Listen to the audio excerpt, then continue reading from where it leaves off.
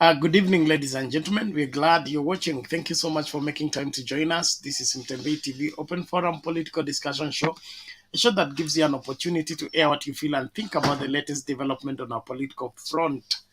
Well, our fence-sitting church falls short to take a stand against GMO. Instead, they request for an apology from Moses Kuria. I want us to look at it. What is happening with church? Can the church ever be relied upon to salvage this country, especially when the country goes wrong? Why are they afraid to take a stand against GMO when there is enormous evidence and claims and counterclaims against the whole thing? They come in and say they want further talks, further negotiations, further deliberations. Is this the church that saves a nation, or a church that has gone to bed with the executive in order to mess up the lives of Kenyans? Well, I want to hear what you feel and think about the same, even as we start out our conversation. And of course, despite the outcry of Rift Valley and otherwise farmers, there is a spirited effort to gazette the importation of maize into the country for the next 6 months duty-free.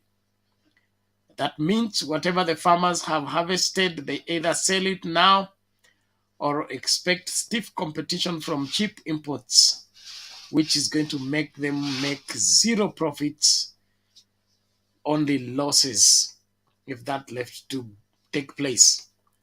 Is this part of Kenya Kwanza policy to impoverish the people and therefore rule them despite their outcry?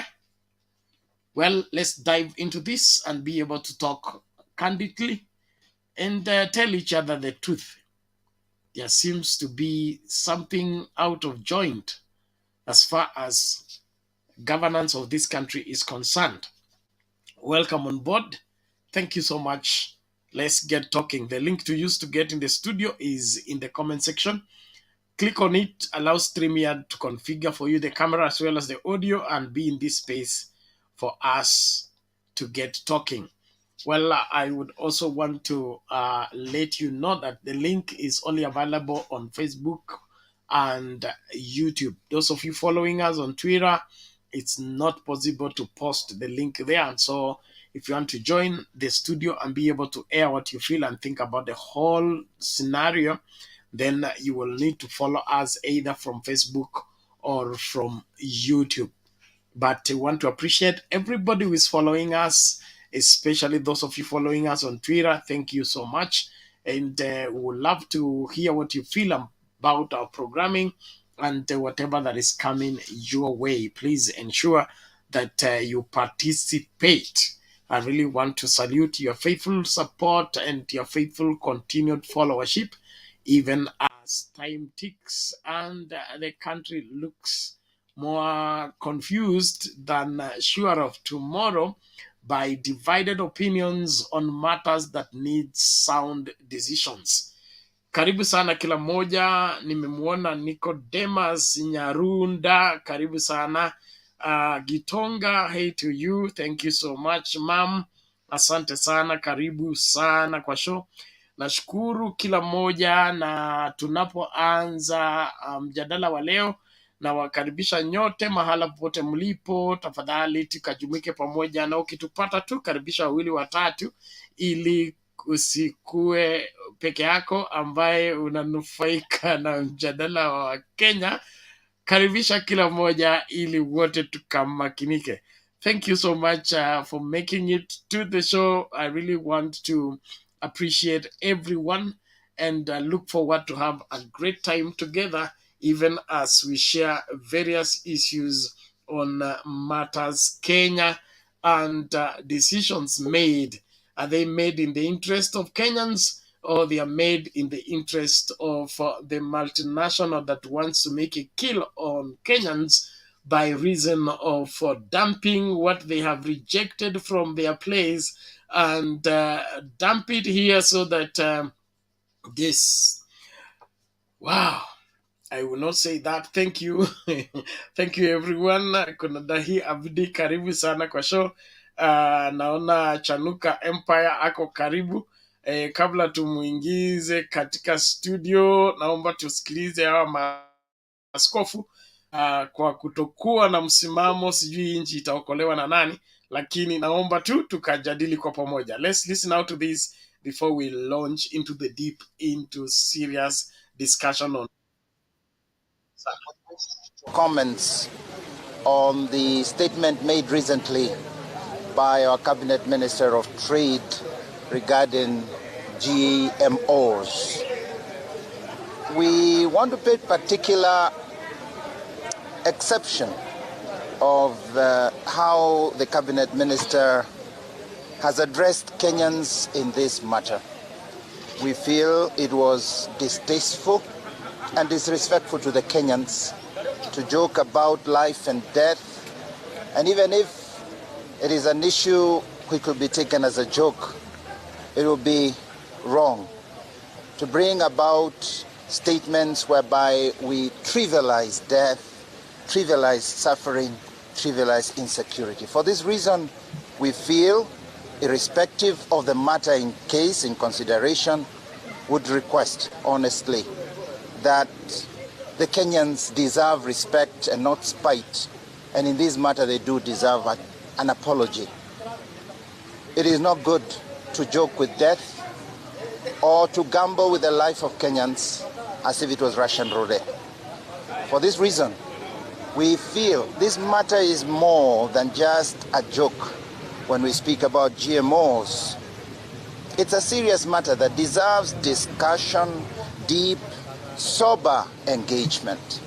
It's not on one hand a decision for us to, on one hand, just embrace them wholeheartedly, completely, without any reservation, nor a situation where we want to reject the use or even to address the need that could be for a specific time. It's a matter of discussion. It's a matter of engagement and respectful, strategic engagement.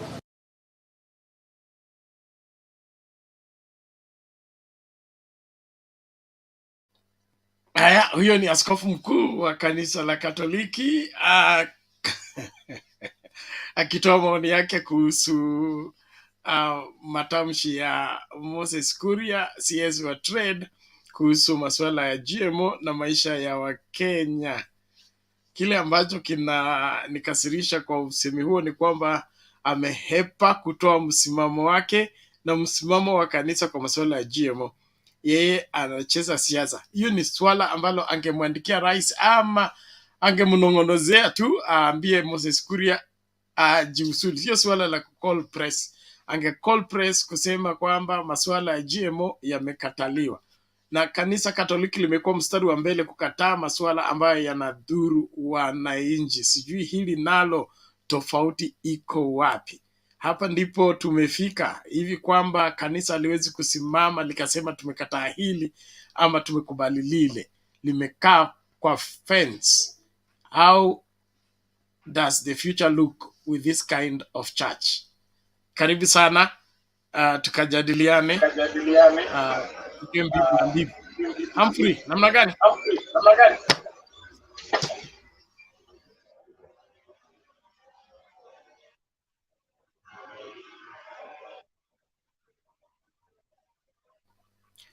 Humphrey, are you there?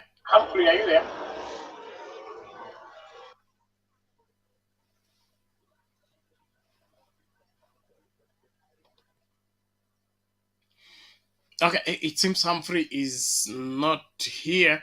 All the same, thank you everyone. We appreciate you for continuing to follow our broadcast, and wish to appreciate everyone who is participating. Begin by ensuring that you invite a few or more people into the discourse so that they can let us know. Oh, as I was saying, The church seems to be sitting on the fence on matters of life and death as far as Kenyan lives are concerned. Why is this the case? Could it be that because they have gone to bed with the executive and therefore they cannot have a stand? Or what is happening? Now, if that is the case, are we still safe with what is happening in the country if there is no more voice of salvaging the lives of Kenyans? Who is going to cry out so that the government can listen? We are right now in the midst of a crisis where farmers are harvesting their maize, and it has never occurred in the history of Kenya that while the harvest is on, there was a duty free importation of maize into the country. I don't know about this. If I am mistaken, please let me know. But the importation of maize is only done when the farmers have finished harvesting. The government has bought the maize from the farmers, and they are sure of how many bags are available in the country. And then they can now tell the deficit of what is needed in the country, and therefore when they give the gazettement to for free duty-free importation, it is in reflection that we bring in this amount of bags because we already have this amount of bags.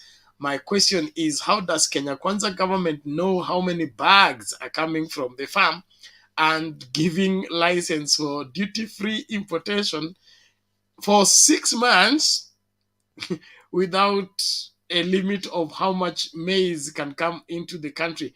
Why are we here? I mean, what is happening? Are we still a country, or we have been reduced into a kalongolongo kind of governance where everything is abracadabra, si wewe lakini ni wewe? I think Kenyans need to realize that this is not normal. This is not normal, and something needs to happen drastically in this country to bring us back to our senses. This kind of operation, it's unusual, it is unconventional, and it leaves a lot to be desired, to say but the least. It leaves a lot to be desired. And so, as the Kenyan people, where are we in this one? Where are we in this one? Are we okay? Do we have a government in place that really cares about this country, that wants to run the affairs of this country, or they just want to enjoy the benefits of being in leadership without taking the responsibility of leadership? Kenya Kwanza came into office on the premise of wako na mpango. Hao ndio wako na mpango, hao ndio wanajua, hao ndio wanajua kule tunatoka, kule tunakwenda. Is this the premise of their demonstration of competence that they promised us by them giving free license to bring duty-free maize without knowing how much bags are coming from the farm, and without buying the maize from the farmers? So where are the farmers going to sell the maize? And even if they're going to sell to the brokers or to the millers directly, how won't the imported maize affect the local pricing? Will farmers make profit when we are talking about agribusiness and incentives to make farmers to work hard and be able to produce enough food for the country to be food secure? How will the farmers now get the courage and the commitment to go ahead and increase their productivity if the little they have gotten out cannot fetch them anything, because a government has decided to bring in imported maize without considering how it will affect the farmers? Sijui uko wapi. Naomba kila mmoja mahala bulipo, karibisha wawili watatu tukajadili maneno haya kwa kina. naomba tu kushukuru kila mmoja anayejitahidi na kuhakikisha kwamba anafuata kipindi hiki.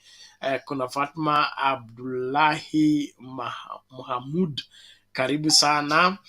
Kuna Vincent Roa anasema so Moses Kuria state that there is so many things that are killing everyone. So GMO should not be one of those things. So sad. Well, that is now a minister who has been given a gate to protect Kenyans through, and is opening it wide for everything and anything to come.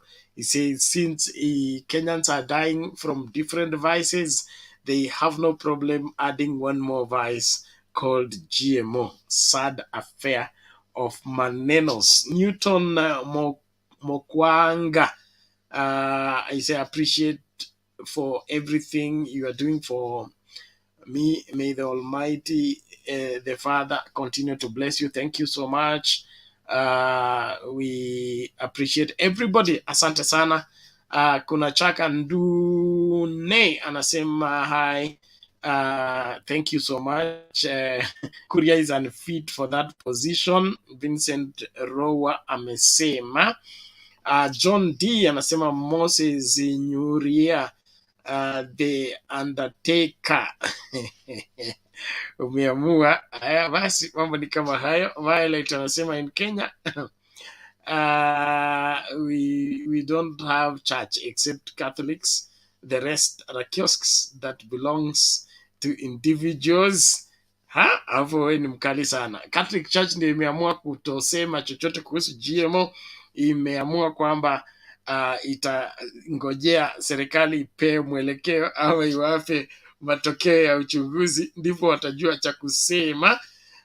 No hard feelings, but I think by the time they are calling press, they needed to have a comprehensive statement that gives the country direction on matters.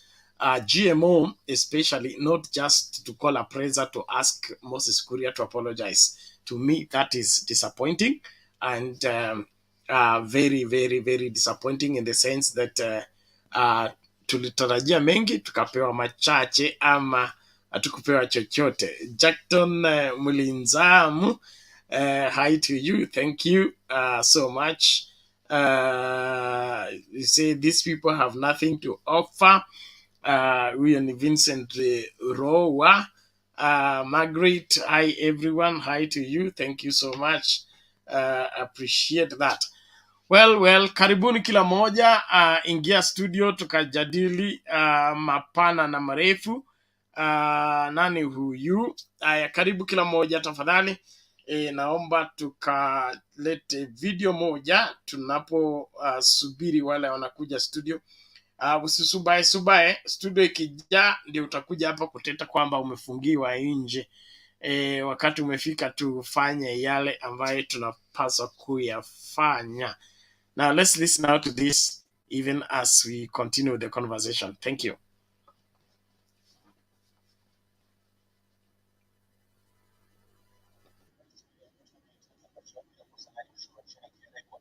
Kutoka lengo la shilingi trilioni 3 hadi 4.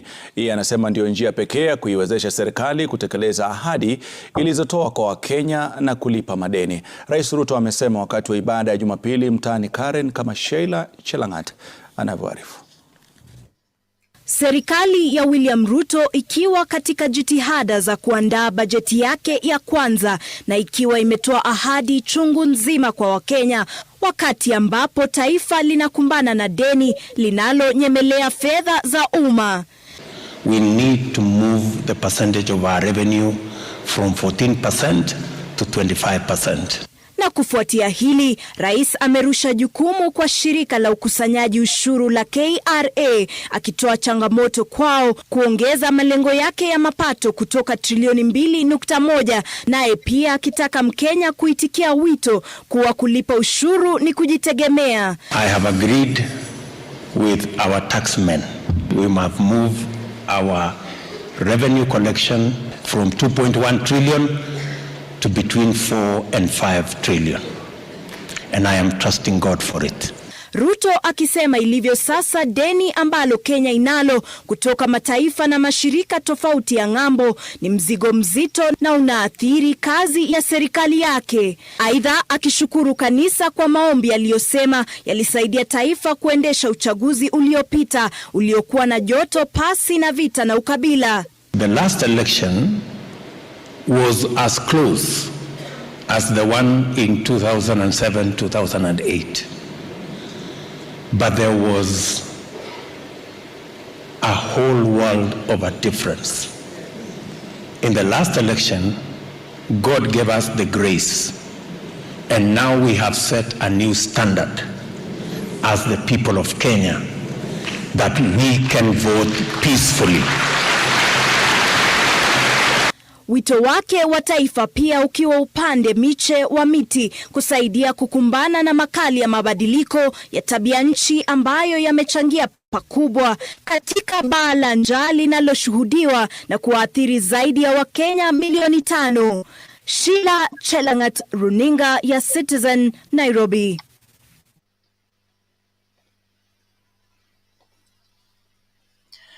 Okay, asante kila moja na washukuru kwa kujumuika nasi katika mjadala wa leo. Tunaangazia kanisa kutokuwa na msimamo mkali kinyume na GMO, bali wanaomba kwamba Moses Kuria aombe msamaha kwa Kenya. Cha muhimu hapa ni msamaha kuomba msamaha kutoka kwa Moses Kuria, ama kuzuia kile ambacho kinafanya Moses Kuria kuwachukulia Wakenya hivi. Na wakati wakulima bado wako shambani wanavuna mahindi yao, serikali imepeana ruksa kwa wale ambao wanataka kuimport mahindi katika nchi wafanye hivyo. Hii ndio njia moja ya kusaidia wakulima ama kukandamiza wakulima. Does Kenya Kwanza intend to help this country move forward or move backward? And of course, you have heard the president is more keen on collecting taxes than increasing the productivity of Kenyans. Is this how an economy is salvaged? Let's get talking. I'm happy Mr. Guru is here. Bwana Guru, vipi leo? Asante sana Bernard. Yeah, karibu. Asante. Masko. Endelea mjadala. Leo nimefurahi kwamba kwa kiasi kanisa yangu ya Catholic wameongea. Jana ndio niliuliza what is happening to our churches, because the church that I was brought up in was a church of dignity, a church of integrity, a church that was the conscience of the society, that commented on socio-political issues without fear or favor. Well, I can see you have criticized the fact that they did not come out outright to say that GMOs are a no in Kenya. But a long journey starts with the first step. I know it may not be possible to come out in the manner that perhaps you would have wanted, because times have changed. This country has a constitution, and even when you look at the statement that Baba released the other day, one of the issues was that there is no public participation in this matter, and he urged the MPs to take their role very seriously, so that the right decision is made. Although he went further and said he is sure that if public participation is applied, Kenyans have nothing and do not want to have anything with GMOs. And you can also imagine then a government determined to placate their benefactors in the 2022 elections, because it seems they are serving an interest that was promised even before the elections were held. Then they must find a way. Bernard, ukikula pesa ya mtu na umemwahidi kwamba ukinifukisha hapa basi itakuwa wewe na wewe utarudisha mkono. Don't think you are going to escape. That is the situation we are in right now in Kenya. Seems, because when you look at how fast that matter was expedited, in fact it was done by a cabinet that was exiting. So I don't know even legally whether that one is even has a standing, because a new president should essentially have his own cabinet, which now pushes government agenda. So in other words, the matter was passed in a cabinet that was not UDA stroke Kenya Kwanza. And I think that is a strong legal ground to argue from. However, it is also very clear that something sinister is happening, because the aspect of public participation was not just a footnote in our constitution. It is at the center of every decision that should be made, and particularly where decisions adversely affect the lives of the people. And therefore, this is something they will not escape. Public participation has to be done. I am happy more Kenyans are coming to learn that GMOs is not the solution to our food problems. What we need are irrigation projects, quality seeds. Our seed production company,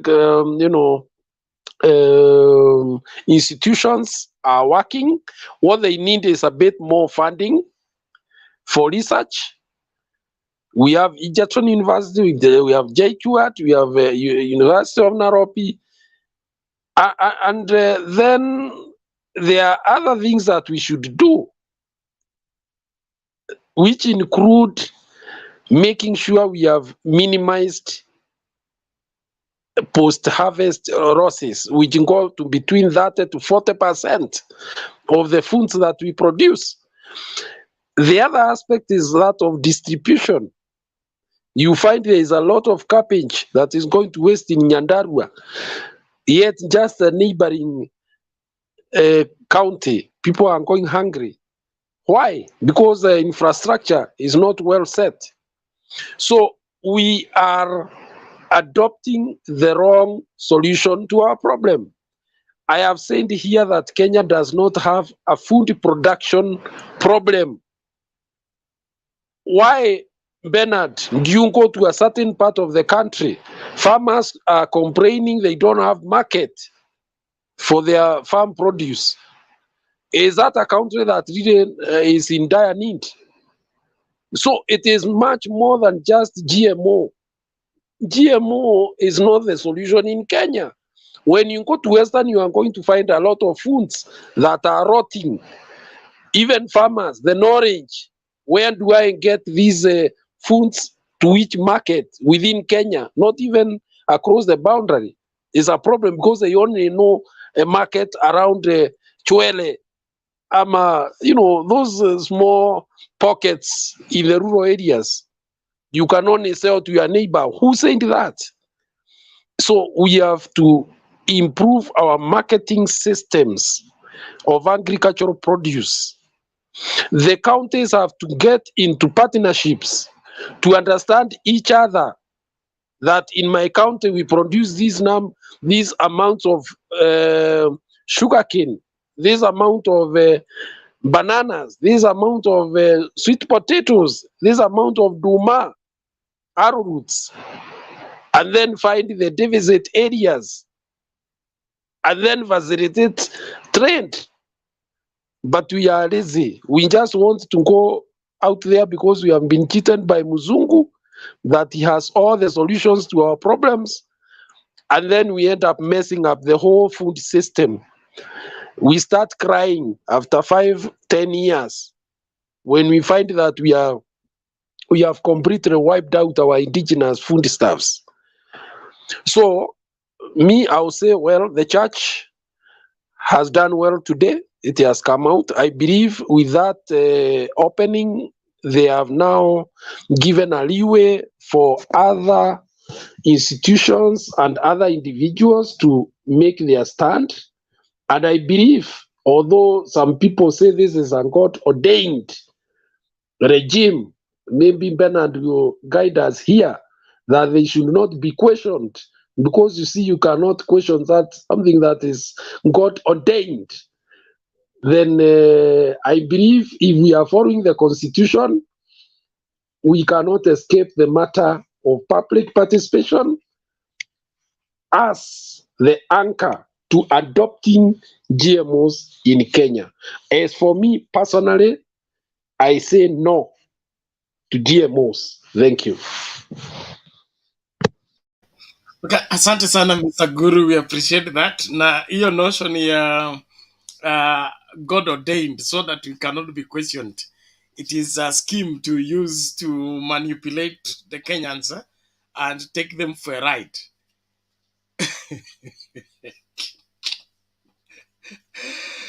From where I sit and my understanding of the Bible, we can question anything, anytime. Nobody should intimidate another by saying, because we are God ordained, we should not be questioned. The prophets are to be checked. The seers are to be checked from the Bible. In both Old and New Testament, from what I understand. In the Old Testament, if you prophesied and prophecy did not come to pass, we visit you one morning and stone you to death for failing to fulfill a prophecy you prophesied. And I wish that law was applying today. We would have finished all the bishops in this city for prophet lying. And then in the New Testament, he said when you prophesy, okay, he said we shouldn't have 5 prophecies. Okay, he said if we allow, let 3 people prophesy, but the rest should sit down and scrutinize the prophecy, whether it agrees with what God said or not. So nobody is absolute on this matter. So Kenya Kwanza government can claim that they are spiritual, they are God ordained, and all that. And then the irony of it is that they are in agreement with the atheist community on matters GMO. So spiritual Kenya Kwanza and the spiritual atheist community are in the same bed on matters GMO. So Kenya Kwanza ijaribu kitu ingine, wache kudanganya. Sisi wajinga kiasi hiyo. But all the same, we really want Kenyans to be sober on this, especially the way they are treating farmers, because this is a deliberate move to impoverish the people. Mahindi ijatoka kwa shamba, okay? Mahindi atujui ni how many bags itatoka. How do you give a 6 months leeway to import maize? You have not even put a limit on how much maize can come in before you stop that. You just said 6 months. 6 months you can bring maize for 6 years into the country. So why is that the case? Isn't that the move to make farmers not to grow maize next year? Because they will have nothing to. Why should they grow maize if they cannot sell it and they can't make money? So it's Kenya Kwanza's agenda to make Kenya unproductive. That is it. Unproductive and dependent, so that we go to what Moi, when Moi allowed Mtumba, okay? Mtumba clothes were not in Kenya when we were growing up. Si tukiwa primary school tulikuwa tunashonewa shati, tunashonewa short. Everything was made in Kenya. Mtumba cloth was allowed because the industries had crashed and Kenyans were not to go naked. So he said, let Mtumba cloth come. So are we back to where we were with Moi? Now that he says our farmers are not producing maize, let maize come by importation. And then we become a dependent nation whereby we can never be able to be self-sustaining and self-productive. A very serious matter that we need to reconcile with ourselves. And comparing it with Baba, he wanted every county to have a product. He wanted industries to be revived and new ones to be established so that Kenyans can go to work, earn a decent income, and be able to sustain their families. Why are we digging ourselves into the hole by allowing ourselves to be dependent when we had attained independence? Is this the way to become a free nation, or we are working ourselves so to become a bound nation? Let's talk about this candidly as we continue with the conversation. Let's listen out to this, and then we'll be able to bring in Utuzima to give us his view on this. Tumsikilize Deputy President kwanza.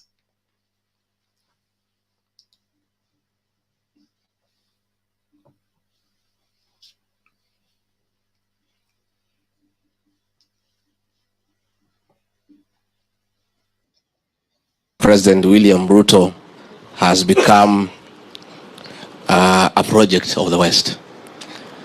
And in fact, he said a puppet of the West. President William Ruto is nobody's puppet. President William Ruto will work the West. He'll work with the East. If need be, he'll work with the North and the South and the Center so that we can make progress. And we want to say that the president needs no advice from that corner. The time they were given an opportunity to advise government, this country sunk into a ditch. They have no moral authority to advise on what we need to do to get out of the crisis we are in. When they were given an opportunity to advise government, we went into a 10 trillion public debt. When they were given an opportunity to advise government turned against its very people by touching their goods and killing businesses. If President William Ruto was to get advice from that corner, this country will be in further trouble. So I want to ask them to leave the president alone. The West is supporting us and we are happy. And that engagement with the West will continue. We'll engage the East and we'll engage anybody who means well for this country to protect our national interests and for the benefit of our people. So this engagement will continue, and those who have a problem with it, there's nothing we can do. They can just sit and watch, and we'll just ignore whatever they are saying. But I needed to clarify that the engagement is continuous and is for the benefit of the people of this country. And there is nobody who can be a puppet. You know, people who have been other people's puppets, when they see something good happening, they assume there is something about being a puppet. The president is clear. He has a clear mandate from the people of Kenya. He has a clear mind. He has clarity of thought. He continues to engage continuously. He has met many stakeholders and it has enriched his thinking. And that is why he is continuously engaging. I know they are unhappy that the president has met our development partners 3 times since he was sworn in. But there is nothing that can go wrong by engaging continuously. The president is clear that a good idea must give way to a better idea. And a better idea will ultimately give room to the best idea. So that continuous engagement is the new mode of governance in this country. And that is why we are here today. If you want to meet the president after another 3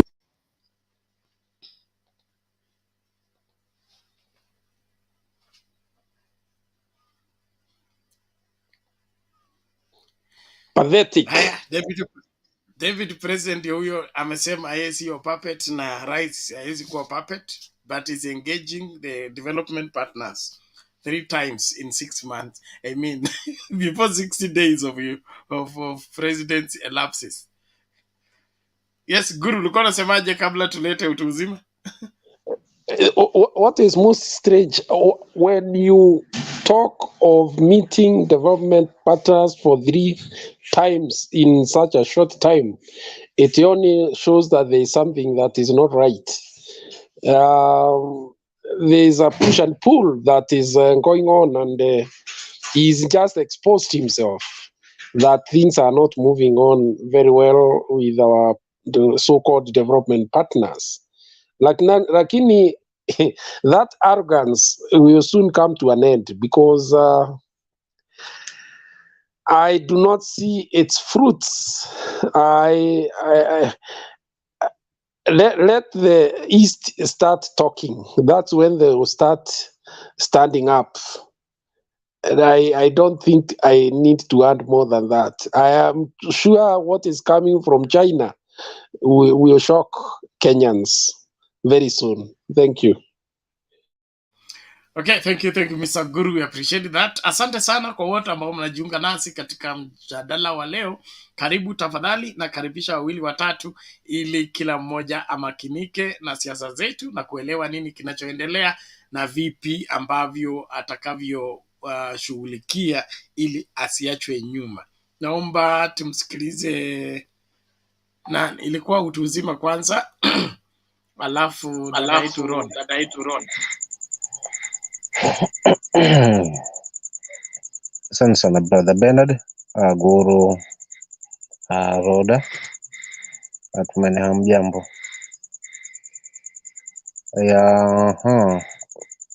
Kwanza umefanya vizuri kucheza hii, kwa sababu ndio kitu nilikuwa nimekiangalia kwa muda mrefu zaidi.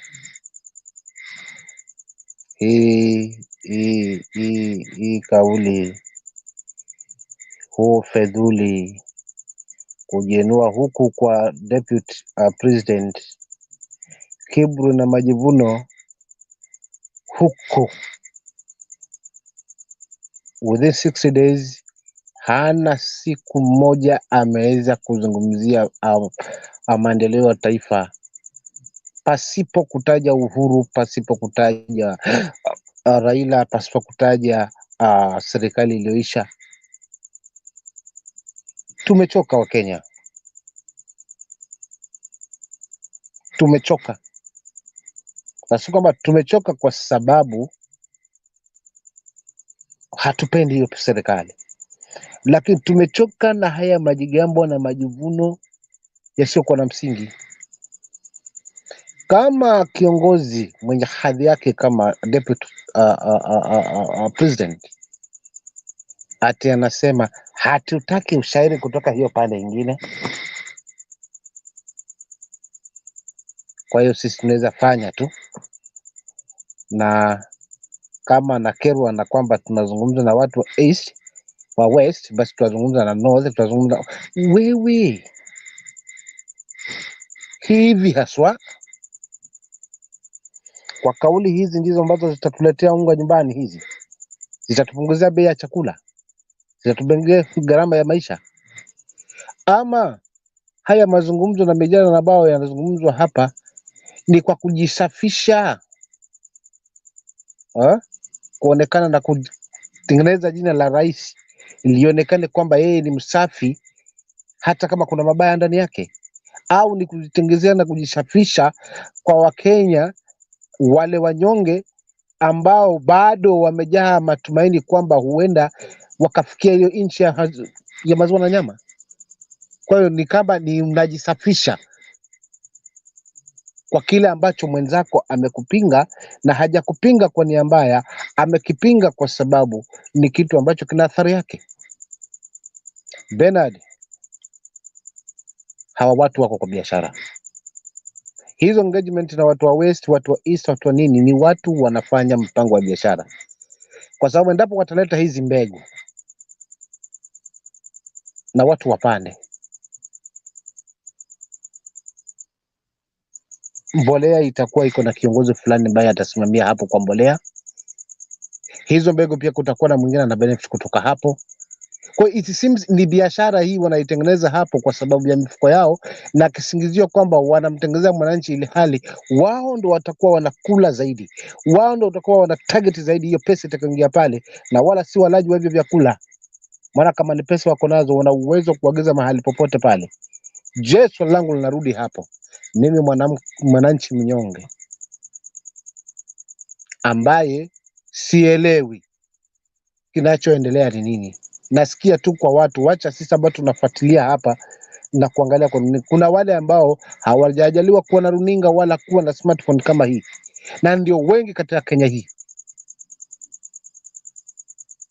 Je, ni nini wamewapangia haswa? Kama watakula vyakula ambavyo viko na sumu, watakula vyakula ambavyo vinadhuru baadaye, na si kudhuru tu kwa sisi, mpaka vizazi vinavyokuja. Si jambo la kubezi eti wala la mzaha eti. Leo kiongozi mwenye hadhi yake kama hii anathubutu kuzungumza mambo ya uongo kwa sababu ya siasa tu. Kila kitu kikipingwa, mnaniingilia kwa sababu nyinyi mliharibu serikali iliyoisha. Mlipewa nafasi ya kujaribu. Nafasi gani alipewa? Mbona akifikia wakati wa nafasi hazungumzi kapewa nafasi hii na hii katika serikali iliyoisha? Jamani, Mungu lani watu waongo kama hawa wenye majigambo, na naimani karibuni tu watashushwa chini na kukinyagwa, kwa sababu ni mambo ya kuumiza. Watu wakae chini kama viongozi, washirikiane. Hii ndio hiyo ndio nchi. Wala watu wasipewe nafasi kwamba tuangalie tu, tusikosoe, tuone tu kile kitakachopangwa. Yani ni nchi gani ambayo hakutakuwa na majadiliano? Ni serikali gani ambayo haitaki kupangiwa wala kupingwa kwa kile ambacho wamekusudia, hata kama ni kibovu? Bernard, nakosa imani kabisa na huyu mzee, nikimwangalia sielewi, ni vile tu, lakini hakika hapa tunakosa kiongozi kabisa. Tunapata wale ambao walikuwa wamemaka, hasa kwa makesi walikuwa yamewakabili, wakajua yes, sasa nafasi imejitokeza, wamepata hizi nyadhifa za uongozi, kufutafuta yale ambao wanadhania ni mabovu ili kujisafisha mbele kwa Kenya. Lakini hakika uongo ukikithiri, ukweli ukikithiri, uongo kujitenga. Very soon mkono wa Mungu tutauona, na imani kwamba tutaweza kumalizana na hii biashara mapema. Kwa hivyo mimi nitakwamia pale Bernard, basabu mtu alionikwaza ni huyu jamaa. Hata sitaki kuingia mahali kwingine, kwa sababu kiongozi ni yule anayeunganisha na kukubali maoni ya wengine na kuwaleta pamoja ili kupata mwafaka wa kuweza kuwahudumia wananchi wake, kwa watu ambao anawaongoza, ili kusudi kuwapa misimamo, kuwapa. Lakini ikiwa hamtaki kukosolewa, kwa sababu ni nini mnaficha hiyo nyuma ya pazia? Kama si biashara, kama si kuwanyanyasa, si kuwapaka mafuta tu wananchi waone kweli nyinyi ni viongozi kwa wingi wa mdomo, lakini kuna kwa upungufu wa utendaji. So leo Gachagua amenigusa maini yangu kabisa sana tu. Kwa hiyo nitakwamia pale, niwape wenzangu nafasi, ni angalau nijitulize, nipate kopo la maji. Maana wallahi za kwa pia mbane, kama pengine ingekuwa inawezekana nimpate mpande hii mimi na yeye, hala angejua huyu Mduruma hana matezo na mtu huyo. Sasa asante sana, tutashukuru kwa mchango wako na maoni yako. Naomba tusonge mbele. Mute your mic please. Mute your mic. Zima. Thank you so much. Ladies and gentlemen, thank you for joining into the discourse. Please don't watch alone. Make sure you're inviting guys to join.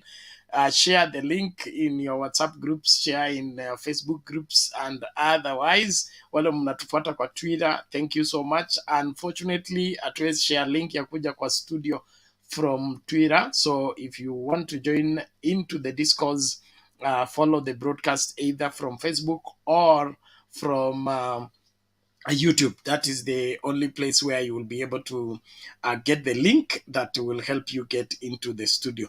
Naomba we listen to Rhoda briefly before we bring in Chanuka Empire, although Chanuka Empire alikuwa hapa asubuhi kabla tufungue station. Karibu Rhoda.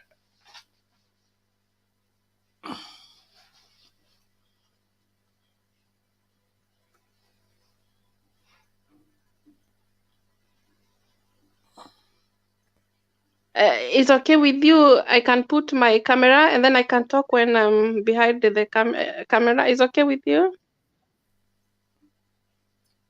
It depends. Why do you want to do that?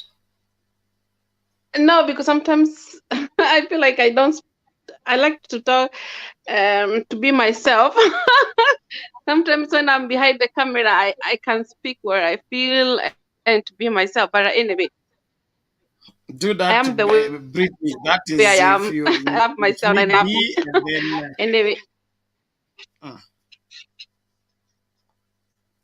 Okay, I can talk. When I want to start, nitaongea about vile wanasema about the Western, about wanapatiwa advice na watu wa Western. Mimi nikashindwaje, kwa nini tuko na president? Whole world, every continent have the president. Wao mapresident wale wote tu wanataka kupatiwa advice America ama wanaenda Europe, you know. That's a question we need to ask ourselves. Why do we have a president? The work of the president is to represent a Kenya. What Ruto present us? Do he present how education system work in Kenya? Do he present our Jomo Kenyatta University? How smart we are? Did he represent us how agriculture we are? Kwa nini he need advice? Because before you come for the president, you must learn the law. You must know what the work of the president. You're not coming there at the other country, they come to advise. No, I have never seen like Biden get advice from Europe or maybe Iraq or Baghdad. I can use the Arab country. Why he is there? If he's not ready to work, he's better he resign. He can give Odinga. Odinga is ready to take the office. And Odinga doesn't need advice. Odinga, he just need to work with them. Because Kenya is a free country. We don't cross for them to work with them. We can work together with America. There is something we can get from America country. We need each other.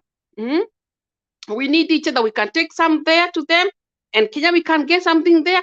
But we cannot say that we live our own. So there's some countries they don't, like, for example, like North Korea. North Korea is a really communist country. They don't work with anybody. They want to be alone. Actually, Trump, when he was in North Korea, I was very proud of him. You know, why? What is the work of the president? The work of the president, prime minister, is to represent your country. What we have, we can represent our country, Kenya. Can we represent how biological we are? Because I know Kenya people are very, you know, this one man was preaching one church in Kenya, and he's a Scandinavia. He was saying Kenya people, they're very smart. When we come here, diaspora, sometimes we come here and cleaning job, but we are still smart. You know? Unaona mtu anafanya kazi ya kuclean, and so that person have been studied very well. Ukikuja huku diaspora ndio unasema wow, kumbe Kenya si tunakuanga very smart. Unaonyesha certificate yako umefika nini from wanakuuza umesoma high school. Kama ukida kama kusomea nurse ukuwe na nini certificate high school C. Unaona Mkenya huko anakuja huko anasoma language. I can remember like my brother came here, he studied the language very quickly. Within 6 months, because he's come from Kenya, and some people they come from another country. They stay even 5 years, 10 years without nothing. It really hurt why people, we want people, they put our country down. And right now, my brother, he worked in the hospital. Because the education he had in Kenya, it helped him. Because he was very smart in Kenya. Why do we let people to come and put our country down? Hmm? Kwani Marekani na Kenya, what is the difference? We need each other.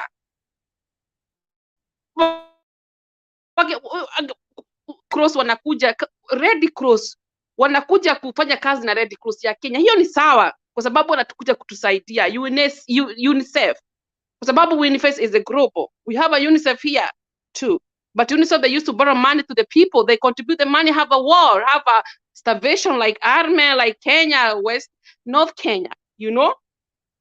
But we cannot say that we want help from the Western. That is a rubbish.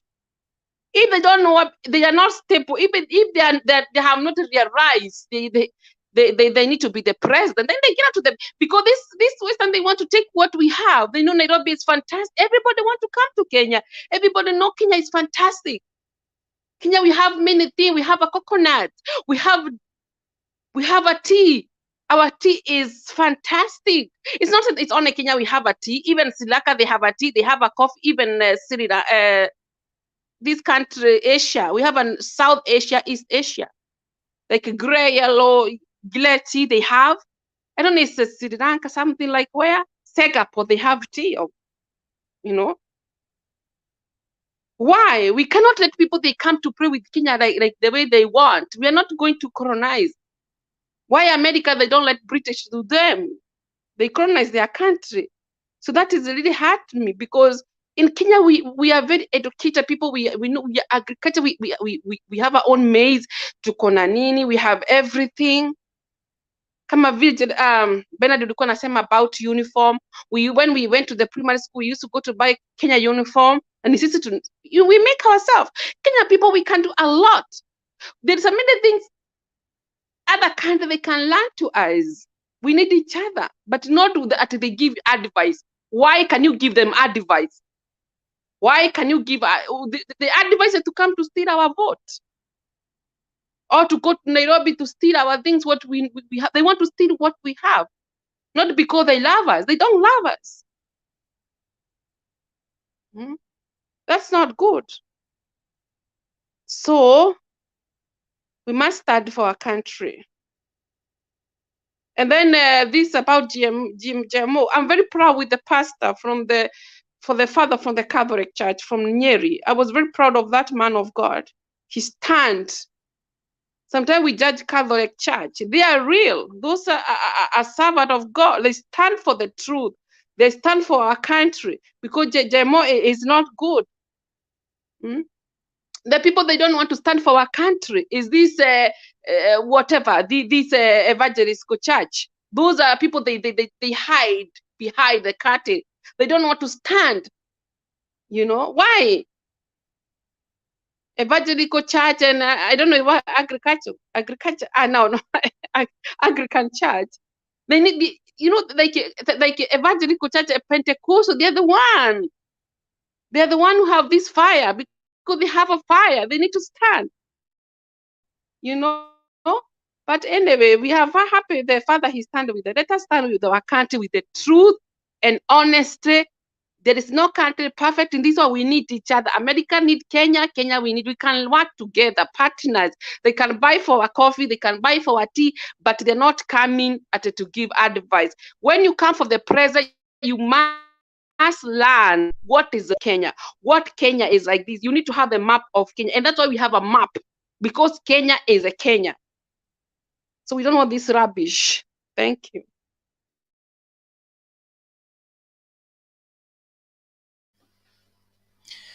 Okay, thank you Rhoda, we appreciate that, na tunashukuru kwamba kila Mkenya anamakinika kujua ukweli na kuhakikisha kwamba anasimama katika zamu yake kutetea yaliyo ya haki kwa kila Mkenya. Wakulima Kenya wanalia kwa sababu Kenya Kwanza inataka kuileta mahindi kabla hao kuvuna yao. Sijui itakuwaje. Alafu Kashagwa naye anasema yeye hahitaji ushauri. Biblia inasema in multitude of counselors there is safety. yeye anaona ushauri haufai kwa sababu, na kwanza unajua hii story ya kulaumu Raila Odinga mimi sielewi, kwa sababu Gachagua alikuwa mbunge katika bunge la 12, lile bunge ambalo lilipitisha masuala ya madeni ya nchi na uamuzi wote ambao ulifanywa na Jubilee government. Gachagua alikuwa kwa hiyo bunge. President William Ruto alikuwa kwa cabinet ile ambayo ilikuwa inapeana hiyo mapendekezo kwa bunge ndio bunge ipitishe. So kati ya William Ruto ambaye alikuwa deputy president na Gachagua ambaye alikuwa mbunge katika bunge lililopitisha madeni, na Raila Odinga ambaye hakukuwa bunge, hakukuwa kwa cabinet, nani alisorotesha uchumi wa Kenya? Nani aliyeharibu Kenya? Kwani yani Gachagua yeye huona sisi ni wajinga sana, ili kwamba kila anachosema tutakiamini tu. Raila Odinga aliharibu uchumi akipitia wapi?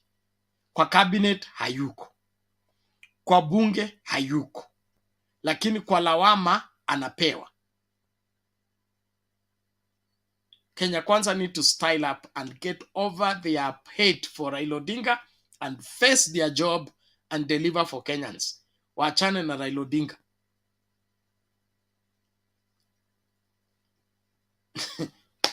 Let me not talk more. Chanuka Empire, be on standby. I hope you are there. Yeah, they have no electricity, so simu yangu itazima anytime, but ningependa kuongea kabla Give haijazima. it a minute or so. I want to play a video before you come in. Itaisha, Simu wewe. itaisha, si ati mimi ndio nazima, imeisha charge. Aya basi, enda moja kwa moja basi, tuache video. Yeah, nashukuru Roda Guru hapo Bernard, thank you so much for this day that the Lord has made. Roda, umesema Kenya tuko na vitu mingi, umesahau tuko na motura pia. Najua GMO inaharibu kila kitu. Nasikia viazi moja ya GMO unaweza kula for one year, one week. Ni kubwa vizuri. Anyway, my phone is dying down, but mine is to say this Catholic Church is a failure, Baroda. You don't just attack. They should take a stand. Take a stand and say they are not part and they don't want that GMO. Because as much as we are having problems of drought and stuff, that GMO will bring more problems and solutions to Kenyans. So don't place that Catholic church. These churches, all of them in Kenya, are failure. In fact, after this time, I think after what they supported these thugs, I'm sure after these 5 years, we will have hated the Kenyan church, not the Christ church, and the leadership of this Kenya Kwanza, because they have shown that they cannot manage a country. Everything is skyrocketing, everything is going haywire, but what they are doing is just laughing and showing a lot of teeth. So the point is, hii kanisa is a failure. They should take a stand and say, we either want GMO or we don't want GMO. My phone is going to die in a minute. But having said that, let us keep ourselves in the opposition. After this, we have to make sure that we take this country to the next level, because I don't think this government is going to help anybody. I think this is the end of hata kwetu hakuna stima. It is symptoms of corruption. Hizi ni symptoms of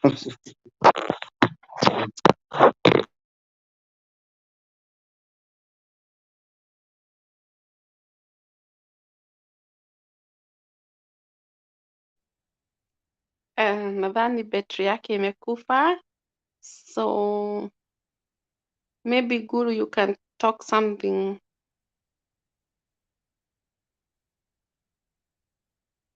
Guru dwarie.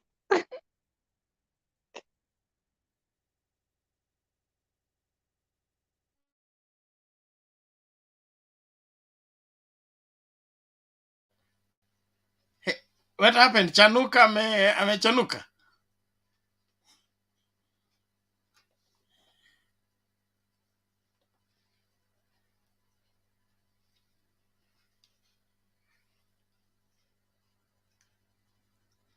Okay, thank you everyone. Mr. Guru. What happened? Chanuka Empire has been deleted.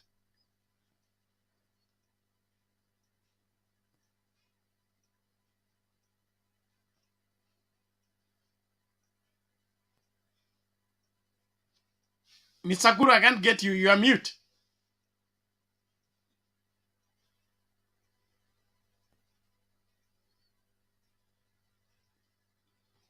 Okay, it seems Guru has a challenge. Confirm, or it's from my end. Rod, are you able to get me?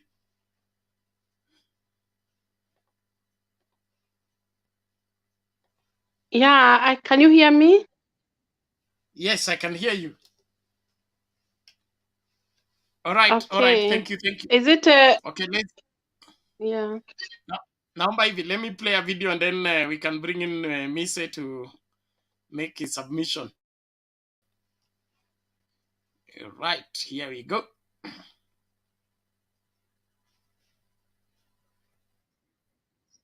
Sub-Saharan Africa has been fundamental to the global prosperity. Africa, historically, Sub-Saharan Africa has been fundamental to the global prosperity of the advanced countries. Okay? And Africa had a role to play. It has a role as a raw material producer. We will not allow Sub-Saharan Africa to escape that.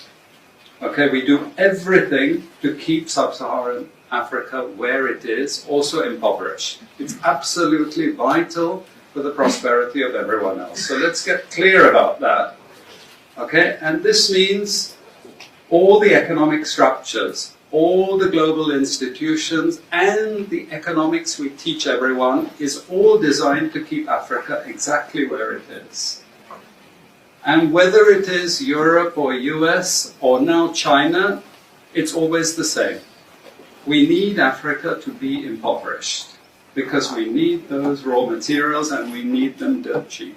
Okay, so that's the message. It doesn't mean to say that there's nothing Africans can do. Of course there is.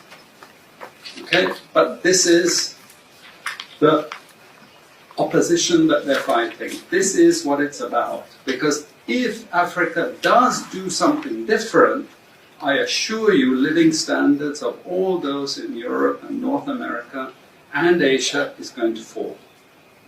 Okay? And that is a big price to pay. I assure you that the West is not going to allow that without a big fight. Okay, so this is what it's fundamentally about. What I want to show you is how these structures are operating. It's just 20 minutes, so we can't do very much, but just to give you a little bit of an idea. And why I keep the ideology part there is because we are part of the producers of ideology. At universities and academic institutions, we are complicit in this whole enterprise. Okay, so the job of many Western academics is to convince Africans they have to keep doing what they're doing. Okay? And to show them it's your fault that you're poor. It's not our fault. It's your fault that you're poor. You know? So this is what we do in academic institutions. And I want to show that as well. Let me just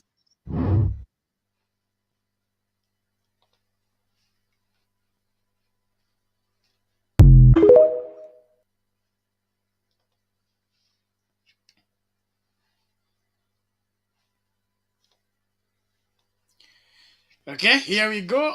That is it. And something that we must come to terms with.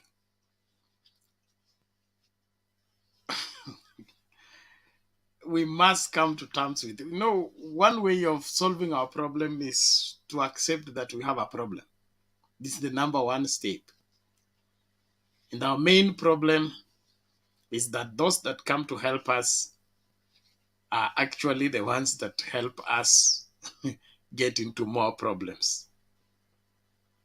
They give you free debt, and then you pay for a lifetime. They come as friends, yet they are enemies. Let Africa have a conference with itself and come up with a solution. Asante sana kila mmoja, naomba tumsikilize Mise tukiendelea na mjadala wa leo, na ukitupata tafadhali karibisha wawili watatu, usitazame peke yako. Hii ni Mtembei TV, Open Forum Political Discussion Show. Thank you. Mise, vipi?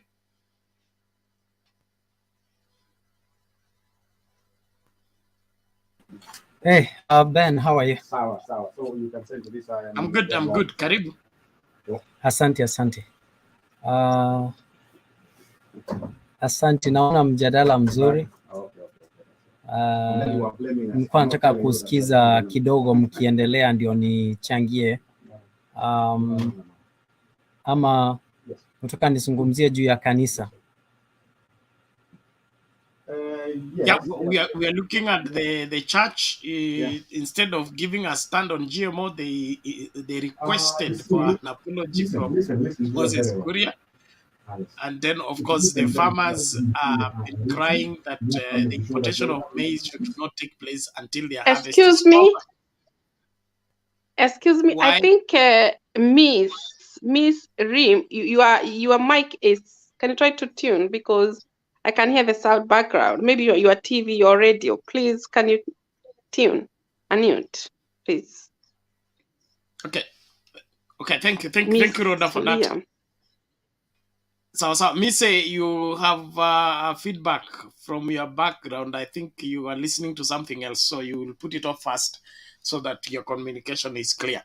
All the same, that's what you're looking at. The two things: the outcry of farmers falling on deaf ears for Kenya Kwanza, by them gazetting and giving permission to millers to import maize for 6 months duty-free. The maximum number of maize to be imported, not given, but free to import maize. Is this one way of making farmers not able to produce next year? And what is the end of the same? So if you are set, you can make your submission. Thank you very much, Bernard. I just want to draw your attention to the debate of GMO in 2011, where the Prime Minister then, being Honorable Raila Amolo Odinga, it wasn't the Prime Minister, but he was a member of Parliament, where he challenged the House, telling them that the people should not be afraid of trying and utilizing science and technology. As a result, he encouraged people to accept and embrace the introduction of GMO. And I think this debate began all the way back in 2011. And Raila Amolo Odinga was the champion of this motion in Parliament. Another thing I just wanted to talk in terms of the church. The role of the church in governance is not to stir misunderstanding, is not to bring or take sides, but is to bring unity to the community while respecting the leadership in church. While respecting the leadership. It will be understood that the church should work independently, not to interfere with the government of the day. So I do understand that what the comments that Moses Kuria made were very insensitive, although they are realistic, although they are truthful, but they were insensitive in the manner that he put it, and the timing was not right. for him to make such comments. But if I might reflect, I would agree that every day when you're in Kenya, you don't know whether you will wake up tomorrow. You don't know whether you will meet the thieves that will kill you, whether lack of food, some people will die for lack of food. You don't know if your brother is waiting for you to kill so that he can inherit your wife, and so many things. So dying is inevitable. And you, Bernard, as the man of the cloth, you know that death is well explained in the Bible, and that no one can escape death, and all of us are in that journey. The thing is, what are we doing to mitigate the deliberate death that Manamise, please, please, okay? The Bible is against people killing others. Thou shalt not kill is part of the 10 commandments.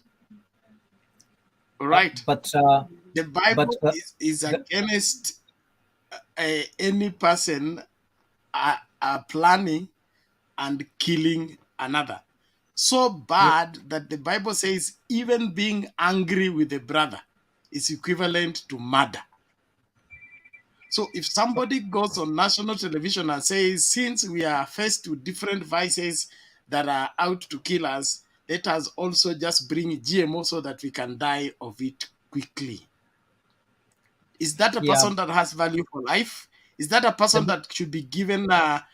Would you, if Moses Kuria was a nurse and you are sick, would you go to Moses Kuria and is assigned to your bed, okay, to watch you while you are sick? Would you be safe in the hands of Moses Kuria with that attitude towards life? Bernard, and also, I don't see any in those 10 commandments. I don't see any commandment that says that thou shall not die. It actually says I shall not die but live to declare the works of God is in the Bible. Yeah. So what I shall not die is there. Thou I shall not die, and my death is not supposed to be caused by anybody. Whether somebody causes it or not, he will have to nini. But let's nini. Mise, I appreciate your contribution, and I just want you to be truthful. Okay, when you state facts, keep them within the framework. Stop exaggerating or looking for how to defend the undefendable. Just be a nice guy that you are. State this and this. Raila Odinga was not championing for GMO in the parliament. He was responding to a question. That's very different from championing. Okay? And what he stated then, the ban for GMO in Kenya took place in the same year by the same cabinet where he was a member. It was banned by the Minister for Public Health. So why do you use Raila's name to justify what is wrong? Secondly, you are in the diaspora, okay? The entirety of the world has rejected GMO. Raila accepting GMO, will it now remove the effects of GMO? Why do we use Raila as a scapegoat for the evil we want to cause to happen in this country? And then without even, remorse, we want to convince Kenyans that because Raila said this, then it has to be this because he said. Hi, me say, help Kenyans, don't impound them. Death is there, yes. Death is inevitable, yes, but it's evil for any government to plan to kill its people. The government exists to protect its people. Whether it's snakes, whether it's locust, whether it is hunger, the government is supposed to shield its people from suffering, not to import what is going to kill them.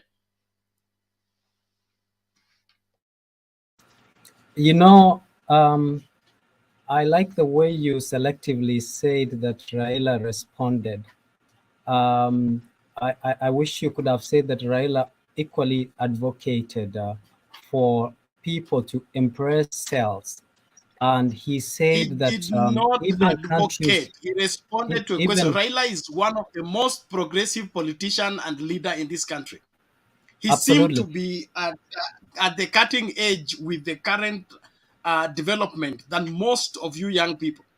And it is embarrassing to instigate that Raila will advocate for backward Stone Age things like wheelbarrow. I mean,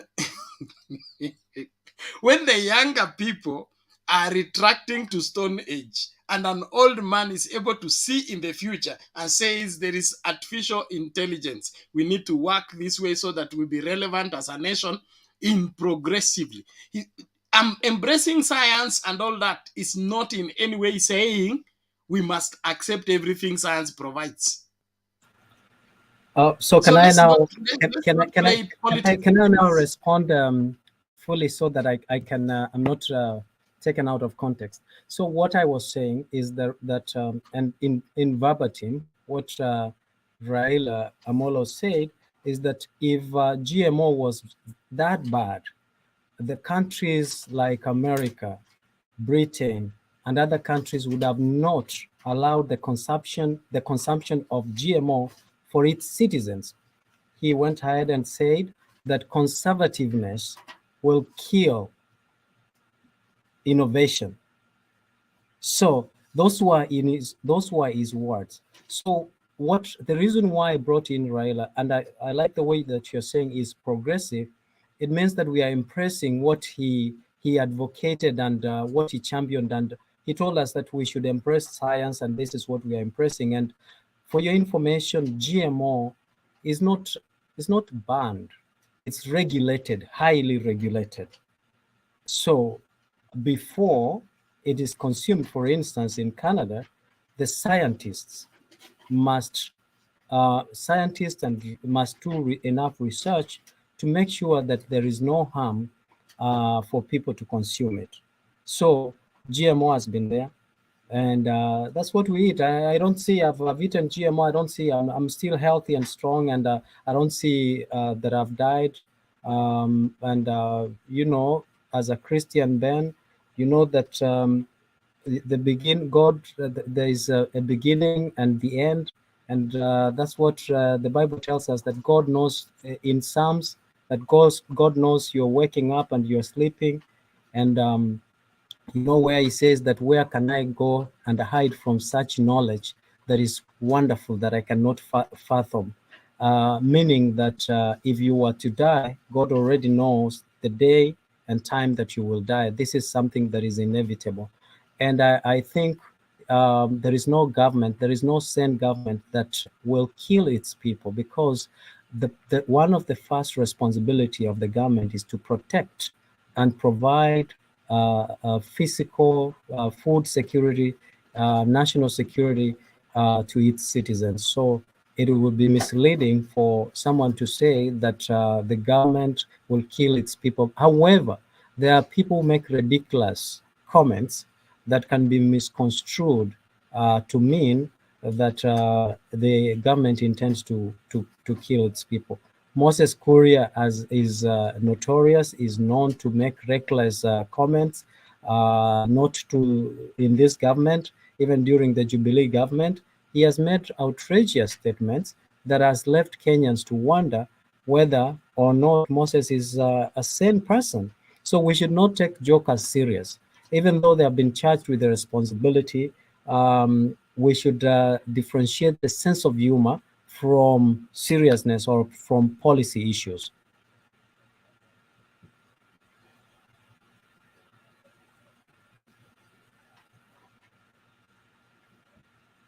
So that is what I wanted to give in. And the farmers, and I think there's something Miguna said actually that we should take very serious. I saw Miguna's comments that we should protect the indigenous farmers, and that is where patent rights comes in. So we should try and come up with patent rights so that we can protect the local farmers. The local farmers should unite and come up, get strong intellectual property lawyers who can be able to help in protecting the interests of the farmers. And in regards to the clip that you played earlier, which is a lecture in a university, I presume, most professors from the countries of the South, they are very passionate with issues of governance and issues of affecting Africans, because those who come from South America are equally affected and oppressed and taken advantage by countries of the West, the same way Africa has been taken advantage of. And so the issues they articulate on policy document, they make sense, but in reality, they don't make sense, because they actually they make sense, but who are the enablers of this? The enablers of this are our own leaders. Our own leaders, African leaders, have never united to have one front, so that when they go to United Nations, they can bargain and speak for and for the people of Africa and for their own countries. But rather, they are compromised individually, that when they are going to meetings such as United Nations, they end up misrepresenting the people of Africa and represent their own interests. That is why people like, when you look back, people who have tried to challenge the countries of the West, they end up having problems. And Muhammad Gaddafi is one of them. Robert Mugabe, Muhammad Gaddafi, Robert Mugabe of Zimbabwe, and people like Kagame are people who have challenged the decisions that are made by the West, and they are feared, but they are labeled as dictators. So until the time all African leaders can unite and speak one voice and represent the interests of our continent as Africa, then they will be able to have the power. If you look at the countries like Brazil, India, Brazil, India, China, and South Africa, they came up with a bloc. They formed a bloc called the BRICS, and now they have power to negotiate, a trading power to negotiate on their behalf. Whereas Africa as a continent, we don't have a bloc.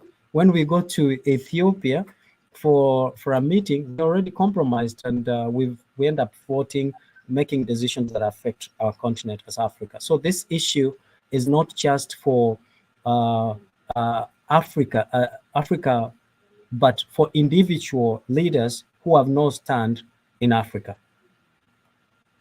Thank you. Mise, you are proving to be that type of a leader who has no stand, and what you are advocating for is not even practical. That farmers should come together, form an association that will block the cross pollination between the indigenous crops and the GMO crops. I don't know how that will work, but for now, I just want to let that go. In my opinion, then that works. If you want to know, go read about Monsanto. Read about a company called tafadhali Monsanto. wacha mchezo, Mr. Tafadhali. No, Stop it. no. Then Stop that is taking misleading. us for fools. Okay? If you look, The it's not side false. effect of GMO is known worldwide, except in your house. You are eating it every day and you look healthy. There's no problem. Keep eating, eat it until you have volunteered to be the specimen where they will check whether GMO works or not. Keep eating it. We will come for your funeral. If we volunteer to come for your funeral when you are through with the GMO. The truth is, what you're advocating for is impractical, it's unacceptable, and the rest of the world, there is even a demand that no GMO should be put on the shelf of any supermarket until it is labeled so that the decision of the person to buy, he does it from an individual point of view, not because the government decided. And What that you're is advocating for regulation. doesn't work where you are. You want it to work in Kenya. That is not going to help anything. For now, you just want to cause havoc by trying to persuade Kenyans to think in your way of thinking, which in my opinion is unacceptable. And it's not as progressive as you want to make us believe it is. It isn't. And then dragging Raila's name so that GMO can be accepted, it will not. We are launching a campaign against it. We will drive out all GMO advocates in this country. Kenya is capable of producing more than enough food for its people on its own without any aid from anywhere. Then some lazy person comes and say he wants GMO so that he can deal with the hunger situation. GMO will get rid of drought.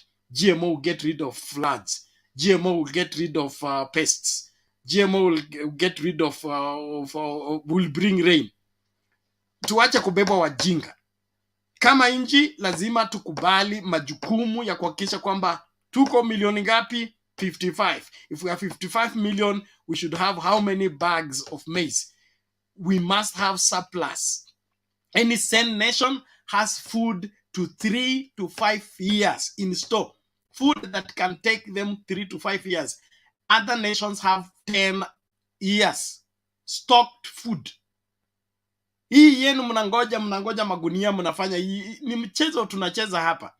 Na serikali ya Kenya Kwanza kama hawataamka it will be the historical government that was chased out of power because of hunger.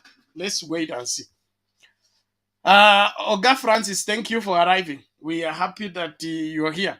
Please help us clear the air on these matters because mchezo, it sickens me. When we are the producers of everything, yet we lack everything, then somebody says we should just accept and move on. No, I won't. Bernard. Yeah. You see, the issue of GMO, let me just give me a little bit of education so that you understand. There's something that we call antibody-antigen reaction. An antibody, these are protective organs within our body or blood that attacks any kind of antigen or virus that comes to our body. That's why you are able to defend it. So when you take a GMO that has been altered genetically, the body does not recognize that kind of a molecule, that kind of a nutrient that has been altered. So what it happens is the body may likely to attack what you consume as a food. That is why these supplements are there to suppress maybe even those antibodies so that they will not be able to react with your body. That is like more of immunosuppression. It will suppress your body so that haita react. Unajua sahi ukikunywa maji, your body knows very well that umekunywa maji ya kutengeneza mwili. But ukikuwa na kitu kama amoeba ndani, the body will produce antibody to fight the amoeba because it's not part of water. This will happen with the GMO food because that molecule that has been added or removed was very essentially. So it will cause that kind of a reaction within the body.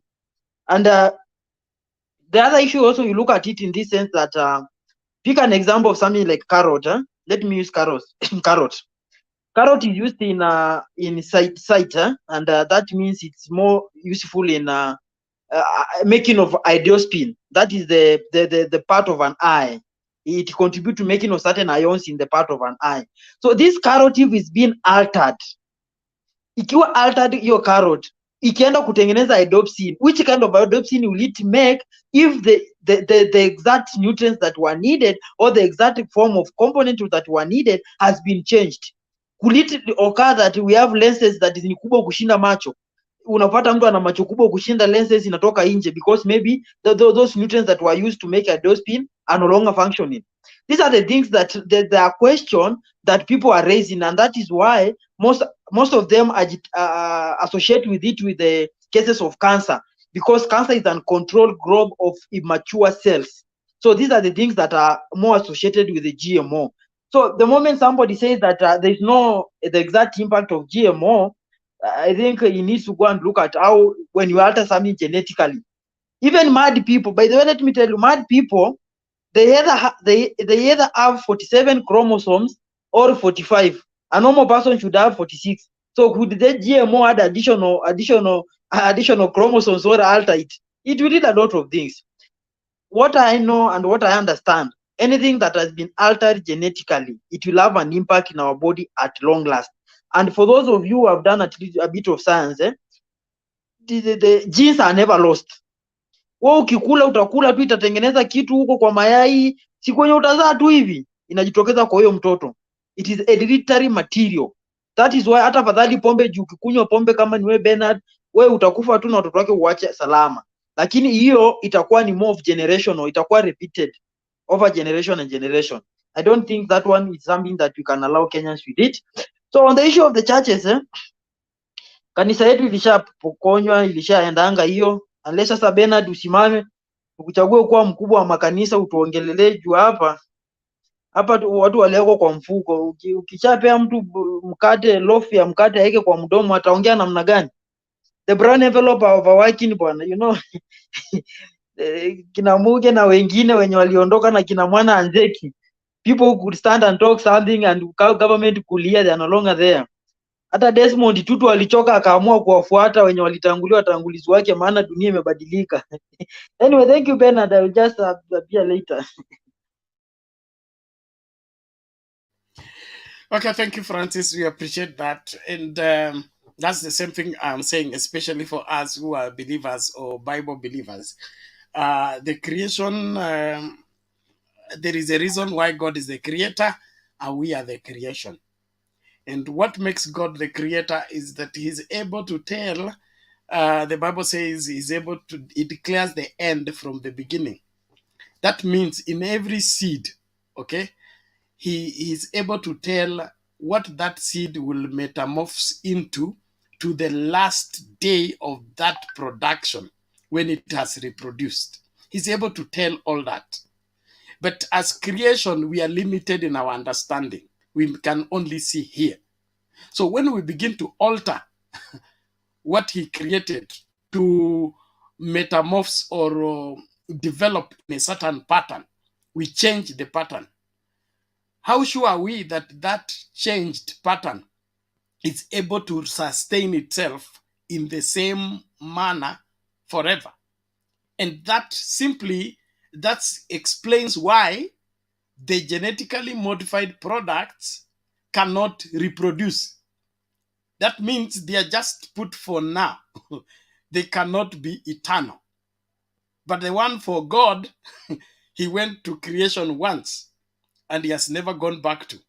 They have been able to reproduce forever and have remained the same. Contrary to those of you who believe in the Big Bang Theory and the evolution, okay?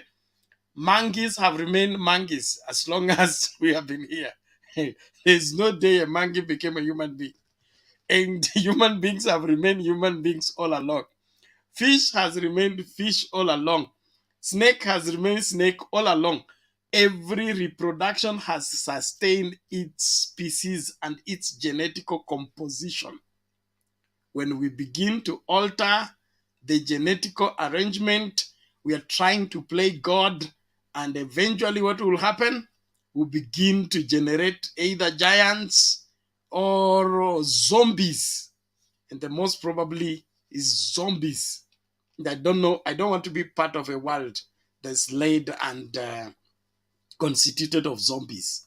We need to be smart people, able to chart the way forward, doing what is required to do in the right way.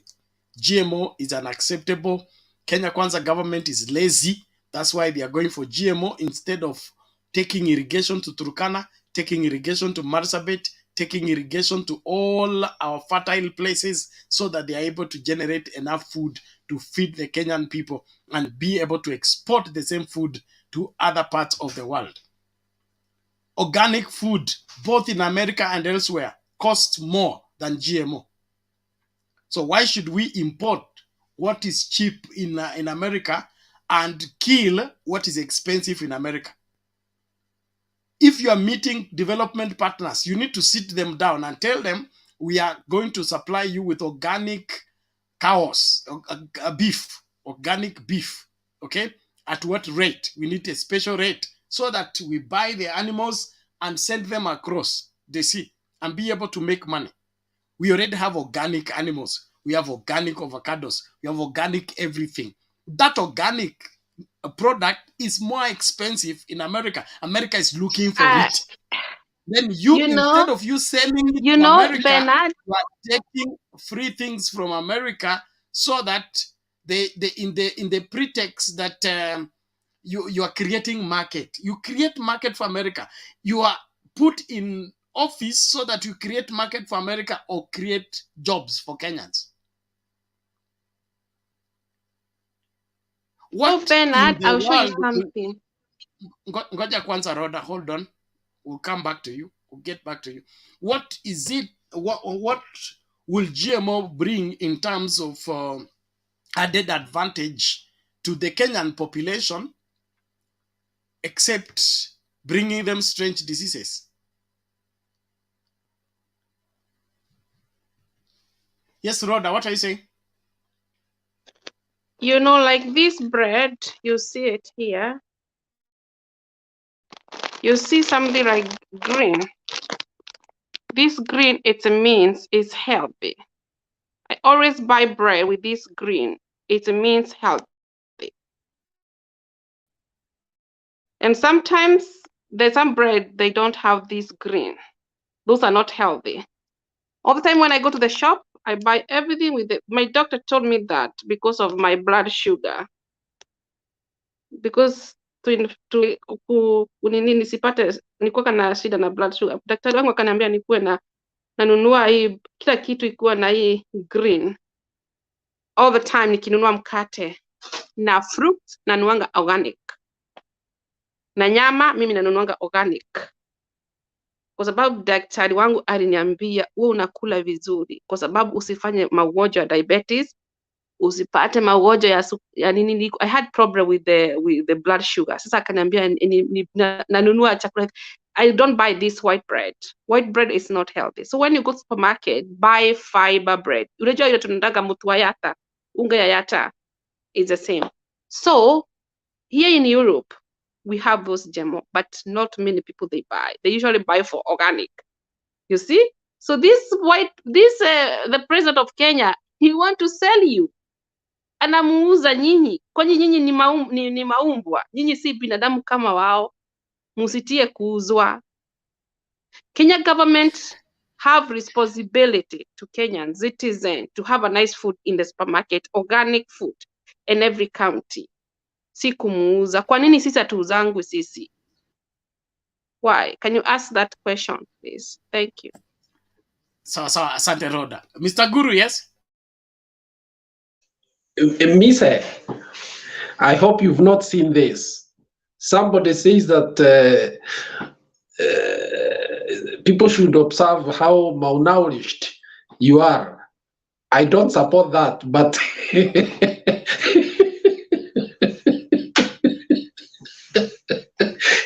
I don't hope that that is a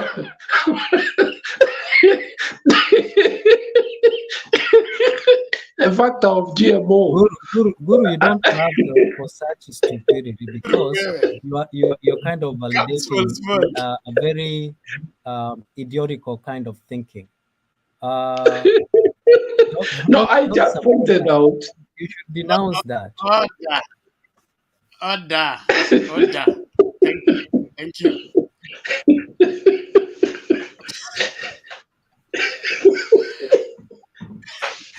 Mr. Guru, thank you for citing that. I was avoiding to do that. Lakini wacha tuseme. Sorry, Misa, if it's hard to you. Then as a Christian, you should stop that. Ngoja bwana Mise, hii maneno ya kudraga Ukristo kwa masuala ambayo wewe umekuja hapa kudanganya kwamba GMO ni nzuri, wewe unakula GMO, watu wakule GMO. Ufuate katika kukula GMO.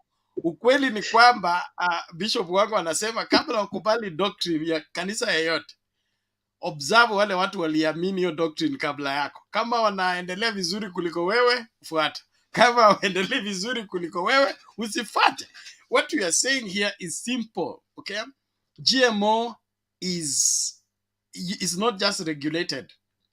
It is banned, it's rejected in majority of the countries in the world. Majority of the countries in the world. And GMO is not a debate for yesterday. It's been here for a long time. It is backward for any government in this time and age to be the one advocating for GMO to come. Not if in Africa. When the Arab world is desert 100%, they are not advocating for GMO to come. What is William Ruto and team looking for in GMO that they cannot produce in this country? This is unacceptable. That a whole cabinet sit down and says we need GMO. What makes us need GMO? Have we exhausted all our possibilities of generating enough food for the people? I don't think so. We have enough land to produce more than enough food organically in this country. And we'll have a problem of more than enough food in this country if we have a working government that is serious about feeding its people. But this laziness of going looking for a shortcut to bring GMO here because the Americans have asked you to do so and they have told you that there is nothing wrong with GMO, Americans, let Americans feed America. We need Kenyans to feed Kenya. Yes, Bwana Guru, you are still, yes. Malisa sentence yako tafadhali. Yes, one other thing maybe, Bernard, that we should point to the people is that our ecosystems, how are these GMOs going to disrupt our ecosystems?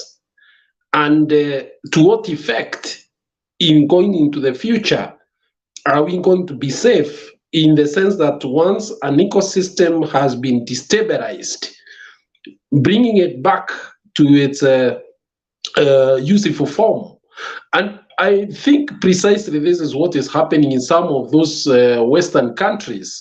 If you go to places like Germany and elsewhere, they invest seriously in ecosystems. And knowing how fragile our ecosystems can be because of the competing needs that we have here, the flora and fauna, it is scaring that we can open up our country to such experiments that could dispel doom for us and our generations to come. I don't know whether Ms. is aware that the whole issue of GMO has also an implication on the ecosystems, which is a very, the ecosystem is also tied to the food production systems.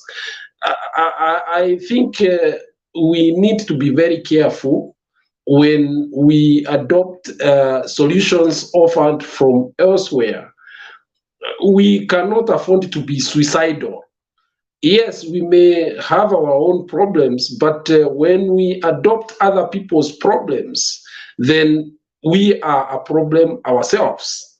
Thank you. Asante sana. Inaonekana Mise ni mmojawapo wale wanaamini kwamba mvua inatoka mbinguni, haitoki kwa forest. Kwa hivyo forest inaweza timuliwa tu. They don't care about the ecosystem. They will pray everything into effect.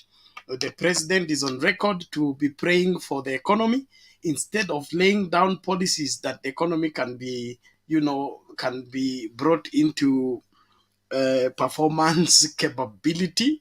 He wants to increase a collection of tax instead of increasing job opportunities that will result into collection of tax. I mean, we have an upside down government. This is surely bottom up. I mean, they have turned everything upside down. Instead of cause and effect, they are affecting instead of cause. We wouldn't have any better description than this. Of course, it's official, the famine is over. I mean, the dry spell, but now the floods are here. You will hear them saying the floods are now national disaster.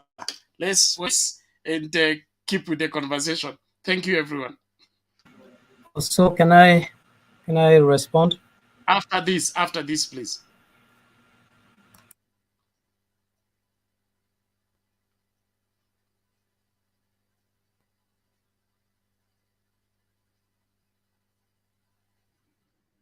Makumi ya mamia katika eneo la Rombo, kaunti ya Kajiado wameshindwa kusafiri baada ya mvua kubwa kusababisha mafuriko katika kaunti hiyo.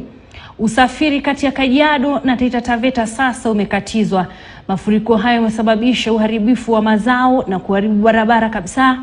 Wito ukitolewa kwa wakazi kwa uangalifu wakati mvua inaposhuhudiwa ili kuepuka maafa.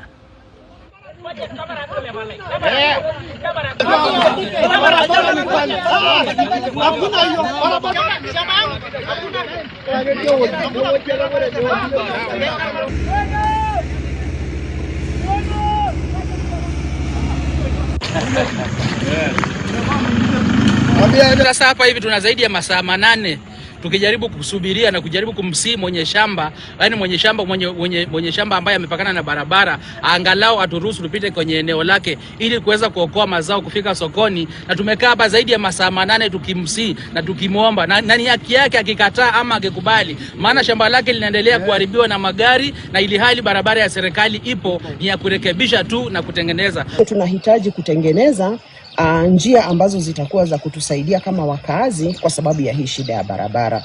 Ninaelewa ya kwamba kuanzia pande ya Taveta imeanzia, this barabara is illicit to Taveta. Ninaelewa ya kwamba pande ya Taveta imeanza. Kwa hivyo tunaomba ikuje kwa haraka, ikuje ili imsaidie mwananchi wa kawaida, kwa sababu shida ya barabara imekuwa kero kubwa kwa wananchi wa hapa. Imekuwa kila wakati wanapita kwa shamba yangu. Wanasonga tu. Magari, mapikipiki, mpaka hata shamba imeharibika, hata nikijaribu hata kulima hailimiki kabisa.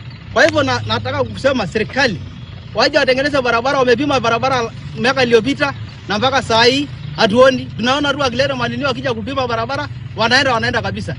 Juzi ndio nimekatiwa shamba yangu. Magari saa hii imepita, imetoa beacon zangu. Inapita kwa shamba yangu. Imeleta maji yote mpaka kwa shamba yangu. Ndio maana yake nimesuia hizi magari yaache kupita kwa shamba yangu, apite kwa barabara. Maana sitaki ipite kwa shamba yangu, maana shamba yangu tayari imeshakuwa korongo. Na mtazamaji, na sasa tugeukie masuala ya elimu, ambapo wakuu wa shule za msingi za umma wanaitaka serikali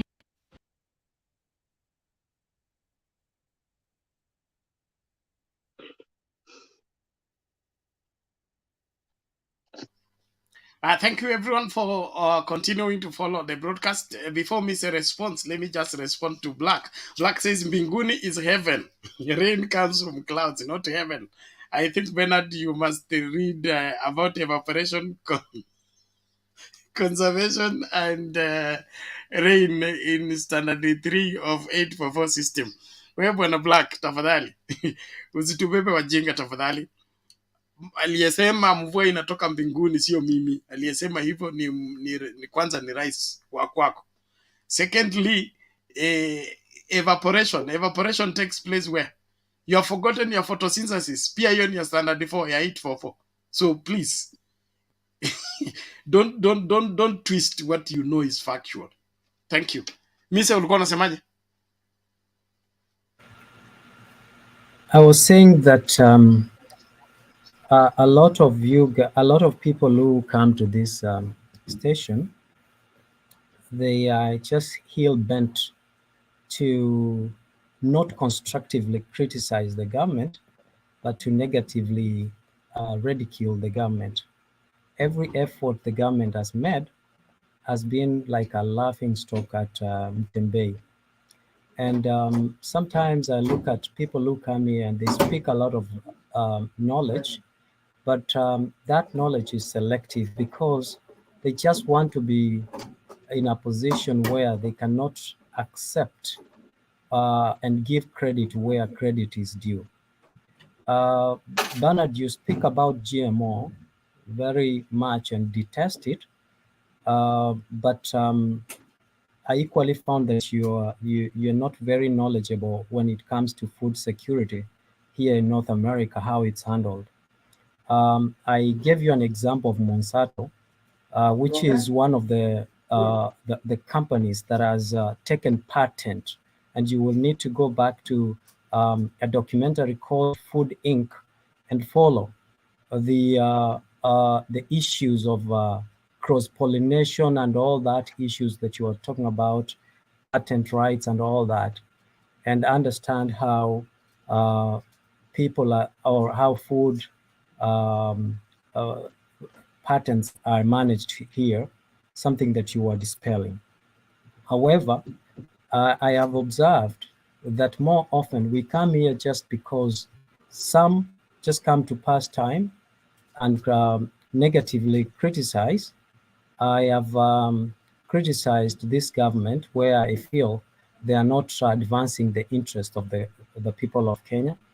For instance, when the government, when I mentioned examples where Raila Amolo Odinga endorsed GMO here, and you dispelled it because now when you're cutting it, it's not fitting you. But when you cut it to and it's fitting Bwana you, Mise, tafadhali you support it. tusisumbuane kwa So, masuala ambayo unajua from your so, standard 4 whatever science so, subject. What is cross pollination? So my argument here is the issue of GMO. Is not something that we are Kenya. Kenya is not going to reinvent the wheel. So, other countries have invested a lot of money in science and research, and they know the effects of GMO. And most countries, like for example, where I am here in Canada, they have highly regulated GMO by saying we cannot consume GMO if the scientists have not approved that. And they sometimes 70% they follow to the letter. I think for me, the fear that I have for GMO to be introduced in Kenya is not because of the effects, but the ability of our scientists, those who are in charge with the regulations, to implement the regulation to the letter. That is where my fear is. Otherwise, like Baba said, conservative kills innovation. Let us be open-minded. And lastly, as I Mise, you are leave, not you did not answer my question, please, and you are what was your deliberately question? running away from it. You What was your said I question? don't have knowledge of what you can stop the cross pollination from your neighbor's farm, okay, to No, your own farm through advocacy and having you call them patent what rights? patent rights. Yes, how?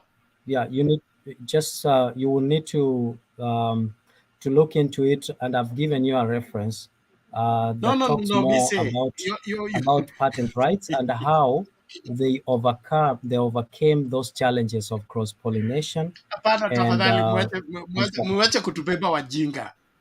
Wewe na serikali yako unaiadvocate nayo, please stop dragging Raila's name to justify what you know is wrong.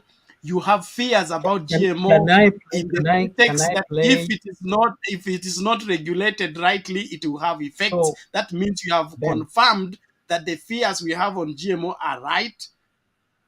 And so whatever Ben, you are here to do, you're even defeating yourself in your own argument. So let's how? be honest. Can I GMO play a is clip where Raila Amolo Odinga said exactly what I'm saying what today? Raila Amolo Odinga said, and the scientific discoveries on how the GMO is affecting lives cannot be compared. No, can we listen to the clip the same way you're playing the clip? I'm asking you a question. Raila No, I saying mean something. you've been playing If the Raila clip says here. this drink, okay, this drink I'm drinking, all right. If Raila says Mtoe this drink is huyu. safe and the drink is not safe, will Raila's statement turn this drink from being unsafe to being safe? You are the scientist here. You are the knowledgeable person here. I thought it is what Baba says is what most of us follow here. Good night.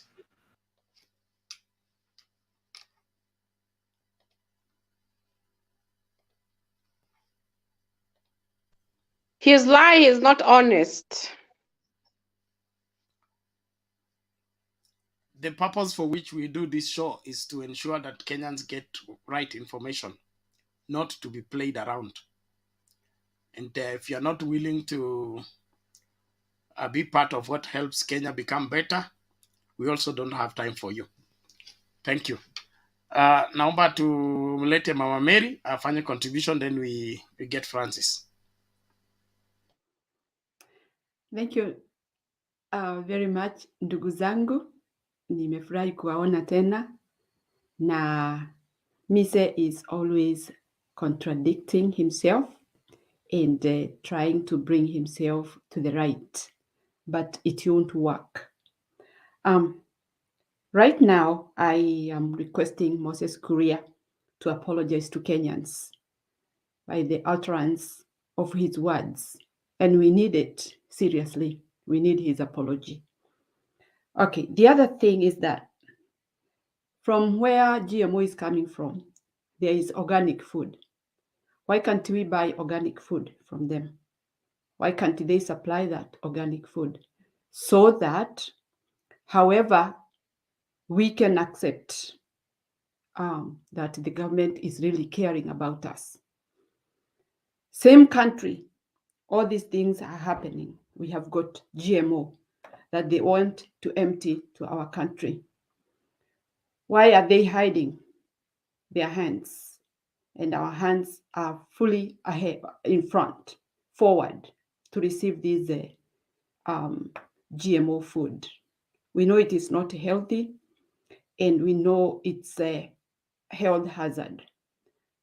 Kenyans, we are not going to accept this. However, they sing to us, let's resist. We are the people who will consume. Those people in the office, they will not consume it. So we have a right ourselves to ask what we can eat and the right thing. We are the one who, even if it will be sold, we are the people who will buy it. They will not buy it. So we are the people to ask the right thing to happen in our country. I think those are the few words, Bernard, I wanted to contribute for now. I'll sit back and listen. Thank you. Okay, thank you, Mama Mary. We appreciate that, and we need to engage on helping the country make a right decision on this matter. I am convinced that this country has capability to grow organic food to any magnitude, including commercial scale. GMO is an excuse. Number one, it's an excuse. Number two, it is a business deal.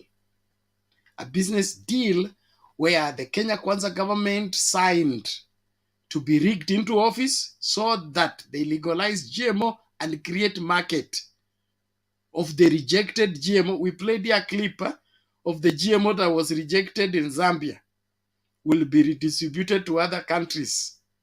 It was coming from America. Probably we are part of those countries that wants to be redistributed by GMO things. Then rumor has it that they have planted GMO maize in Congo. Now they want to bring it. They are looking for market. I don't think the becoming president of William Ruto has changed him. Just like the NCBB gets full of maize without farmers releasing their maize from the farm. The same style is at play here, where an individual will supply all the maize that is required in the NCBP, then farmers are left begging and crying for their maize. If this is how they are going to grow an economy, they will not succeed in growing that economy. They are hell-bent to make Kenyan beggars, make Kenyan poor, make Kenyans unable to stand on their own feet so that they can always beg from them. They can always rely on them. We are in a very, very sorry state of affairs being led by this kind of people. Francis. Thank you, Bernard. mi huwa nashangaa vitu zingine, maana kwani mtu akiongea ukweli tunaweza mtaandika hapa ama tunaweza fanya nini? What is so hard that just saying facts? You know, the reason as to why I always speak and want a point of reference is that facts will remain facts, either in agreement with me or not. And most of the people individually advocating for GMO food, if you ask them, they are doing it in a point of politicians. So and so said GMO is good, so and so said GMO is bad. The moment you allow the politician to be your source of information, this is the kind of society we are likely to be having, that a society that believes on propaganda. You know, a politician is somebody who wants to twist everything to suit his political base. That one does not mean is the fact. Go and check every fact where possible. Today, the president has secured a loan of 397 billion loan. But because somebody somewhere, Ruto said that you can operate a country without borrowing, he has believed that that one will not be a loan but a grant. Let me not hope that there are Kenyans who believe so. So these are the things which are there, you know. Then the issue of Moses Kuria to do with churches. Bernard, it is very hard and it becomes very compromising to oppose an individual whom you supported, and even you went ahead to call the other opponent names. I remember in a certain church in Githurai, if it was not Githurai, it's somewhere Mwiki or around Kasarani, that waliekanga picha ya Ruto background, pastor akihubiri, picha na maandishi ya Ruto. I can recall that one. So that one was like more of an anointing, or if I can call anointing Ruto to be the president. So how will they come out and tell Kenyans that whatever Ruto is doing is wrong, whereas they anointed him according to who the God they serve? Because I believe that all of us, we belong to one God. The sinners, the good people, the evil, and so forth, we are all belonging to God, and that's why we are within this planet. Anybody outside the planet, you can call him Satan, but as long as you are within this planet, you are a child of God. Either you are good or bad. The only thing you need is to transform. So that is the reason as to why you find them, they don't want directly to go ahead. And if you can remember, the Anthony Mueria is the only bishop, I think is the only bishop who came out in political arena categorically calling Ruto being a liar and lying to Kenyans in the broad daylight. And it went a long way until that Ruto could no longer share podium with the same priest. And I think he's a good man, because at least for him, he has not come in a radical way, but in a more moderate way. But at least he has shown that he cares for the Kenyans. And in a government that seems to be a good functioning government, Moses Kuria should not be a minister or even be an MP. Moses Kuria is supposed to be somewhere in committee serving a 20 years jail with hard labor. He's not supposed to be in government, because the kind of reasoning ethically and so forth, it becomes very bad. For those of you who are following politics, there's I think like 1 month ago, there's an MP in France. When a black man rose to give a motion about the refugees who are crossing the Mediterranean Sea, an MP who come from an hardliner political party stood and shouted and said, "Go back to Africa." As you are speaking now, the person has been expelled from the political party and is almost at the verge of losing its seat because of such kind of a racist remark. And you know, go back to Africa has nothing to do with death and everything else. But we have a minister who has even told Kenyans, I can bring you your death, and had it there and is still serving. It shows how unethical Kenyans we are. Eri uwe Mkenya kuliko ajiuzuru ama aombe msamaha.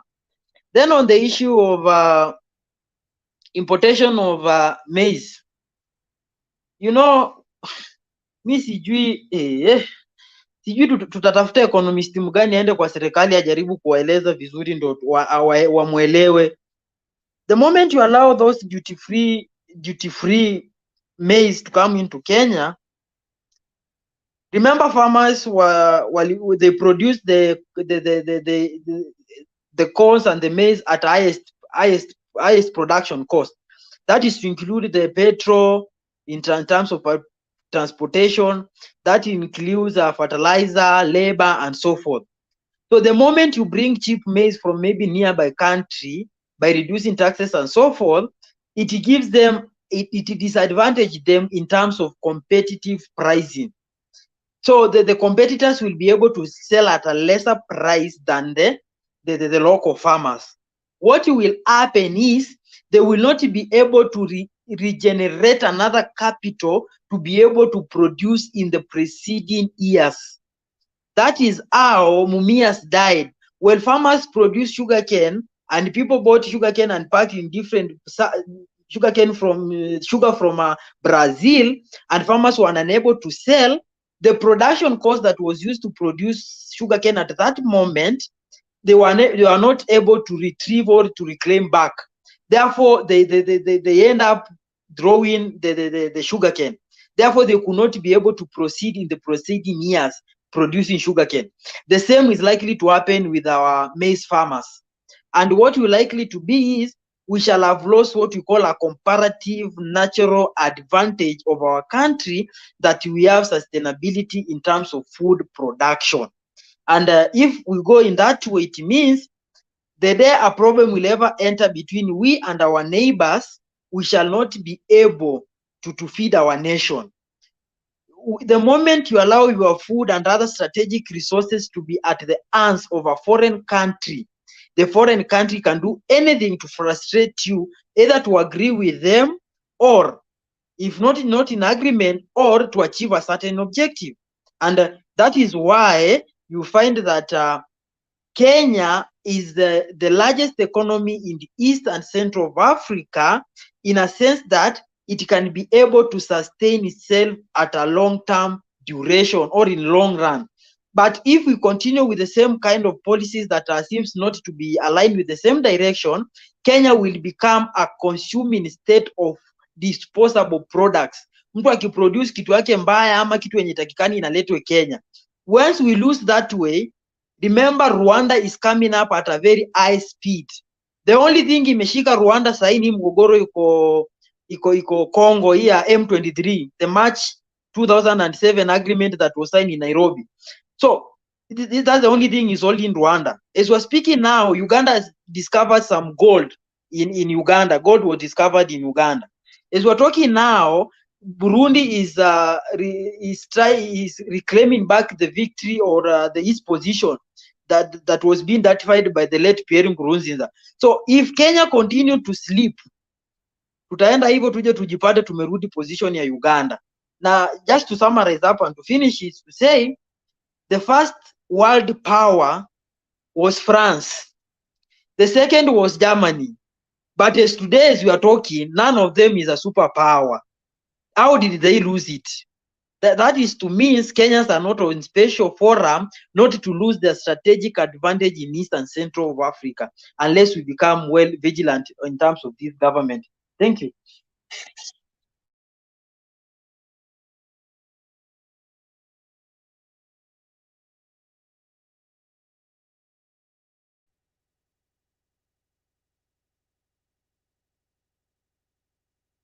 Bernard.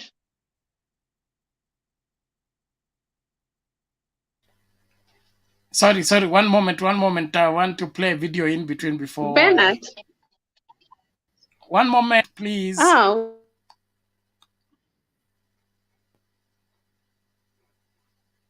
Where is this?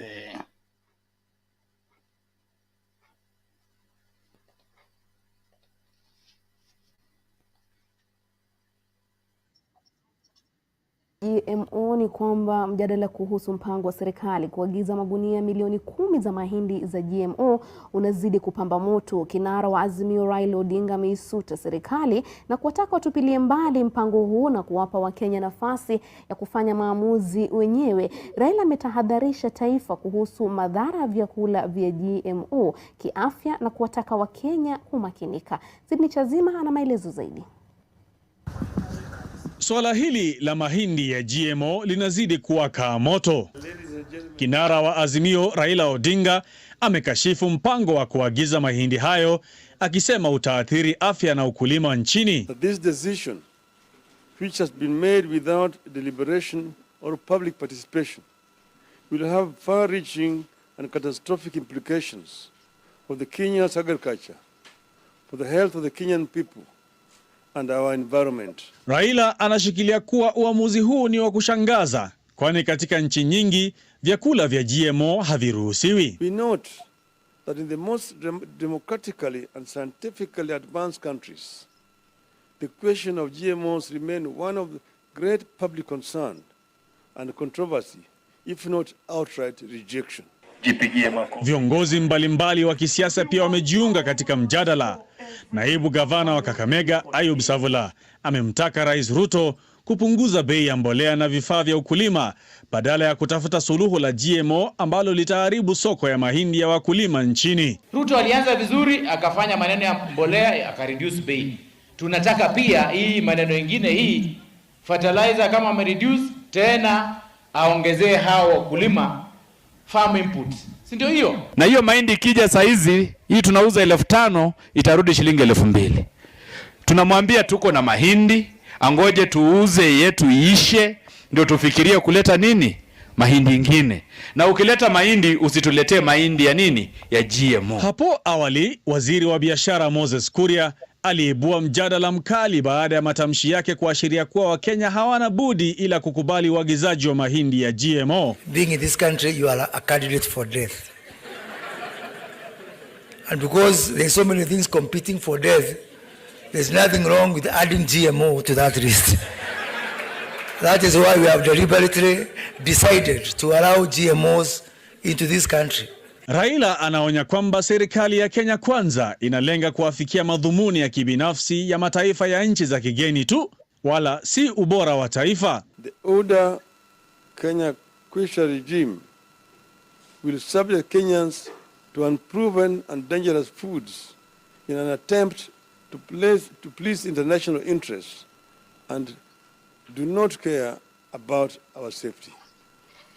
We ask Kenyans to oppose this move and to totally reject any GMO foods should they ever enter the Kenyan market. Mnamo mwezi wa Oktoba, serikali ilifungulia milango uagizaji na utumizi wa vyakula vya GMO, huku Rais Ruto akidai kuwa mengi ya kibayoteknolojia yalikuwa yamezingatia kuafikia uamuzi huu. Serikali inapania kuagiza magunia milioni 10 ya mahindi ya GMO kwa miezi 6 ijayo, katika kile inachodai ni kupambana na ukame na ukosefu wa chakula nchini.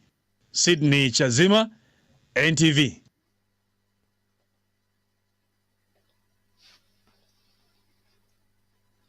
Yes, Rhoda, you're saying?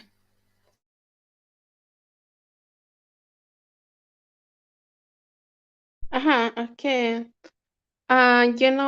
Like us,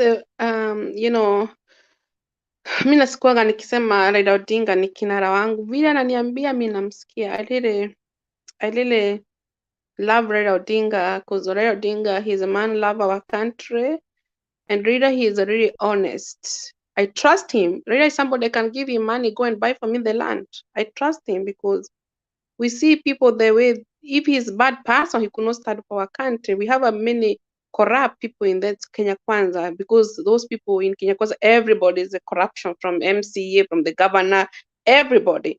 So me, I trust Raila Odinga with all my heart, and he show whole world how he loved our country. He is not ashamed to our country. And the way American people, they are doing for us. One day, one time, we are going this through because of them.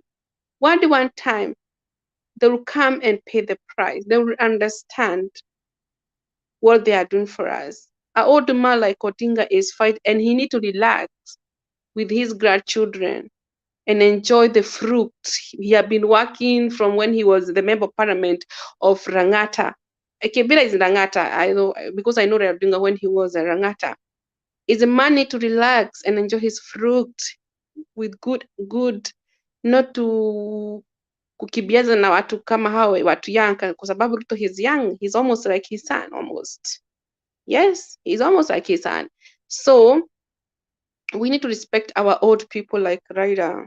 We need to respect our old people who have a passions to love our country and love people. Raila is somebody who loves people. He is honest. It's somebody, even when you go to introduce our country, you don't feel ashamed. I wish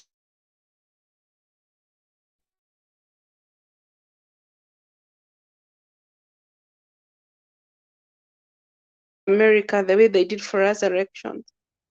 It's sad. That's why we are coming here all the time to discuss. If we could be a president right now, we could be just relaxing and to say what the government is doing, what is doing, the way they promise. That's what we could talk here. But now we are talking about negative. A country we love, a country we grown up, a country we are born.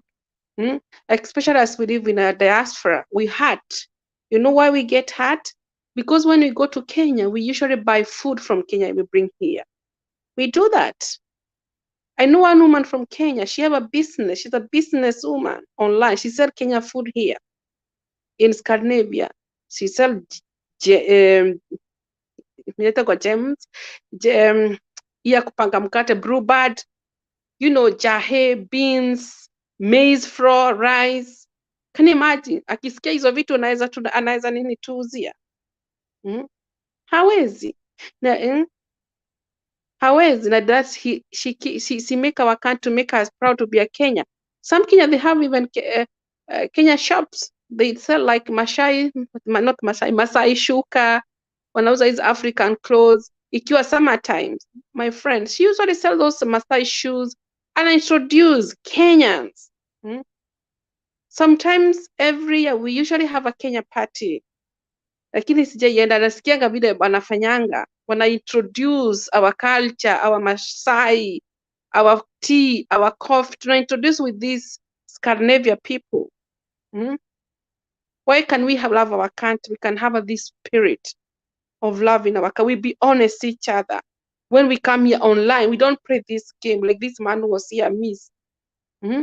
Let us be honest and we be real.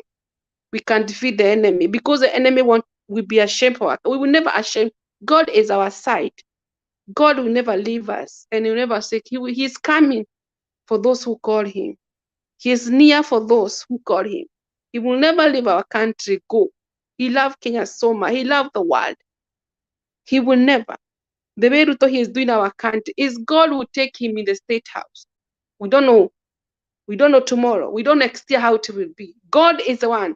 Because He has been taking the capture of the church cannot be themselves.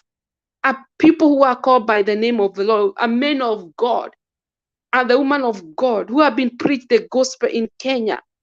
Are Kenya really respected? People they use, Kenya people are fire. Even when I go somewhere, Kenya, they are fire. Africa is a fire. Now He want to control even the body of Christ, the church of Christ, chosen by God. It's so very sad. We want Kenya to be famous, a preacher like Pastor Chris from Nigeria. How people they used to come from South Korea to go for the miracle in Nigeria, for the Pastor Chris. Can we have that kind of in Kenya? We have the men of God, people they are coming all over the world in America to see the miracle for healing, deliverance, for demonic attack, evil spirit. What can we have? It's not the Africa we cannot have. There's one man from America, he used to preach. It's called, not below, he's very famous preacher. He was saying Chinese, African, South America, we are all one. He was preaching the gospel, and many people in America, they get saved. Not America, they are evil. They hate Africa. A men of God in America, they are fire, they love Jesus, they pray with the tongue. We know the black man who bring in America gospel, in revival.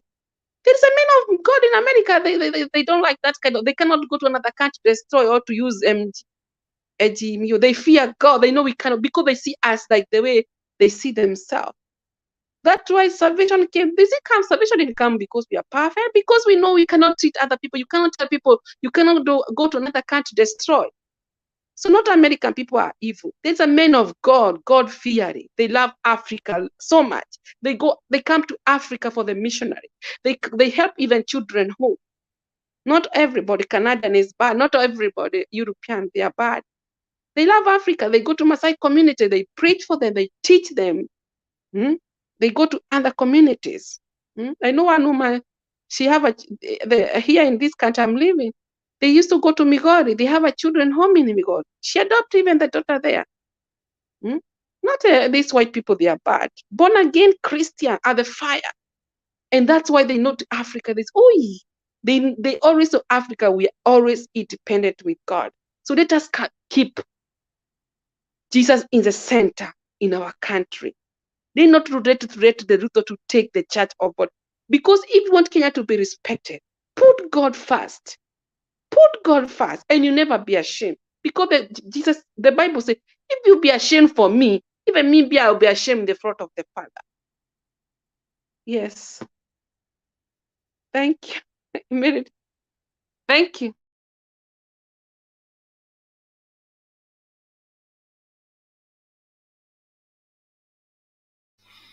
Okay, thank you, Rhoda. Francis, you take over.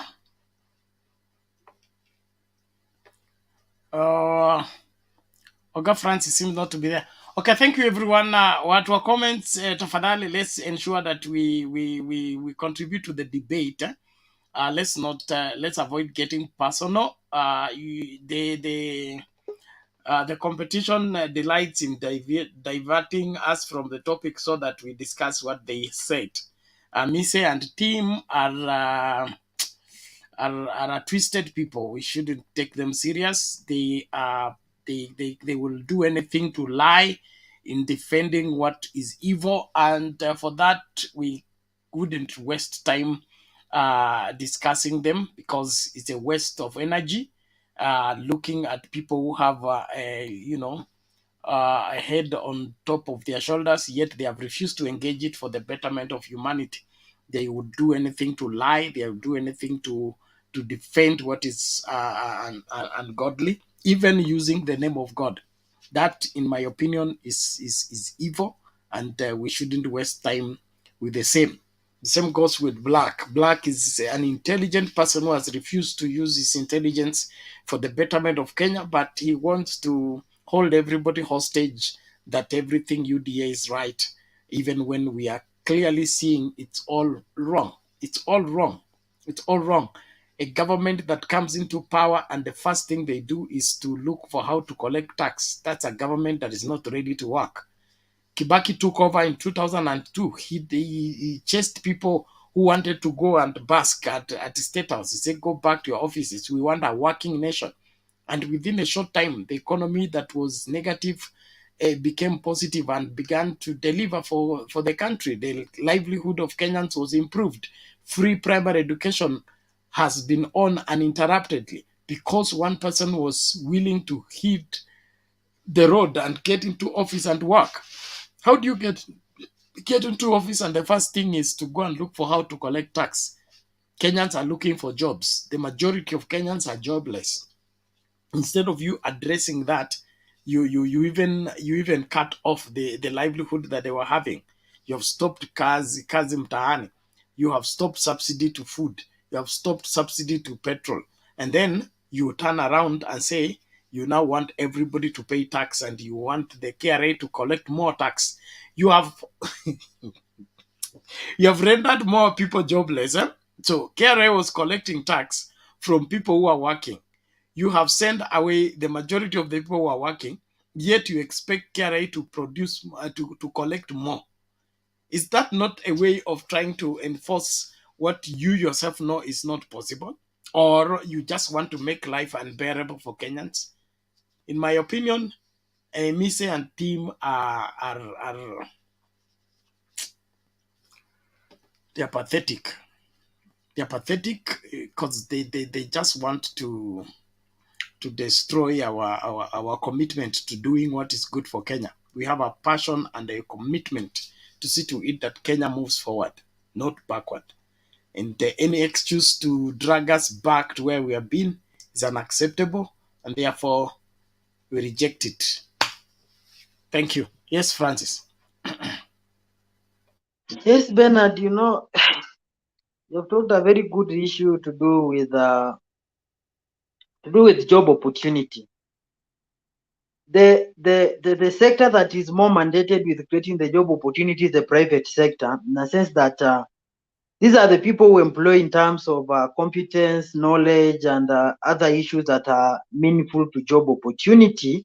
Not like government, whereby reward is based on loyalty, maybe in terms of political or in terms of tribe and so many other factors that has nothing to do with the production in our country, Kenya.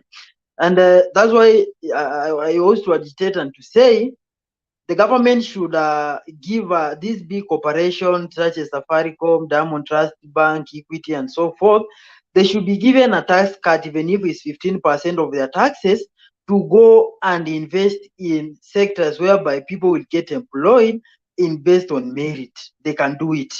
Instead of us having a government that will collect millions of money, then the millions of money are then taken to national treasury, then somebody withdraw and buy a wheelbarrow at 109,000. That kind of inefficiency is to why you see Kenyans struggling, because you are being charged. Said for Mary ring. Said to Mary ring. Ring. Okay. Said to Mary ring. She want a ring. So that's why we end up having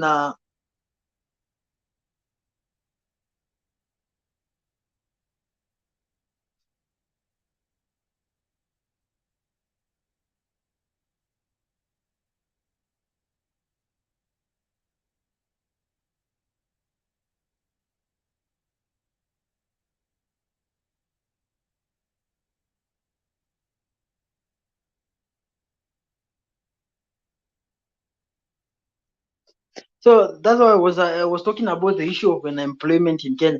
That the only area that is be able to can be able to implement in things to do with employment is the private sector, whereby they can be given something like tax cut, maybe like 20% or 10%, so that they start industries that are able to employ the youth who are graduate, those who are have special skills and so forth, so that they can be able to run our country and they can able to create a kind of an employment to the youth.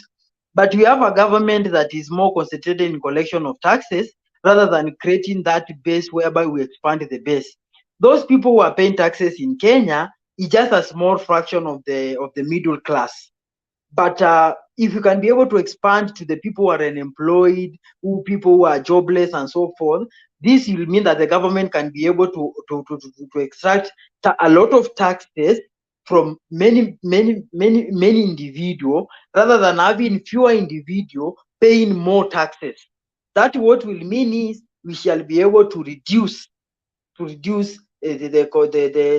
disposable income of the citizens or the consumers. And I think of those also who agree with me is that a country can never grow by overtaxing its individual, in a sense that, pick an example, Kenya is like Kenya is like a container.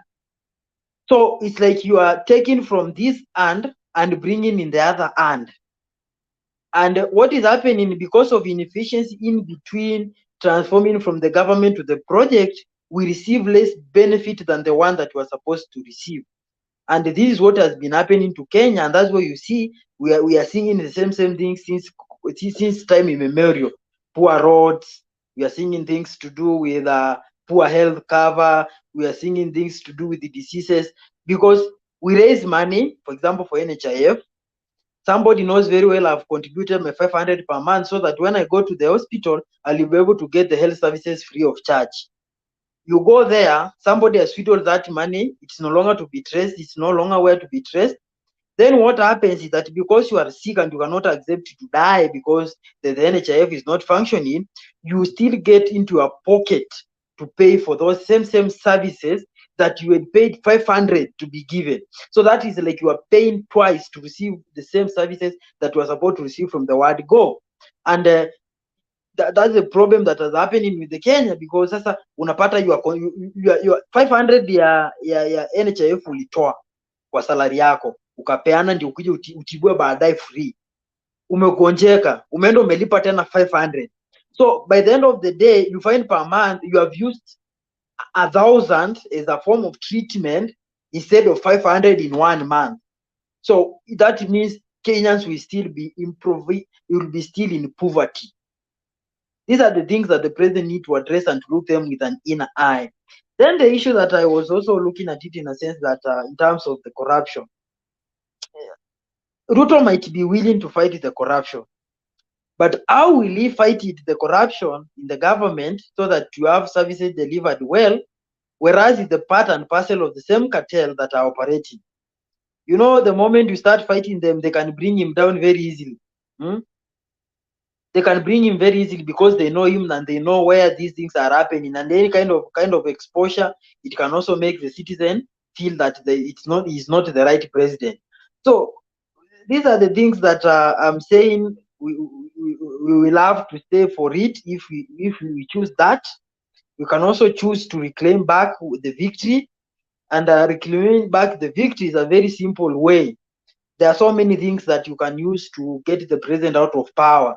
One, you can just use civil disobedience. That is just a non-confrontational means whereby you stop working, you stop doing everything else, and you say that you no longer need you. You know, you are not a machine. You are a human being. The moment you say we don't want this individual A, B, C, D, he cannot rule you by force.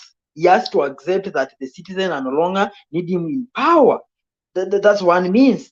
The other issue that you can even use about it is you can go ahead and the rich people can do what you call economic sabotage, and the crisis can be felt by the citizen, who in turn will turn to the government for agitation as a form of complaining. And this one could also be another way of achieving a regime change. These are the things that you use, which are not require war or anybody's death. But because Kenyans, I trust that most of Kenyans, they always look for shortcut and they don't want to hold the government accountable. They may not likely to take that course. But within 5 years, we shall be and reminding ourselves how much we have been affected, how much we have been suffering under this regime, or if we 2 years or 1 year, we shall be here and we shall be talking. Because as I stand here and as I know very right, is that the president is even not seems to be interested interested with Kenya.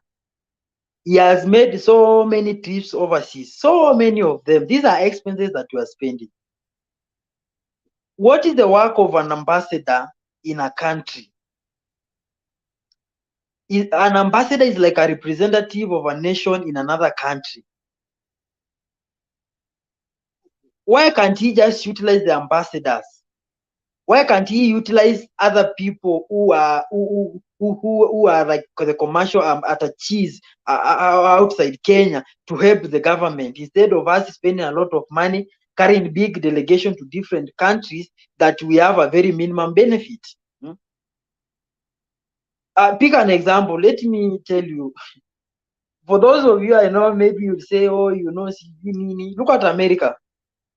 America has always been sending the Kenyan, the ambassador in Kenya to come and represent the American country in Kenya. Every time we have a meeting or we have anything that America need to be involved in Kenya, they always send an ambassador. What is wrong with us if we send an ambassador who is stationed in South Korea to go and talk with the president? What is wrong with us to send an ambassador who is stationed in a different country to talk with the president of that particular country? If Americans see it is best to send the ambassador who is stationed in Kenya to come and represent America when talking with the president, why is it wrong for us to send an ambassador or to utilize an ambassador who is in South Korea to talk on the behalf of a country? And does it mean that we need to be careful and to look in a better thing, because we might be having an executive that will spend even money that were meant for project, alafu ujue kwanza executive ni kitu ya overrate that kind of expenditure. They overrate, you know, tumeenda hivi, tumefanya hivi, wana overcharge prices, wanafanya hivi, unapata mtu amekuwa rich from nowhere. It's the only country, Kenya, that we have billionaires who have no any invention that they ever brought to the country. You find somebody is a billionaire na hajawahi hata gundua uvumbuzi hata mmoja hajawahi fanya, and is a billionaire. You wonder which kind of a billionaire is that? How did he or she manage to become a billionaire? So anyway, we Kenyans, we need to get our apps together. We need to realize that if we continue using the same memory that we used to elect Uhuru, that is the same memory we used to elect Moi, the same memory that we used to elect Ruto.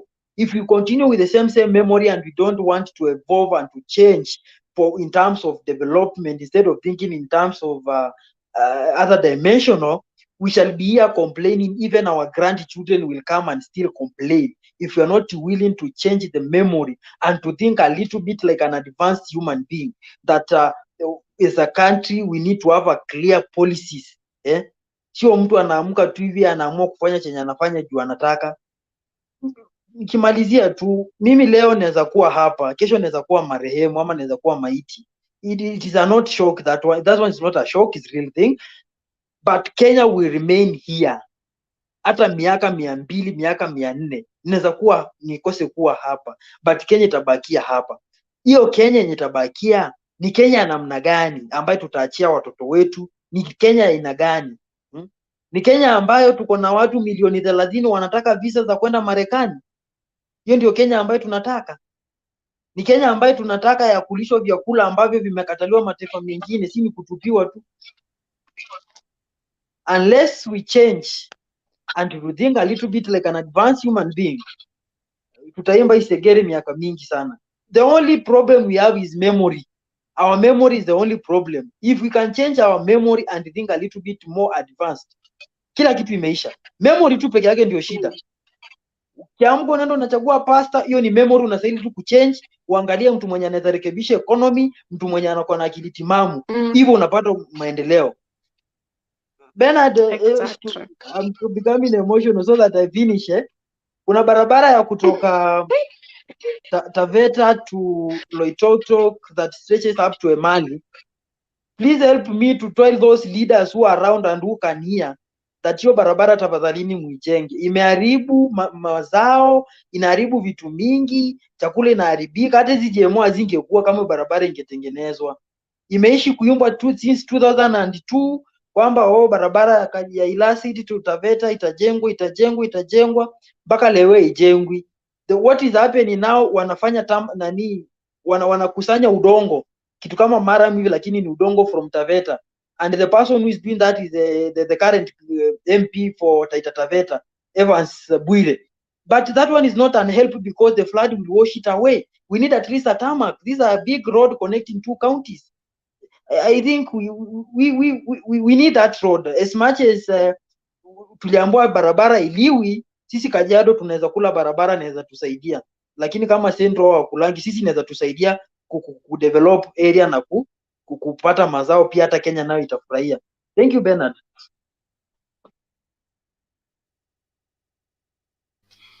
Okay.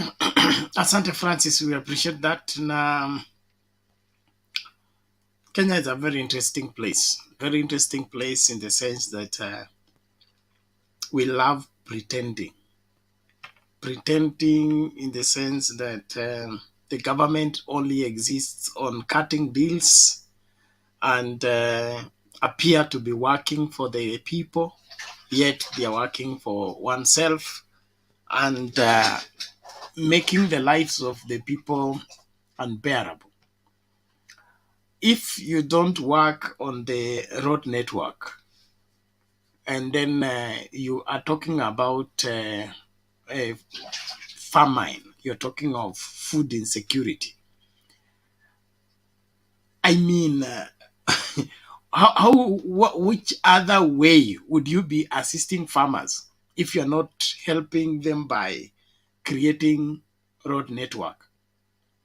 And now the whole concentration is about let's do fertilizer subsidy. So fertilizer subsidy iende kuzaa wherever mbolea isaidie kuzaa mazao. Hayo mazao isifika soko kwa sababu hakuna barabara. Then what was the purpose of devolution? If the devolved sector of government does not take charge of their area and advocate for what helps their area pick up. Taita Taveta and the other, is it Narok or whichever county? Kajiado County. Are they not autonomous counties in terms of curing their own problems? What happens if the 2 counties come together and say we either lobby for the road to be done or at least temporal means to make the road passable by doing the normal kumwaka manini mara? and cement the road properly, I mean, make the road passable as a mitigation before they will say that that road belongs to the national government to develop the road, but they are still using it as local or as county. So we love creating problems and then pretend to be solving them. That's the number one hindrance to the progress of Kenya. Create problems, pretend to be solving them. Create problems, pretend to be solving them. Now, like this GMO, after people begin to fall and die, or every dialysis machine is undertaken because people's kidney has failed, and there is no more enough dialysis machines.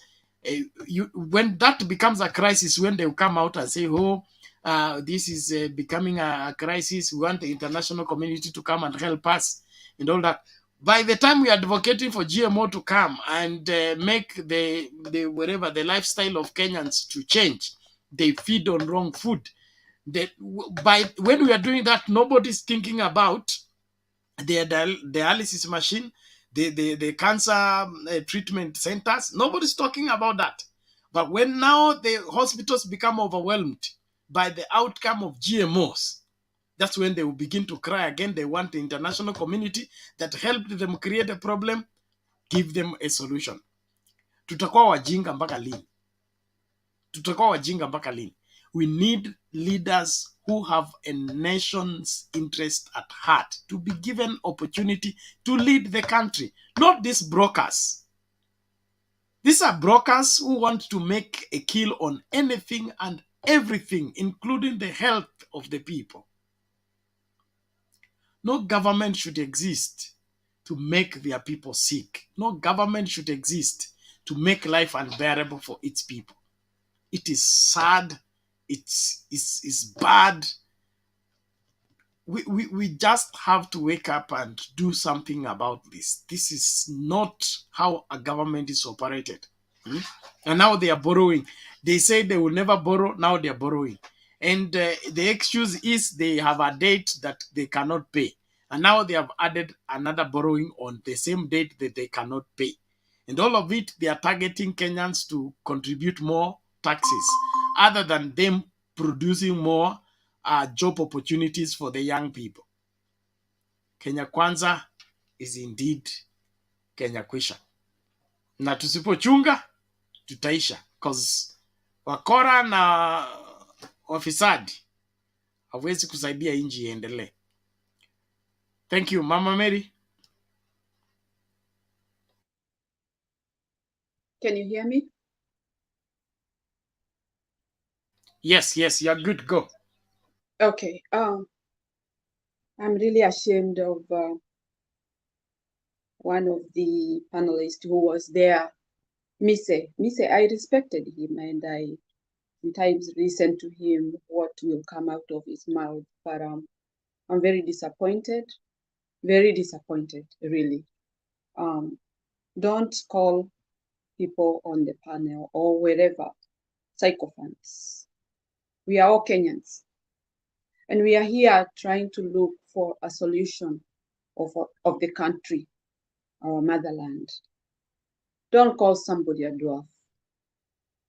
That's too much, even beyond your category. I understand you are a lawyer. Please, let's not go there. Let's argue. Let's agree to disagree. But don't bring insults, because it shows you cannot stomach what people are talking about, and that means then you can't live with them. So avoid such language, because we are all here trying to heal our country, make our country great. We are not here arguing for nothing. Really, there is a problem, a real problem that we have. So please respect everybody, and even respect yourself. You are in abroad, and surely you are out of Kenya. Why? simply is green pastures. And when you go abroad, people tend to think that those people who have gone abroad, they have better understanding. So let's understand each other and expand our understanding and experience to our people who are back home. However, they might be even having more wisdom than we do, even if we are abroad. Let's respect each other. So please, let's stop that and argue on the point. Yeah, Kenya, we have a problem. Either GMO will come, we still have another problem. We have to take this government into task and ask them, before you do all these things you are bringing to us as a calamity, what have you done to Kenyans? What development have you made in Kenya? What assurance are you giving us that we can live happily in Kenya before you bring such a calamity? Because I call it a calamity. And calamity never comes singularly. We will have those problems on top of other problems. Kenya has been a good country, and I know very well that I live with people here and they talk about Kenya. And in fact, they wish very much to be in Kenya. Where I come from, there are so many Americans there who have bought land and they live there. They never think about going back to their country. Why?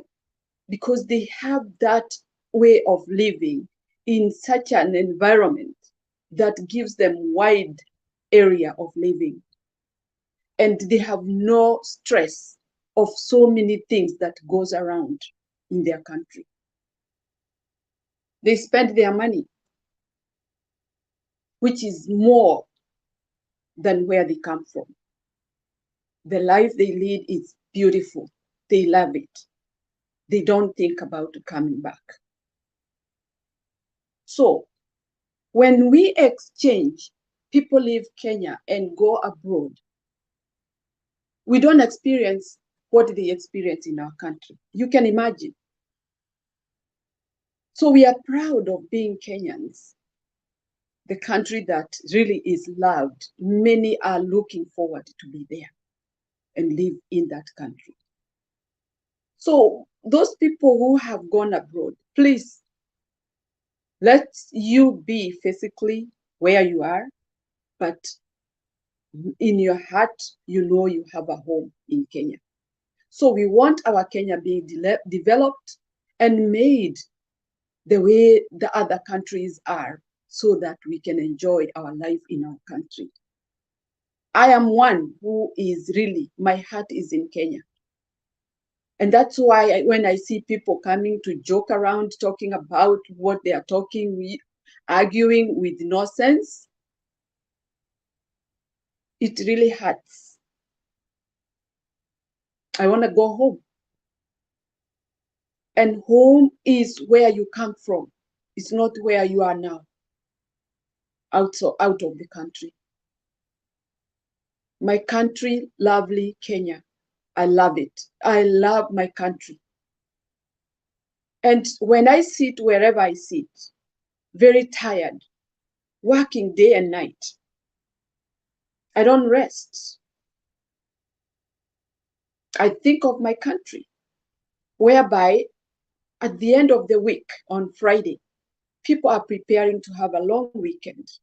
I'll call it long weekend because you have that evening of Friday, Saturday and Sunday. You go back to work on Monday. We do that in Kenya and people enjoy life. Despite of the government that we have that is draining people, taking everything that you have in your pocket. I can feel the pinch. I can feel the pain of our Kenyans people. Since if they have their own income that can help them, they can live a wondrous wonderful, wonderful life. And our Kenya would look flourishing in everything. Now, when we are in abroad, it's not a bed of roses. We do a lot.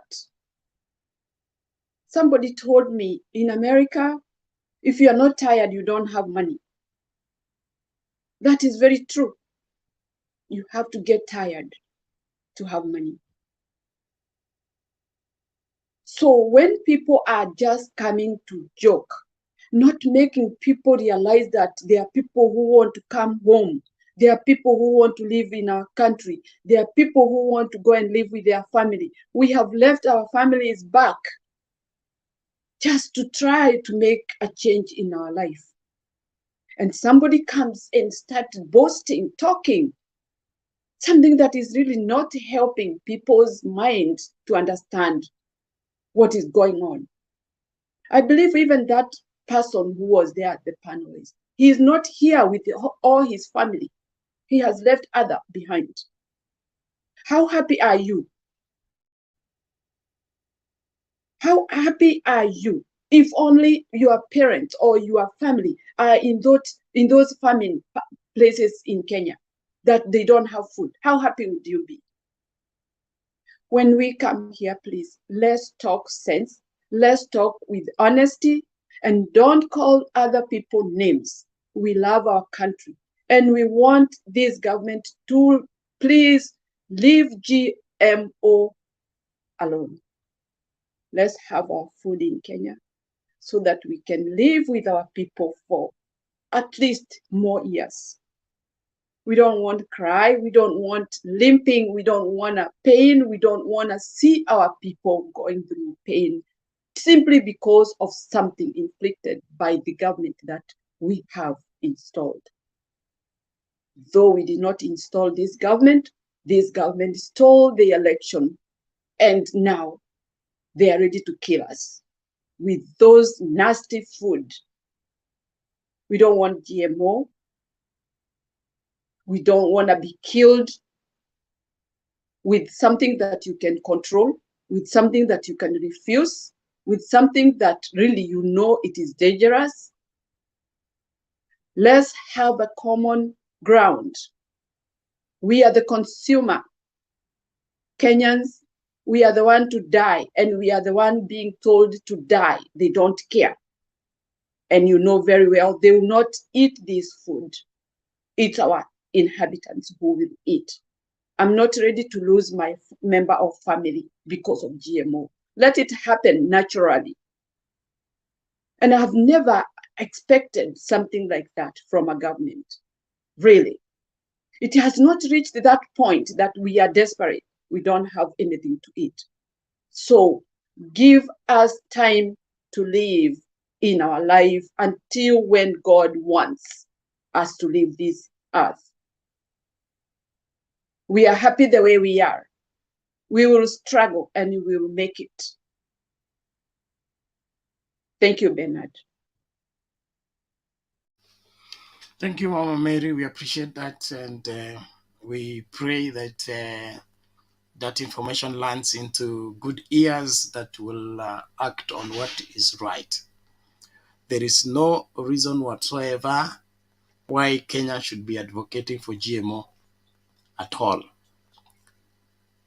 Failed crops, we have suffered under very, very minimal magnitude. The laziness of Kenya Kwanza government is disturbing. But there is a video here about GMO and its effects in Zimbabwe. Zimbabwe is not far from here. At least we can relate to it. And I want to talk about it before I play it so that everybody pays attention. As we play this video, I want you to follow closely, see what happens. And then tell me if you are ready for that to happen in Kenya, because wanasema mwenzako akinyolewa nawe chako kichwa tia maji. See what has become of the Zimbabwe farmer by reason of GMO. Then tell me that William Ruto and team are up to any good for this country. Let's watch.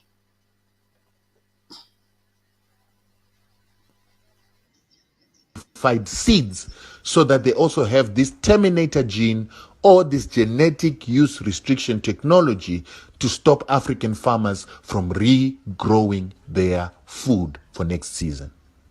So here is the problem.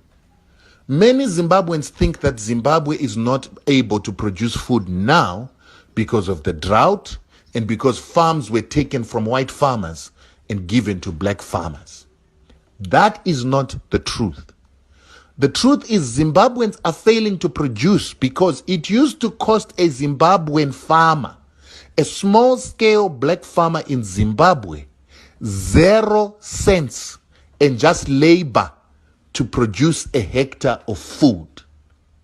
But today, these Zimbabwean farmers were persuaded by companies like Seedco to get rid of their traditional seeds that used to be able to reproduce, and they were given these hybrids that do not reproduce or that continue to have reducing reproduction until they stop reproducing. Now the Zimbabwean farmer doesn't have that seed that can reproduce. So every season, the Zimbabwean farmer must go and buy new seeds. And these hybrids do not just grow, but they need fertilizers and chemicals to make them grow. So the Zimbabwean farmer must buy new seeds every season, fertilizer and pesticides to protect these hybrids. So now to produce a hectare in a village costs a farmer nothing less than $250 to buy the seeds together with the fertilizer for him to grow the food. This is a problem that is causing Zimbabwe to lose its food self-sufficiency. And the problem is that all the PhD graduates, master's degree graduates, and graduates that are teaching our people how to farm in Zimbabwe come from an education system created by the very same organizations in America that are selling these hybrid seeds and chemicals. So that's why we are in a cycle where we continue to produce food unsustainably in Zimbabwe, listening to graduates. Right now, the permanent secretary of agriculture in Zimbabwe, I think his name is John Basera, came from this company called Seedco that is owned by Lima Grain of France, while Lima Grain of France is owned by Monsanto, the American company that is the biggest producer of GMOs and chemicals that are used in farming. These very same organizations work with an institution in which Strive Masiwa was the chairman that is called AGRA, that belongs to the Rockefeller Foundation together with Bill and Melinda Gates Foundation to control food in the world and to ensure that Africa comes into food colonialism. This institution was started by Kofi Annan so that they could get the trust of Africans to control African food and to put Africa into food colonization. The main reason I speak against Strive Masiwa is because he is bringing food colonialism to Africa through these GMOs, hybrids, and all this that they call agricultural technology of chemicals that destroys our soils and destroys Africa's ability to reproduce food. These are the things that we are supposed to start talking about when we are talking about emancipation of Africa and economic emancipation of Africans. There is no independence in Africa if your food is controlled by the Americans, the Swiss, and the Germans. Pass this message to every African. Make them understand that it is important to maintain traditional seeds.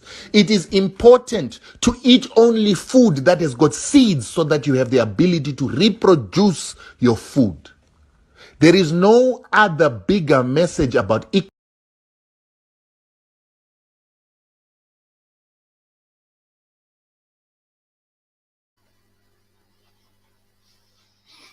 Haya, kama mnataka ukoloni mambo leo, mkubali GMO.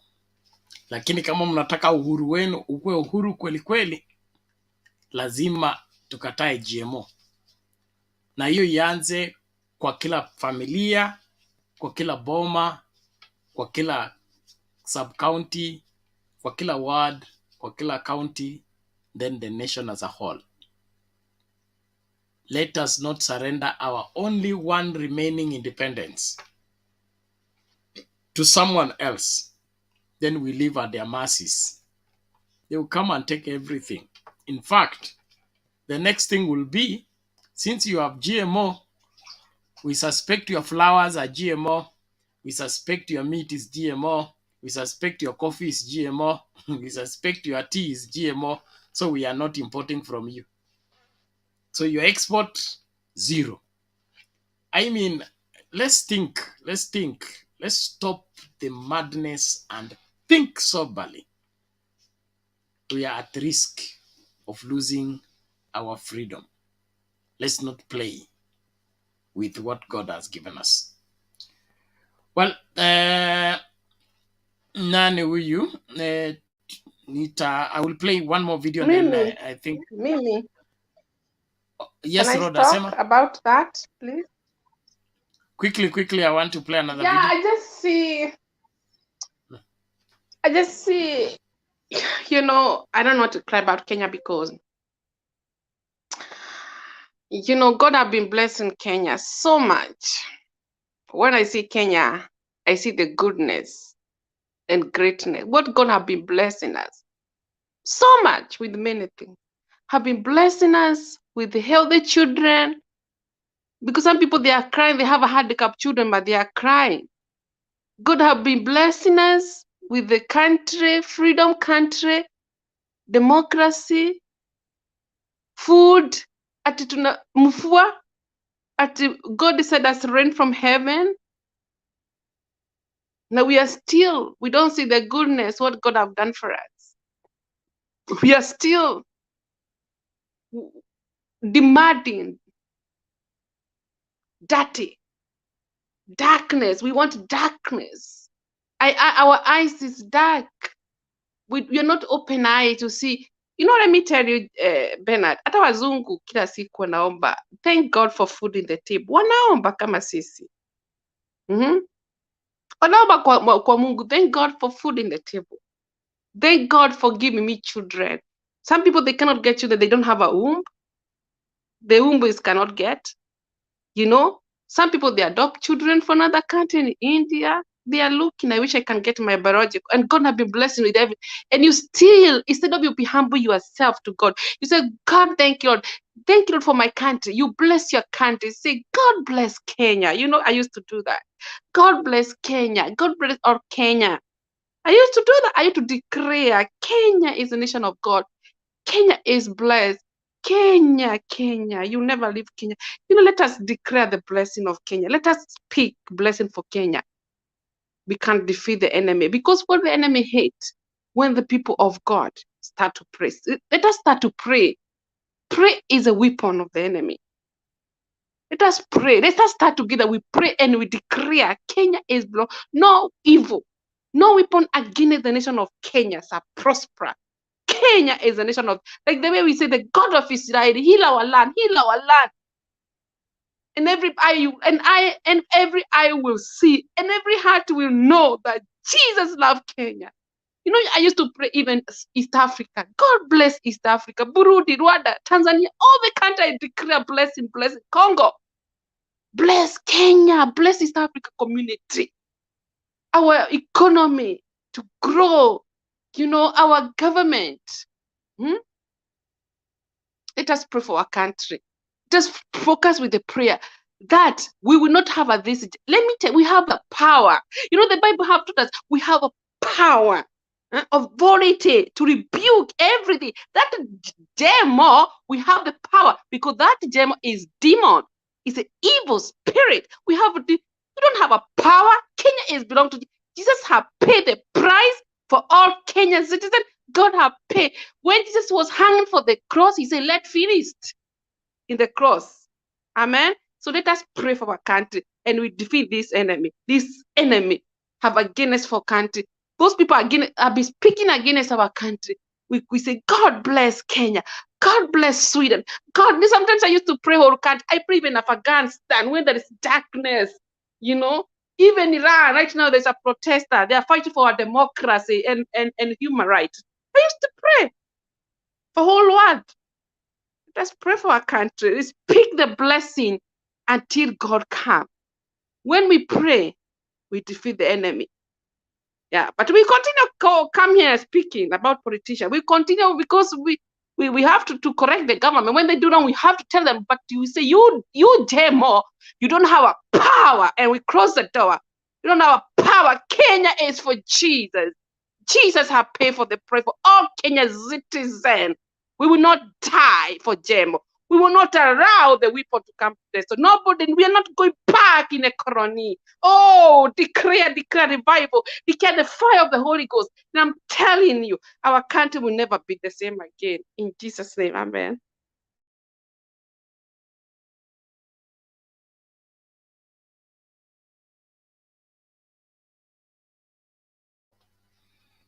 Okay, thank you. Inaonekana Francis ameenda nyuma ya curtain. I'm playing a video and then Francis, you can take charge. Where is this? Look at this.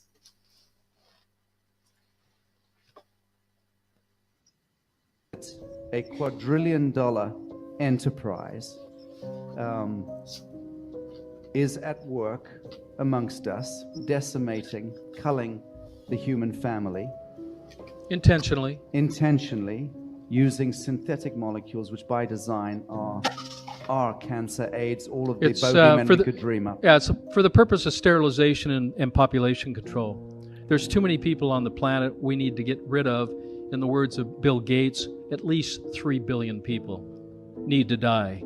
So we'll just start off in Africa. We'll start doing our research there, and we'll eliminate most of the Africans because they're deplorable. They're worthless. They're not part of this world economy. So they have their rights taken away, and they're suppressed and they're experimented. And the multilateral agencies and the health and regulatory authorities and agencies appear to be weaponized and appear to be working in collusion against the living men and women of the soil. Is that a fair statement? It is. It's not a bacterial war. It's a systemic poisoning war, and they're using chemical warfare against all of us. It's this little bottle right here, and this became the first vaccine that was ever created specifically for Africa. So it's just targeted to the meningitis that was taking place there. That allowed it to be very inexpensive, allowed it to be a single-dose vaccine.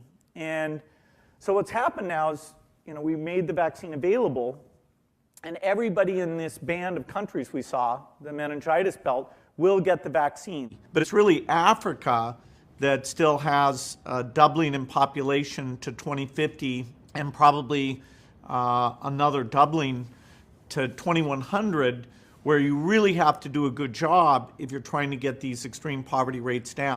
Is it correct that no amount of investment can really keep pace with that population growth? What we do between now and 2050 with education, with health and nutrition, that'll really set the course for moderating the population growth between 2050 and 2100.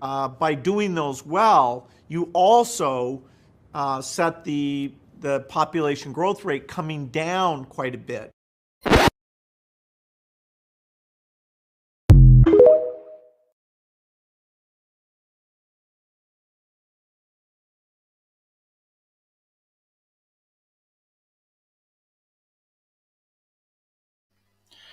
So, mzungu ameshinda kuzaa, anataka control uzazi wa wengine.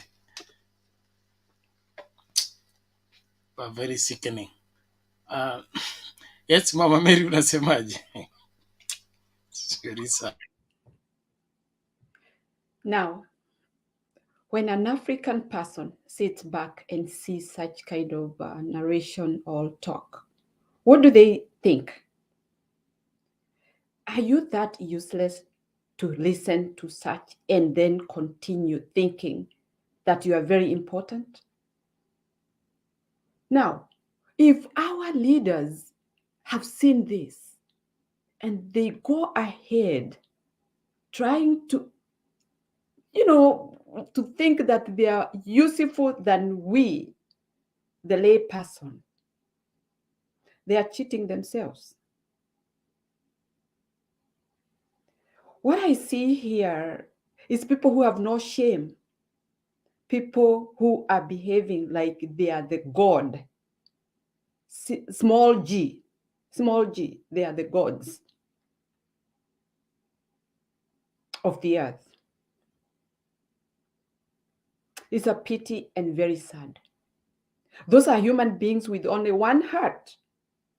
They are talking about billions of people to die because of their work, because of their intention.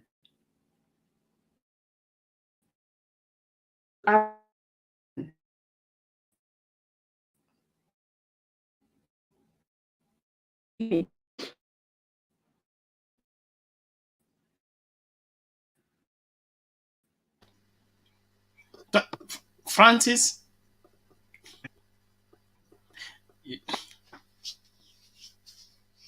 Yes.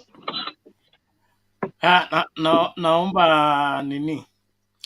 I have a shooting early in the morning. Mi nitatoka mapema.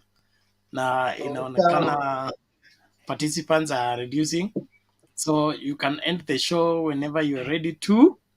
But more than that, let's pray for this country and also ensure that we advocate for the liberty of our continent.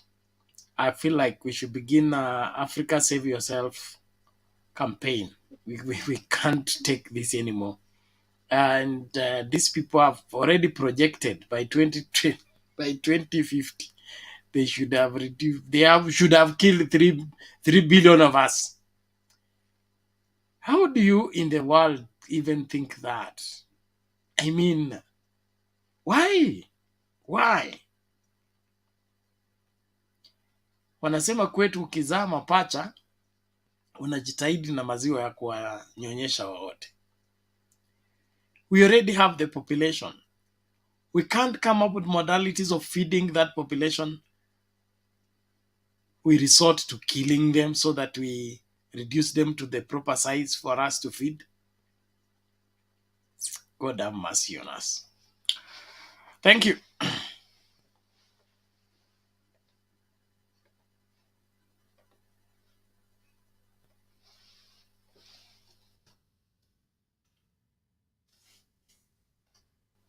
Thank you, Bernard. Yeah. So you can carry on. Mama Mary is here. And then I want to appreciate all of you that I'm muting. Those who are subscribing to our new channel, Sound Candid Talk, please keep doing so. It is important that you ensure that you participate into the same. Let's grow that channel as well. When you get the videos there, you watch them, then share them out so that they get as many views as possible so that YouTube can take over and be able to promote the channel. The more we share and comment on the videos, and then we activate YouTube to begin to promote the videos and help grow the channel. I want you to be good partners and ensure that that takes place. I really want to appreciate all of you for your continued support and continued followership. I'll be joining you later on in the next show. God bless you. Thank you. Francis. Yes. Mary, ulikuwa unaongea ukapotea, hebu malizia chenye ulikuwa unasema.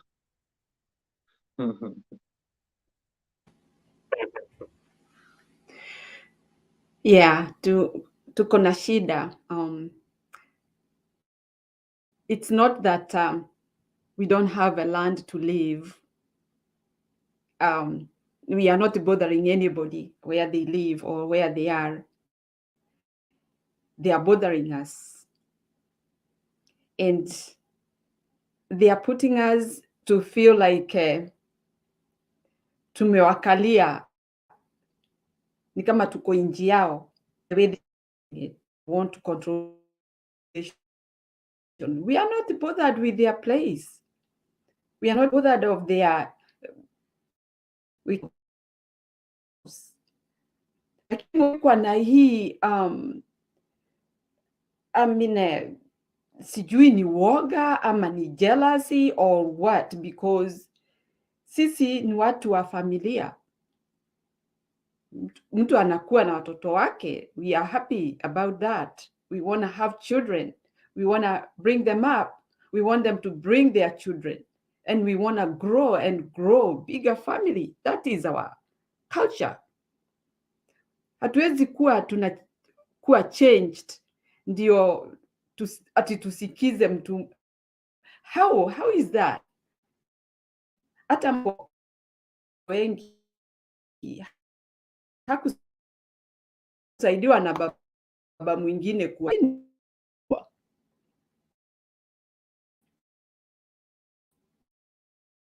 nini hii wanatu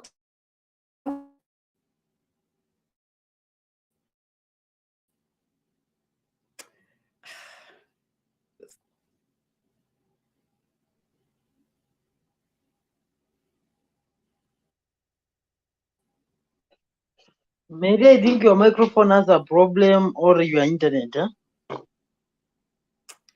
Sorry, Francis. I can't. Today is very funny. Not many people are. I think it's my internet.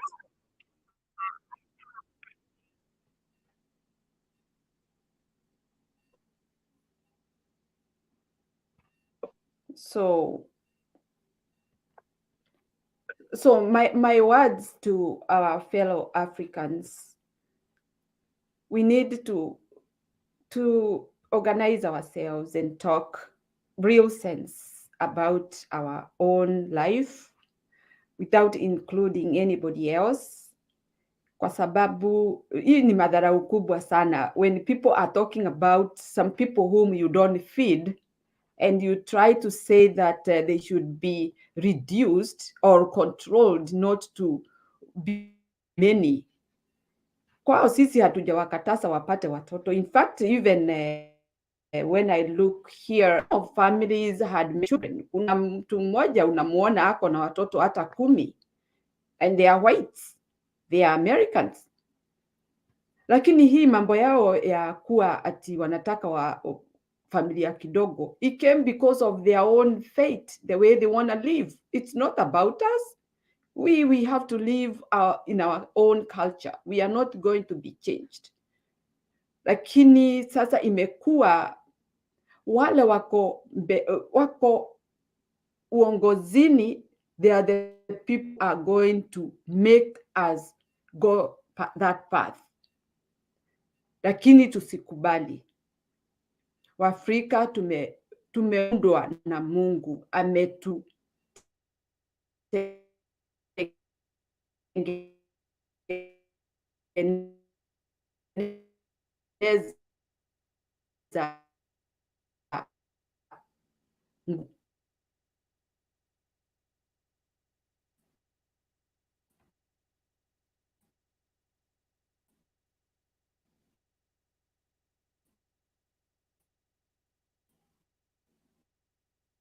Rhoda, it seems you are not getting you, Nani, Mary, you are not getting you clear. You can leave then. You get me?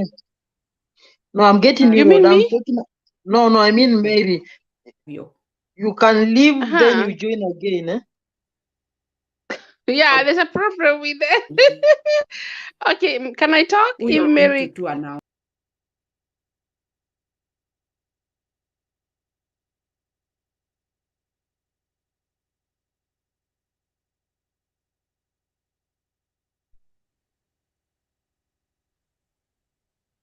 Yes, Rhoda. Okay. Oh my God, I'm so sorry for Mary. Something is happening with the microphone. Well, I just say God bless Kenya, God bless Africa, because when we talk about blessing, blessing means a lot. It's to tell God bless Kenya. We rebuke even this enemy called GMO, because GMO is enemy. You know, every country need to pray. Even America, they used to pray God. They pray. It's not that they don't pray. They pray. Even they fast. Huh? It's not that they don't pray. They fast. Because even their country have a problem. They want a new president like Donald Trump. Hmm? So every whole world, we need God, and before we need each other, you know. We don't like, even here we pray. So Africa need God, and before we can pray for God, because God can bless us. God can bless our economy. God can bless our children, a good school, good health care. You know, I want our country to have a good school, good health care. You know, even when I see people are living good, you know, God always wishing us for the best. God always, you know, I used to tell my daughter, God is always wishing you. I used to tell my daughter, you don't need to be like, you have to fight because you want to be. Because my daughter, she told me she wants like a doctor, you know. So she have that goal. So I usually tell her, even if she didn't get good marks this time, she's my daughter. I'll never get another daughter, and I'm always proud of her. You know, I want to tell her, whatever you get, you bring it for me. I'll be appreciate. You know, when you tell kids like that, they get happy. So I always tell my daughter, God always wishing you for the best. You live peace, harmony life, eat good food, sleep well, drink water, wake up in the morning, go to school. You know, it's the same. God always wishing us for the best in Kenya. And it's not only Kenya, whole world. God, or people, they are the one who bring problem. God is not a problem. If you read the book of the fruit of spirit, peace, love, joy, patient, peace, love, joy. He wants us when we are happy, even if he's happy. But when we are sad, he gets sad. Because we are his children. He's the one who created me. He's the one who created Kenya. He's the one who created all Kenyans. You know, people, we are the one who have problem.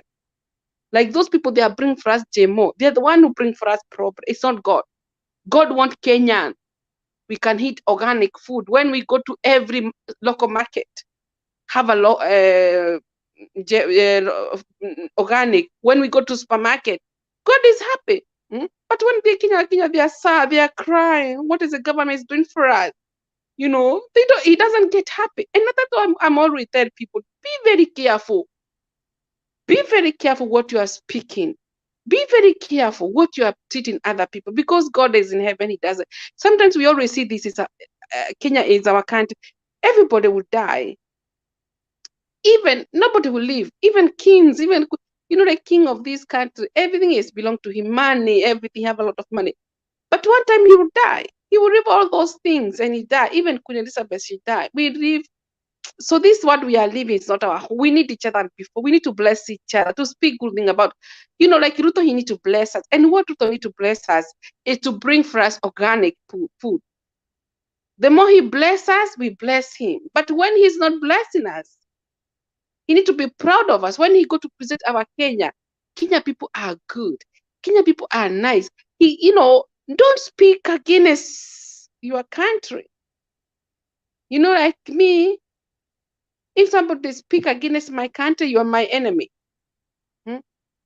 I remember some years ago, I met some Maasai here in this city.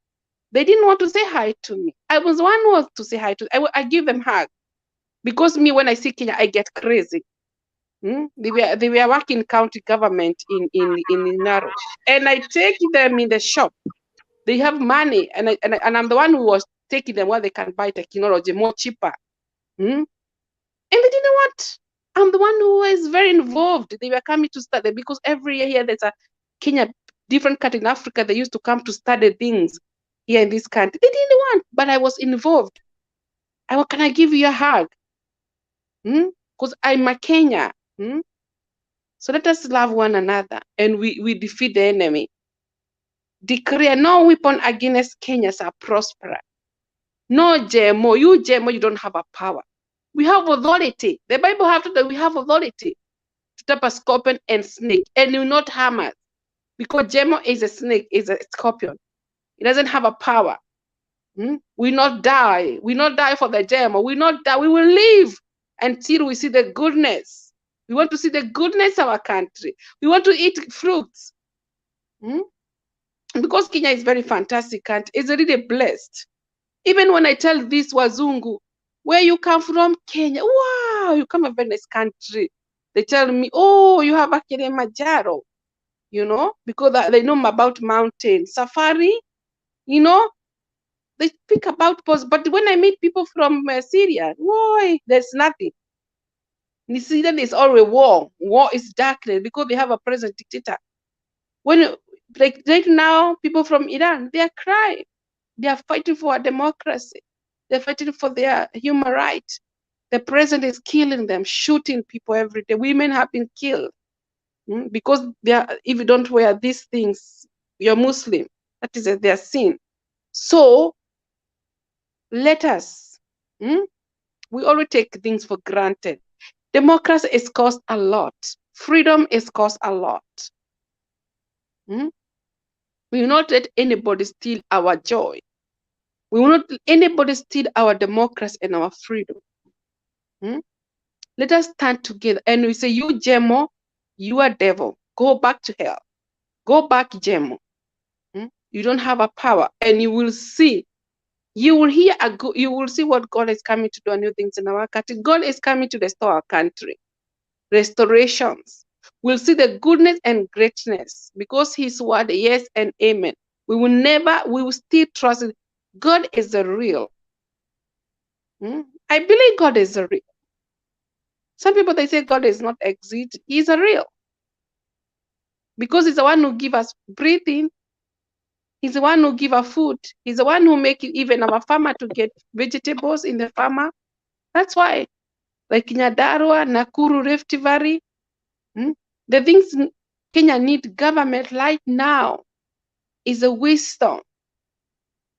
Because when they have the wisdom, everything is impossible. Everybody need. I remember even this country, the king of this country used to tell a politician, you need to have a wisdom.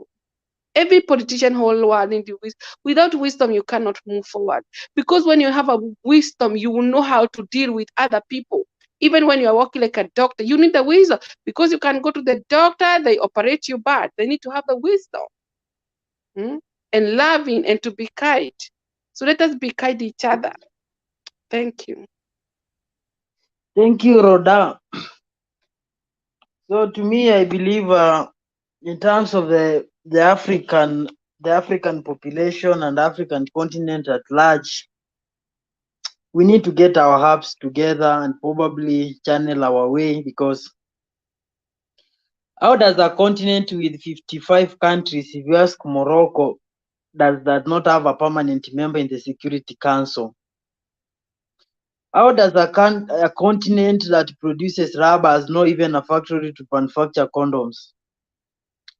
How is a continent that has so many mineral resources such as gold, platinum, and so forth, that their currency is based on the American reserves and the dollar and the hard currency like yen and franc? How does a continent with such kind of the less populous continent in the world is Africa? Why do you think that you deserve family planning, whereas you are the least populous continent in the world? Don't you see there's a sinister motive? Because why should you depopulate an already underpopulated continent if indeed it was meant well? Why can they not take it where they feel that there are so many of them to a point that the resources cannot sustain them?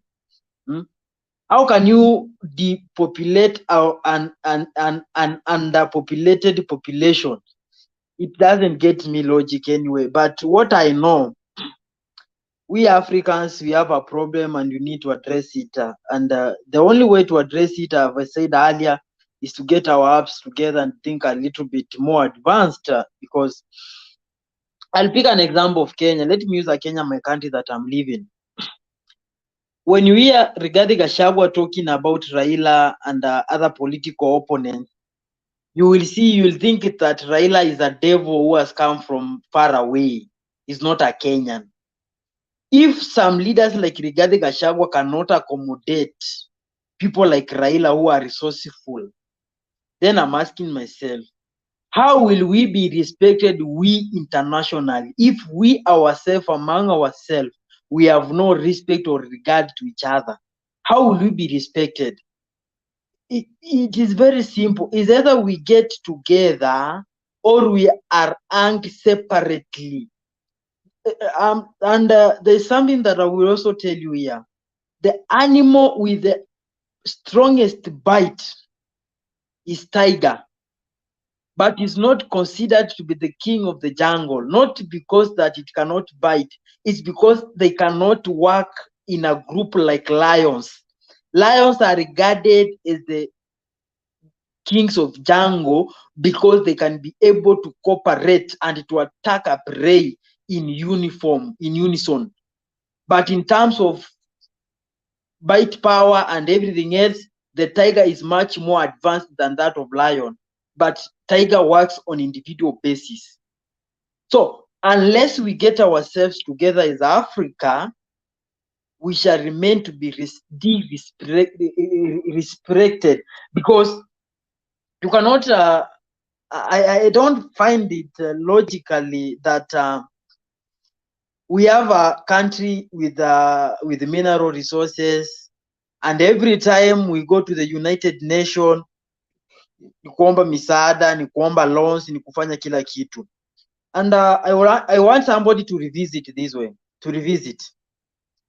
When William Ruto was in America during the National Assembly speaking, I want somebody to go and check it very well. Well, when Joe Biden was speaking about issue to do with the climate change, look at the attendance in that hall. And when an African president is speaking the same issue on the same hall, the number of people who are there. Unless we realize that ourselves, we need to do something to betterment of Africa, we can earn respect.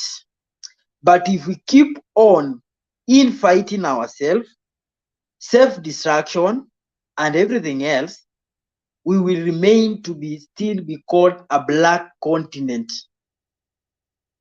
A continent whereby it has no any choice, but their choices are made elsewhere.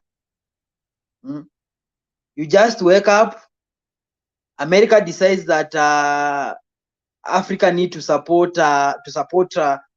this continent in terms of this, and you have no alternative. You have to go that way, or else you will be punished heavily. Why can't we not just channel our own way? And I want to challenge people here.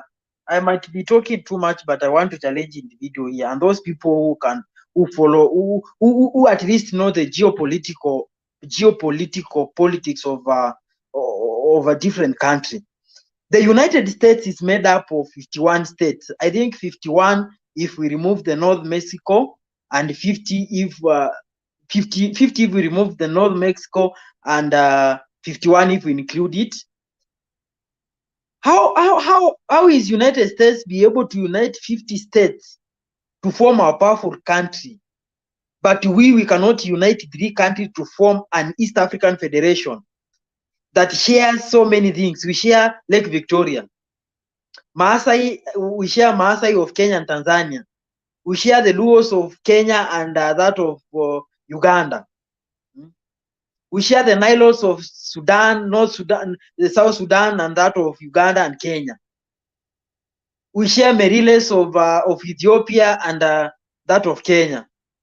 Not forgetting the Somali community that we share equally between Kenya and Somalia. What is so difficult uniting the 8 countries to form a East African Federation that has power? And then we make Kenya to become just a province. We make even Somalia become a province. We make Uganda to become a province. Then to have a president or to have a federation kind of thing, so that things to do with Al-Shabaab, we just need to welcome all Somalis, waende wengine Uganda, wengine waende Burundi, wengine waende Kenya, hivyo wakishatoka huko tupambane na Al-Shabaab, tukishamalizana na wao tuwarudisha maeneo yao, and then they continue living in harmony. Why is it proving to be so difficult? Look at a country like Russia. Russia is the largest country in the world. You need to get the bare fact is the economic might and power of a country comes with the land size. Mnaweza sema oh sijui nini, but land size is very important. Ni industry gani utatengeneza bila kutumia land? Ni nini unaweza fanya bila kutumia land? Hata kama ni barabara utatengeneza bila kutumia land. We need at least to sit down as an African continent and ask ourselves, where did we go wrong? What happened? And then on that note also, we need also to categorically rethink about we the black people, in this sense that why is it that we are so good at receiving money and betraying our core patriots? Why is it that it becomes so easy for an African to be corrupted, to kill a fellow African, or even to dispose a good leader? Why is it so easy for us to do so? Because the people who consumed Muammar Gaddafi, who had a dream of making America to be one country, was consumed by the same people that today are crying that the country is ruled by the three governments. When you talk of other countries that the president have died, when you look at Mali, Abubakar Keita, he was consumed by his own citizens, the black people.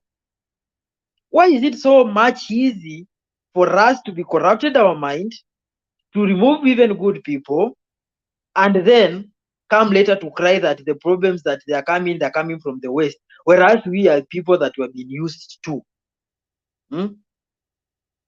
We need to think again and again and again as an African continent. We can be a good country. We can be a very excellent country. But whatever it takes sacrifices, decision, and above all, a good knowledge of achieving such kind of an economy and status. Na mi nataka niulize tu, sometimes I always cry when I look at the Mediterranean Sea.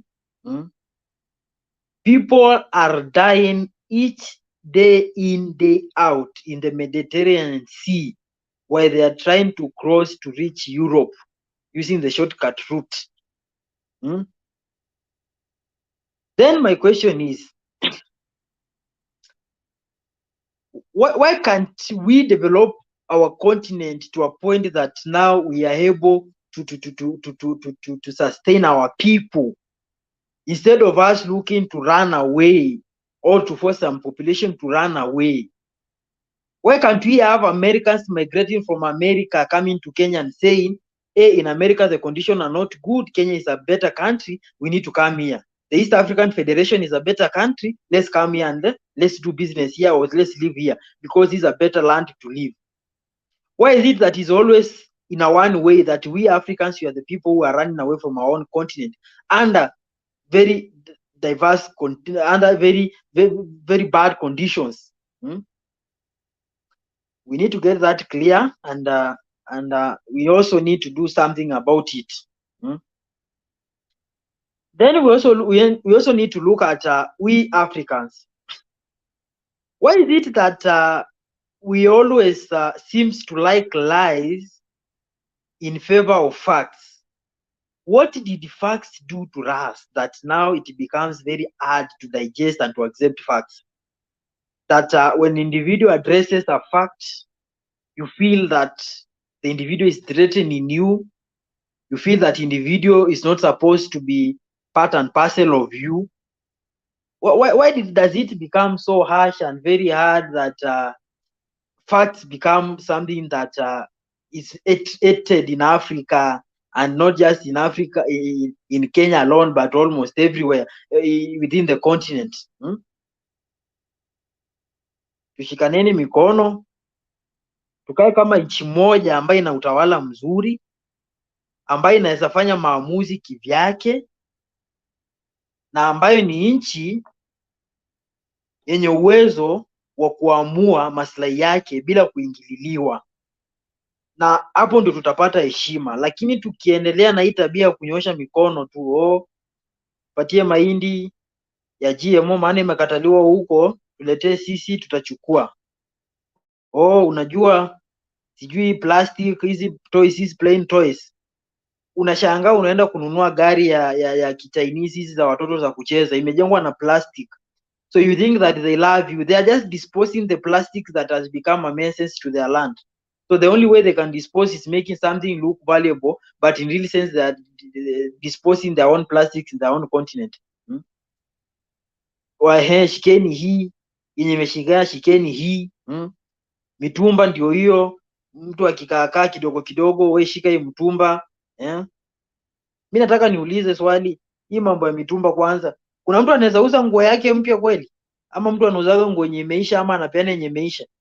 Sijaona mtu anauza nguo mpya eti anapeana free ama kwa bei rahisi. So we need to get our act together, and if we get it, I think we shall be able to have a say.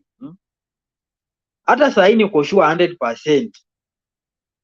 Saa hii hata nchi kama Uingereza ikiamua kuvamia Kenya ama ivamie nchi yoyote, iamua kutawala makoloni mambo leo, I'm sure there are Africans who will also cooperate very well with those foreign powers to ensure that Kenya becomes colonized or any other African country become colonized. But I hope siku moja tutafikiria na tukue na kizazi kizuri. Alafu pia kitu kingine pia ya muhimu ni kwamba wazazi, if you are a parent and you are listening to me wherever you are, please, if you have an hatred of somebody because you are told by your grandmother, let that hatred of that something or somebody die with you. Don't pass hatred to your children, that you are come to pass hatred to a particular your child because somebody so and so told you this and this. Let the child grow in a natural way where you will learn facts on his own, if you cannot tell facts wherever the way they are.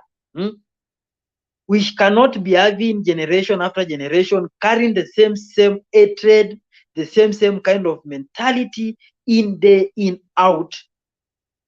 Sijui kama wewe ni mzazi, kama unajua huwezi ambia mtoto wako ukweli ambao unastahili kuwa ukweli, ambao hauna chuki ndani na una mambo mengine, nyamaza tu, acha walimu wamfundishe ukweli.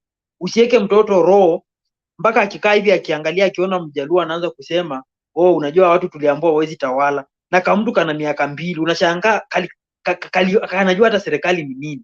So let that hatred dies with us. Kama ni hatred tuko naye dhidi ya kabila ama kitu kingine, wache kufe na sisi wenye tuko nayo, lakini tusipitishe kwa watoto wetu. Ndio ile hata watoto wakikuja watashikana sana na watatengamana kiurahisi na kuunga taifa ambalo limeshikana mikono, badala ya kupitisha chuki kila wakati. Unajua sijui Mjaluo, sijui Mkamba, sijui Mkikuyu, sijui. Hapana, tuache tu sisi tukue nayo, maana sisi tuliwekwa na ikaingia kwa vichwa, tukufe nayo. Tukishakufa nayo, kizazi itakayokuja itakuwa inajua hizo maneno, watashikana waunde taifa ambalo ni taifa salama. Yes, Duke. Good morning, good evening.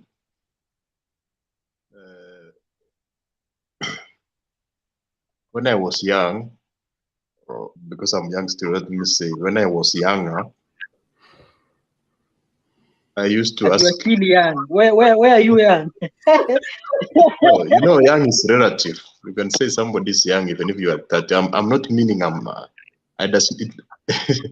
I'm saying I'm young. It does not mean that I'm 10 years. You can be 40 and consider that as young. So when I was younger, I used to ask a lot of questions.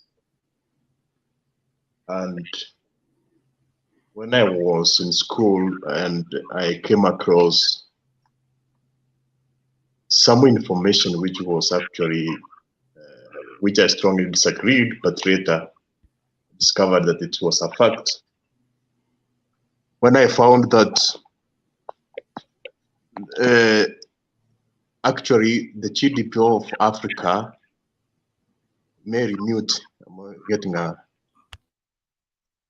I found that the GDP of Africa is less than 10% of the US. Then I asked the question, why is that disparity? That one country a continent is less than 10% of a country. And then I went ahead and asked a question. Why can't we print money? Because I know the answer is inflation, that if you print more money, there will be inflation and then the currency will have no value. But why can't we maybe print enough, not excess? I'm giving that information because, but later I discovered that those are the questions which are asked by every person. So later I knew that the solution is trying to find the answers for those questions, because those questions are shared by many, and many don't understand the answers. So the problem is we are in the business of looking for those answers. So Francis, to a large extent, you always ask those questions here. But those questions are shared. What is difficulty is to find answers for those questions. For instance, if you have been asking questions, I've been listening to you for a while, let's say like 30 minutes when you have been asking the questions of why can't we be one country, maybe Africa be a country, or maybe East or Eastern Africa be one country.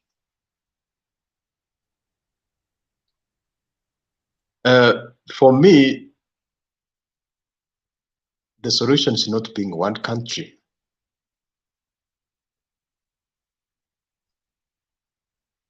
The solution is doing the right thing. Because even if you are a big country by size, by population, if you are not doing the right thing, then there is no return from the unity. You can be united in doing the wrong thing. That's why you find countries like DRC are the largest in Africa, and they have all resources and they have everything. But are they better? No. So the focus is doing the right thing. So how can we be in a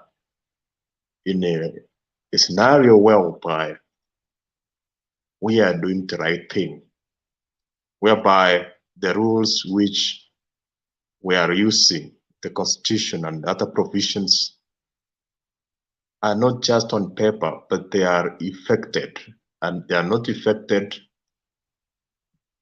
for the sake, but for every person who pays them, and they apply equally to each and every individual. For instance, most of you have been talking about the GMO, genetically modified foods, but it has been illegal in Kenya for a long period of time. But how many genetically modified foods do we have right now when there was a ban on those products? Thousands of products. Somebody was actually giving a documentary about the genetically modified rice. Like 10 varieties already now across the supermarkets, across the country. So that means sometimes the provisions which we have are not necessary because they are not implemented. So that it has been illegal for us to have genetically modified foods, but we have like 10 varieties, different rices across supermarkets and across selling points which are genetically modified. So how can we end up in doing the right thing? So, and I want to reiterate what Morgan Freeman said. It's about embracing the differences and trying to unify the differences so that we can have a common understanding. For example, when it comes to science, Maybe when it comes to maths, why does all of us agree that 1 + 1 is 2? But when it comes to politics, even simple basics, which should have actually one way or one answer, we end up having like 10 answers, and differences become more stronger, which can even degenerate to conflict or fights. So it's about trying to reduce the gap of the differences by especially listening to those who you disagree with, so that through that we can be able to narrow those differences, and by narrowing those differences we are able to be together and to have common solutions, because the problems are affecting all of us. So in a country or in a region where we have several differences, it cannot be that only one way is right. So when somebody or some of you here are actually focusing on one way, actually I can say one person or one man is the solution, then that is not finding the solution. So that's what I can say for today. Yes, Duke, you have said a very good thing, that you need to unify people and to have a common language. But we have a deputy president who has a loose mouth. Yaani Gachagua mdomo wake ni kama imekuanga imepakwa sumu. Haezi simama aongee kitu hivi akose kutukanana ama kuongea chafu. Then I'm asking myself, kwani is Raila Odinga not a Kenyan or what? Like, I've never gotten this sense. Like, yes, Ruto is a democratically known president under the constitution. He is democratically maybe elected or even being selected, that is the president of Kenya and deputy. Why all this bitter? Or what is it that Gachagua feels that if Raila supports the government or come close to government, things will go wrong? What is it? Because mimi sijawahi elewa ni nini hiyo yenye Gachagua anogopanga pengine Raila akikuja, ni nini inaweza tokea juu mimi sijawahi elewa. Kuna ubaya gani? Hebu nieleze juu mimi nanishindanga. Juu msee ni mtu, yeye anaweza reply anything as long as ako against Raila. Yeye atakangi kujua chenye anasema, mradi tu Raila anampinga Raila. I've never known it. Why? Somebody just to explain to me, I understand it, so that at least hata mimi nielewe, nijue hii kitu inakuanga aje. Yes, Duke. Let me explain that. First of all, in Kenya, when you see those politicians, especially those at the top, sometimes they say something which appears extremely stupid. But I later discovered that maybe it's appearing stupid to some of you, some people. Those politicians understand that maybe if I'm going to Nyeri, many people are against Raila. So they want me to talk something against that. And that has been the bad politics in Kenya, whereby people are not doing the right thing, but people are assessing the masses and they say what the masses want to hear. So that's just the issue. Then on that, before you proceed. So just a moment. So yes, the people who will change that, for example, if maybe, for example, what Moses Kuria said, or what Gachagua sometimes says, people take it normal. People don't criticize that. The popularity of those people don't decrease.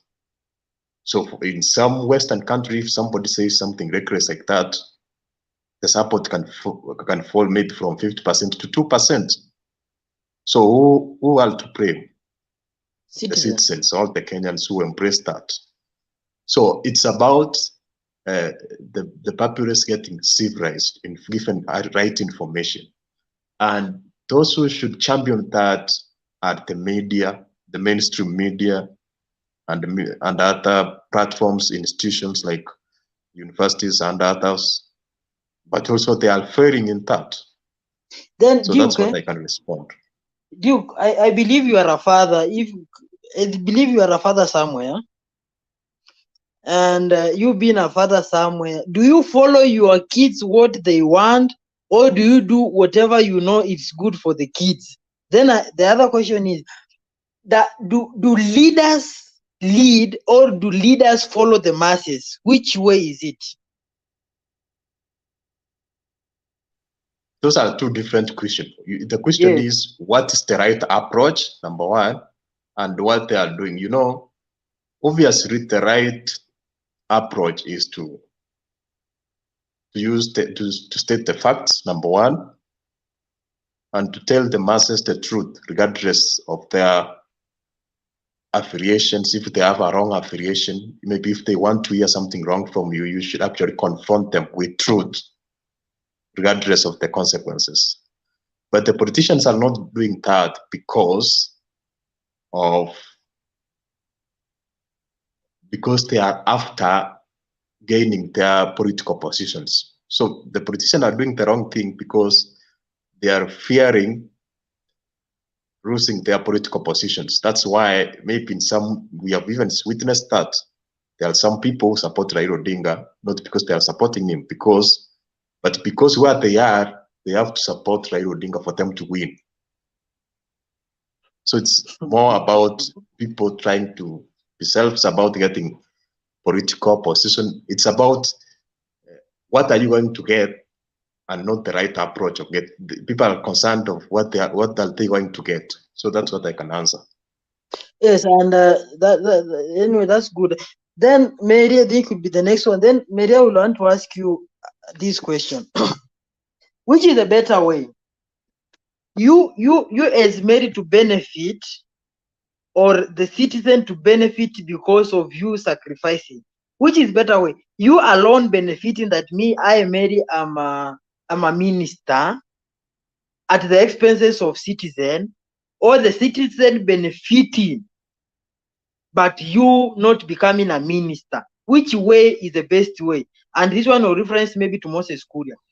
If Moses Kuria is a minister, which is better way? Moses Kuria being employed and earning government salary and speaking such kind of nonsense, or Moses Kuria being demoted and staying away from the government, and another competent individual is elected or selected in that position to serve the masses? Which way is more appropriate or good one? Yes, Mary. Today is a very good evening for me, and I would say, Duke, if you are near me, I would have shaken your hand. You said something that really made me comfortable about people looking for position, using politics for position. They don't care whether it hurts or it harms. Okay, Francis. Yes. Categorically, I said yesterday, there's somebody who came there and said we are hypocrites, that if only we are given money, we would stop talking about what we are talking. I am that person. I am that woman who will stand for the right thing. I don't want to benefit. I want my people to benefit, simply because those are the majority and I'm the one leading them. When I make a mistake for the people who are following me, there is a big repercussion which I will not be able to resist. So for that reason, I say I follow my people needs, wants, likes.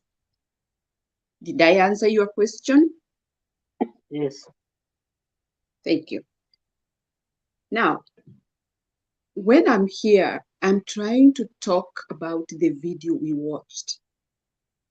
Mzungu kila siku aim yake ni wewe uwe chini yake, afanye chochote anafanya, kibaya kizuri, you say yes sir. Mzungu hata sasa anaenda kukuua, atakuita come here honey, come here sweetie, na unaenda kukufa. Ebu imagine such a kind of a scenario. So vile nimeona kwa hiyo video, na huyo mzungu ametoka pahali ametoka na akaingia Kenya, na watu wanamkimbilia, wanamwelcome kama mtu ambaye ni wa manufaa. Hivyo ndivyo Afrika imekuwa na hawa wakubwa. And in fact, hawa wakubwa ndio wamefanya wananchi, lay person, tuwe kwa hizi shida tuko nazo. Magonjwa, ufukara, shida ya chakula, ni wakubwa wamefanya hivyo. Sio sisi. Sisi tunaumia kwa sababu ndovu wawili wakipigana, sisi ndio nyasi. Sisi ndio tunaumia. We are innocent.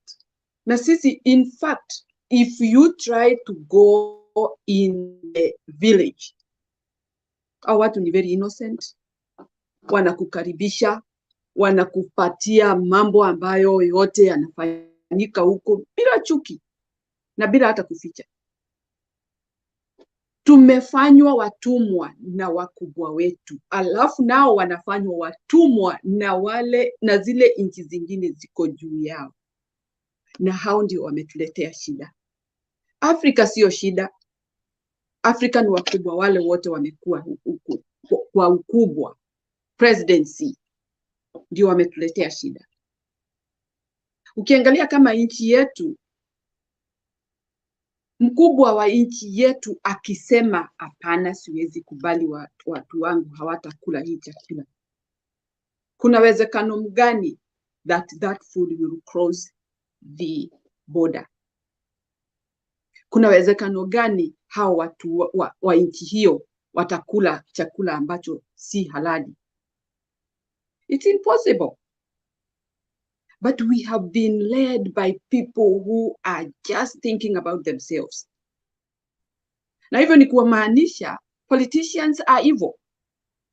Na hakuna tofauti na Amandra. Ikiwa wewe unakuwa politician, alafu unakuwa wewe ni mtu wa kuletea watu sumu ndio wakule. The other thing I wanted to add, Duke, is how you say that GMO is already in Kenya. Let's say for example, ukikuta watoto wako wanakula sumu, na hii swali nilisema even yesterday, ukikuta watoto wako wanakula sumu, do you tell them continue eating or taking that poison? Unawachukua unapeleka hospitali, wanatibiwa, wanarudi nyumbani, na unawaambia tafadhali msirudi kufanya hivi. That is dangerous. Kwa hivyo mkubwa ambaye amechaguliwa, ambaye anajua madhara ya hizo chakula wanataka kuleta Kenya, tabu yake ni nini? Sisi tuko imara, tunataka kula chakula yetu ambayo tumelima. Tabu yake ni gani? Pesa ako nazo za kutosha. I don't know. Ni ngapi anataka? Si achukue zetu zote na wachane na sisi, tuishi maisha yetu, tukule ile chakula tuko nayo. Achukue pesa, si tukule chakula yetu. We don't want anything from outside. My problem is, how much do they want? How rich do they want to be? Sisi hatutaki utajiri, tunataka tu usalama. Tukule viazi yetu, tukule maharagwe yetu, tukule mboga zetu bila wasiwasi. But now we are being brought something here just to make us stagger all over the country. Tuko na wasiwasi. Hii ninakula ni nini? Nitakula nikufe. Why do you want to keep your people like that? Mimi sikuzaliwa na huyo mtu, na yule mwingine hakuzaliwa na huyo mtu. Mimi niko na mzazi wangu, na yeye ako na mzazi wake. Kwa nini asirespect hizo family zikae hivyo? Unatuletea chakula mbaya ya nini? Is that how your history going to be? Is that how you are forming your history? That kuna president mmoja aliletea watu wake chakula mbaya, wakaumia, wakakufa. It's even much better if people are dying because of famine, which is natural, rather than bringing a killer food. Tumeona mengi yamefanyika, hata country, hata Amerika imefanyika, na kwanza wacha hiyo haikuwa hata chakula, ilikuwa habari ya dini. Watu wanakuwa brainwashed, wanabebwa na ndege, wanapelekwa msituni, ati wanaenda huko kufanya sijui fasting, wafanye mambo yao huko. Dakika ya mwisho walifanywa nini? Waliambiwa nyinyi wote, kwa sababu mmeokoka na mnaamini Mungu, mupitie kwa ile drum. Kila mtu anachukua share yake. Na walikula. And all those people died. They died like flies. Kwa nini? Kwa sababu waliongozwa na mtu ambaye ni kichwa ngumu. Mtu ambaye hana heshima na maisha ya mtu. Haogopi Mungu. Unaona alikuwa anatumia jina ya Mungu. Wao walikuwa Wakristo, wamemwamini, wamemfuata, wameenda msituni, ati wamejitenga na watu wabaya, ndio waende huko waombe Mungu, wakeshe, wafanye mambo yote. They died, all of them. Only few who ran away. That is how it looks now. Kenya is looking like everybody is gonna be murdered. Si kwa kisu, ni wewe tu utachukua hiyo chakula uweke kwa mdomo. Imeletwa na serikali yenu. Serikali ambayo haijali maslahi yenu. Wamewaambia wazi. And to make the matter worse, you are being told point blank. You are getting the message. And yet people are sitting down, listening to this and accepting, because some have accepted. But Kenyans, the majority don't want this because they know it's harmful. They want to live. They want to have their children. They want to care for their children. They want to care for their parents, because that is how we have been brought up. Hii machakula tunaokotewa tuletewe. Kwa nini inaletwa? Kwa nini tusiletewe organic food? Na tena tuko na organic food kwa nchi yetu. Kwa nini tunaletewa chakula? That thing is pre-planned. Na ni kitu ambacho sisi wa Kenya tukatae, na tukatae na roho moja. Tukatae kabisa. It is not a good thing. Kama wao hawakuli, kwa nini sisi tukule? Sisi si wanyama. Na mumekuwa treated na hawa watu kama wanyama since long time ago. When are we going to wake up? When are we going to refuse being dominated by people who even don't live with us? Ni wakuje wawamalize na waende kwao. Waende wakaishi maisha wakicheka. It's evil. May God forbid this. Thank you, Francis. Thank you so much. You know, I think with the number of the people who are following us is reducing at a very high rate, and also I think also even to me I want to have some rest unless the people are coming. We start from Rhoda, then I, then you, and then then Duke, and we finish with you concluding remarks, so that I will be able to end the show, because the number of viewers are reducing at a very high rate. And the viewers are the one who keeps us going, because the message wants to reach everybody everywhere, and the number they are, the bigger they are, the more motivated we get upon, because this journey is not about I, it's about we, but the change is about I. But that journey we have to walk as masses to be there. So Rhoda.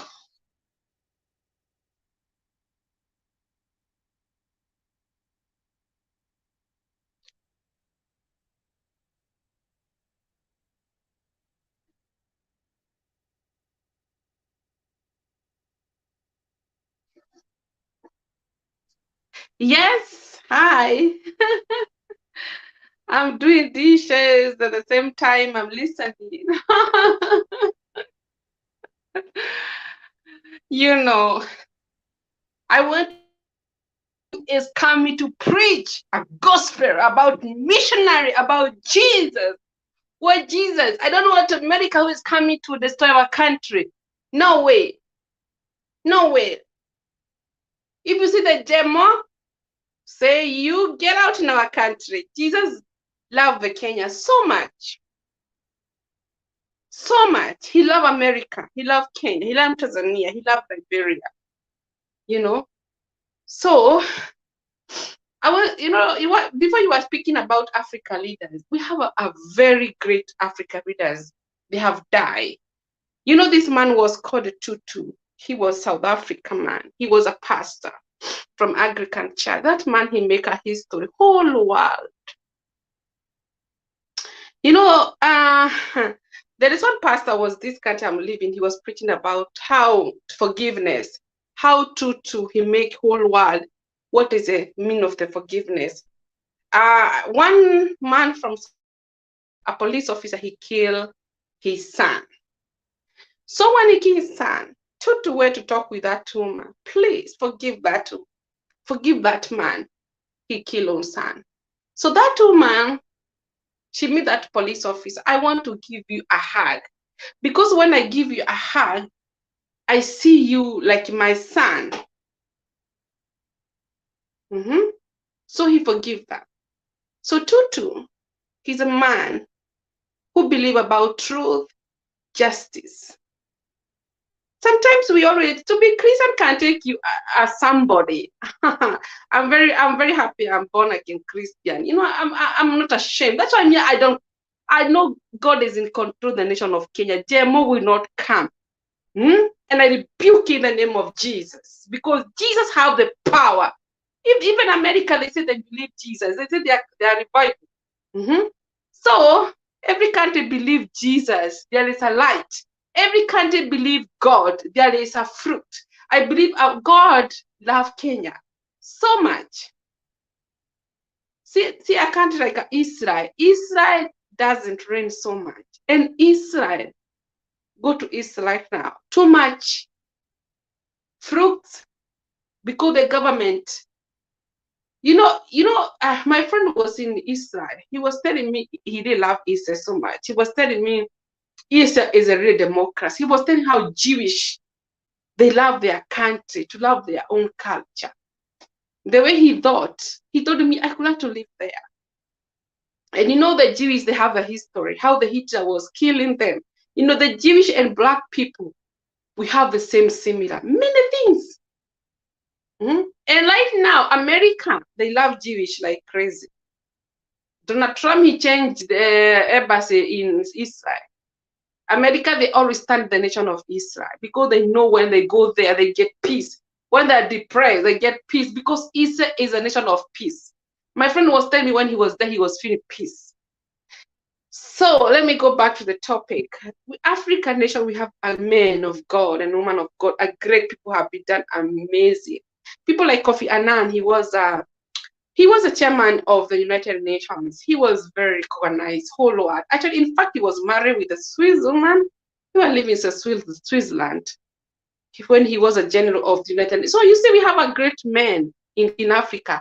So this woman called Tutu, by the way, he win, it's called Nobel Prize here. We usually give a celebrity Nobel Prize. He win the Nobel Prize, what he have done in the nation of Africa and the whole world. He was saying, without justice, no the truth. Without the truth, no justice. So he win the Nobel Prize here. People like Wagari Wamadai. We have a great man in Africa, women in Africa, like men and women. Wagari Wamadai, she win the country I'm living. Nobel Prize. You know why? You know the history of Wagari Wamadai. So we have a man and woman. They can do a great whole world. See people like Lumumba. He usually represent about Africa. He like a president of Ghana. He's just amazing. I don't know if it's the one. He was saying like Black people, like a slavery in America, they can go back to Ghana. Most of the Black Africa, they went to America. Most of them, they are from Ghana. They're West Africa. So he was saying they can go in Ghana, they can buy even the property and they live there. Can you imagine? He make the history that much. The president of the France, he really afraid the president of Ghana, how he stand with the black people. I think they can go back to Ghana and they built their country. So let me tell you, black people, we are very smart. And many people are looking. You see a country like Nigeria, it's really blessed. They have oil. It's very blessed. So Africa, we are blessed. Africa is a nice country. And that's why these people, they want to take what we have. They're always afraid because they know we are smart. You know, let me use like Kenya women. Kenya women, we marry with everybody. Like my friend there, I know one, especially Kenyans, we used to be married with the Nigerians. Many women, they marry in Nigeria here. You know? And Liberia. Why? Why many women of Kenya, they are married with the Nigerian Liberia? Why? Because we are Africans. Yeah? Like one woman from Kenya, she married with the Liberia woman. And she's a Kikuyu, like me.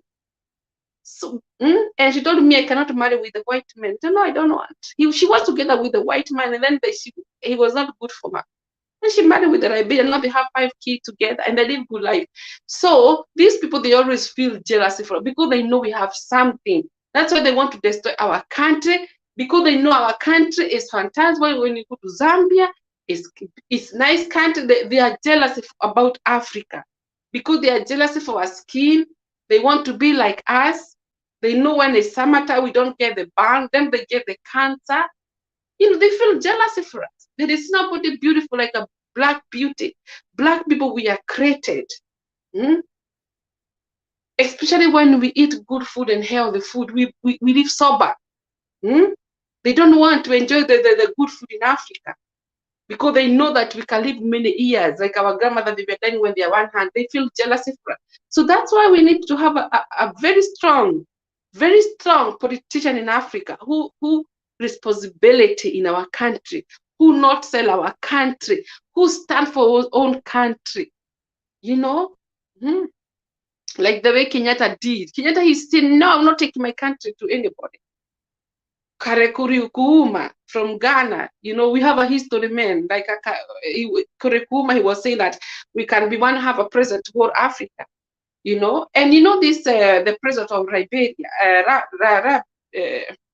this Arab country close to the Morocco, because Arabia, yeah, this man, he was killed because he was saying that Africa, we can be unity, we have one president. So America, they were trying to say, maybe they're the one who killed him. We don't know. This president from the one we were talking about him, Rhoda, yeah. What happened with Muammar Gaddafi? Yes. The former president of Libya, that is Colonel Muammar Gaddafi, was attacked by NATO while he was escaping to go to Tunisia. People who killed them with the Americans. They bombed his convoy with a NATO-led missile. And after that bombing, what happened is that the National Transition Army got hold of him, and the one who actually killed him. But were it not for the Americans who bombed the convoy that was together with Muammar Gaddafi, Gaddafi could be alive or could be alive in another country. So it is Americans. It's not if it was, it is the Americans who killed Muammar Gaddafi. Okay. Yeah. So Gaddafi was wanting to bring Africa together. And that's why he was killed. We don't know whether it's a NATO killed him. NATO is an organization from America. So because they know he have something, that's why they were against him. So America, they're always against. And it's not only Africa. Many countries, America, they have been destroyed. A country like Iraq, they bring the war there. And they destroy. Now Iraq is nowhere. In Afghanistan, you know what happened in Afghanistan? They bring the war. And they're the one who are being killed. They're military. So America, they are against Africa. They are against from Arab. They are against us. They don't want to see, they don't want Africa to grow. They don't want Africa to invest. They don't want, we have educated people. So we must stand for our continent together. And we can make it, and we can defeat the enemy. Thank you. I finished. Thank you, Rhoda. So for my case, I just give a concluding remarks is that we, the people, we need to think a little bit more. We think to have a clear direction of what you want. And I will retaliate and say that Kenya needs to have leaders and not followers.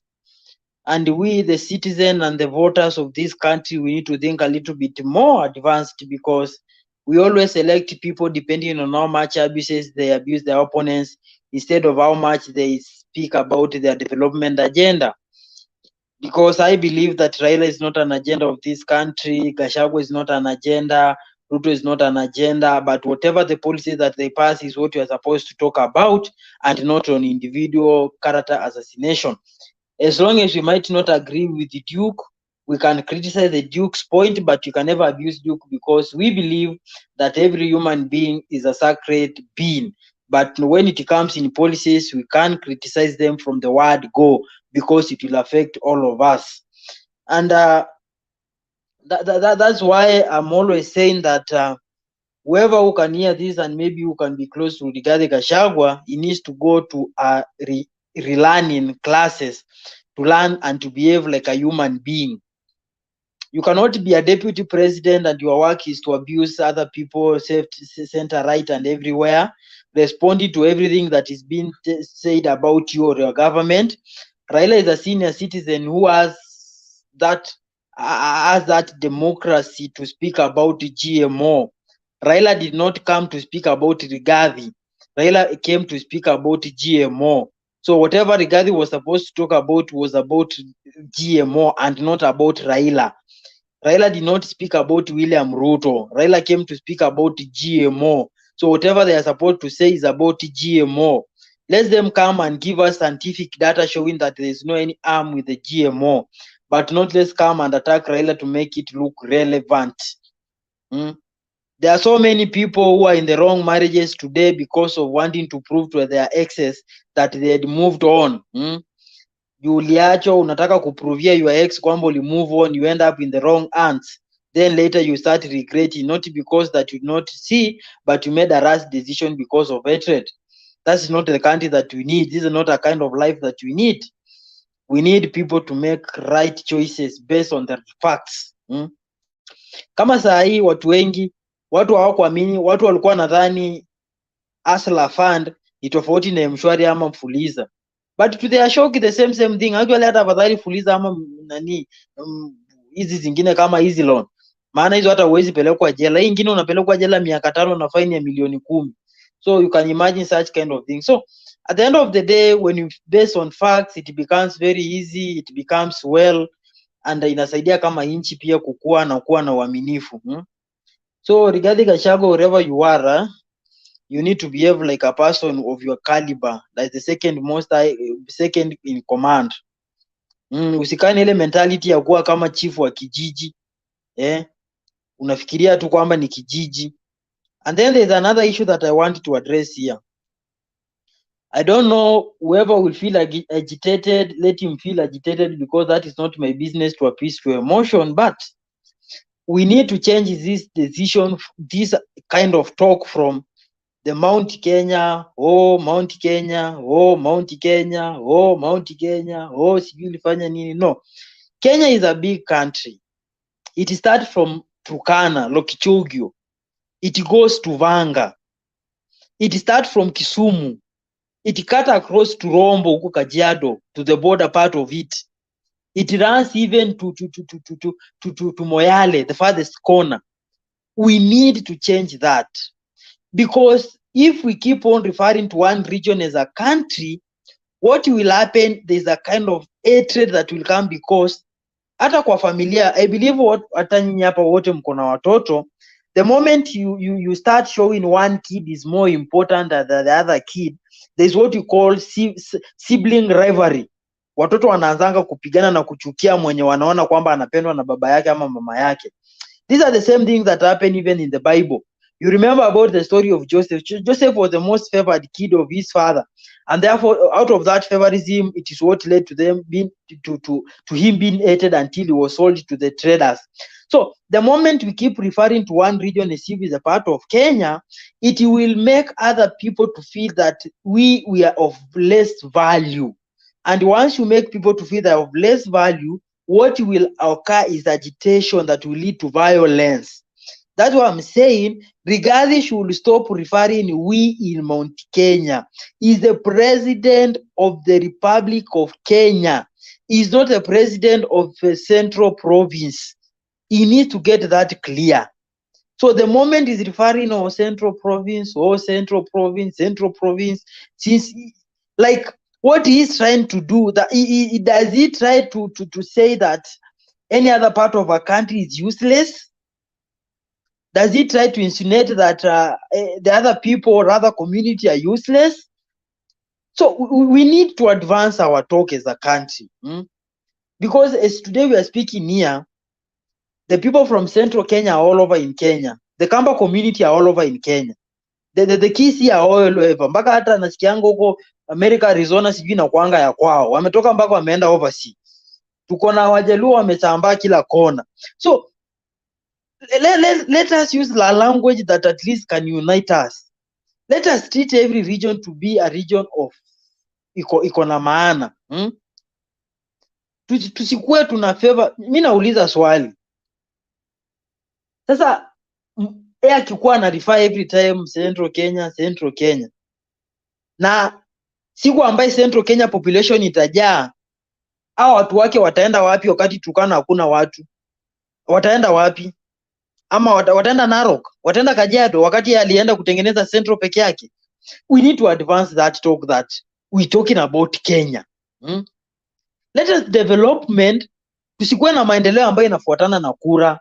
Ati juu sasa Ruto Central Kenya ilimpea kura mingi, atafanya maendeleo hapo ndio ili 2027 akuwe president.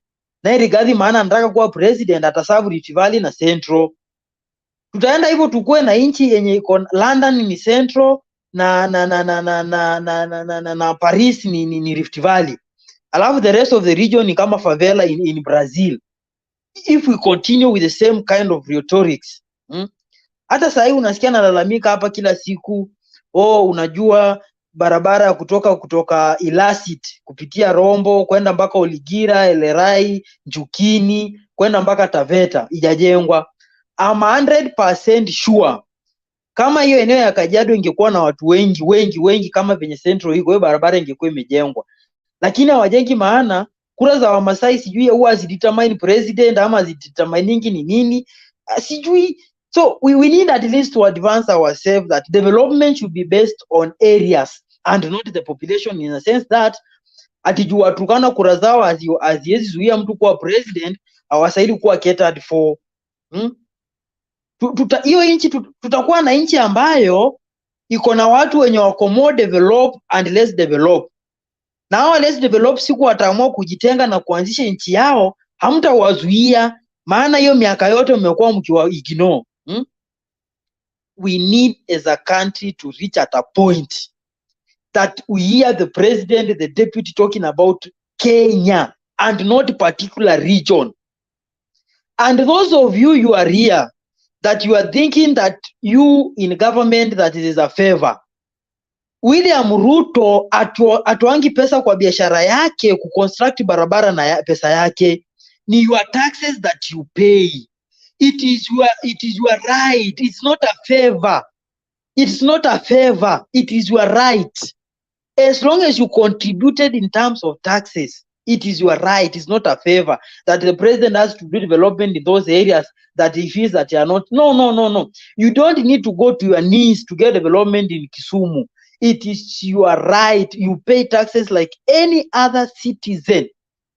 And that is why I'm reiterating and saying here and here again. Let us build a united country. Because siku itafika yenye hii maneno ya Gachagua kila siku na watu kila siku wa kuongelea particular region kama ndo ina make choices yenyewe peke yake Kenya hii.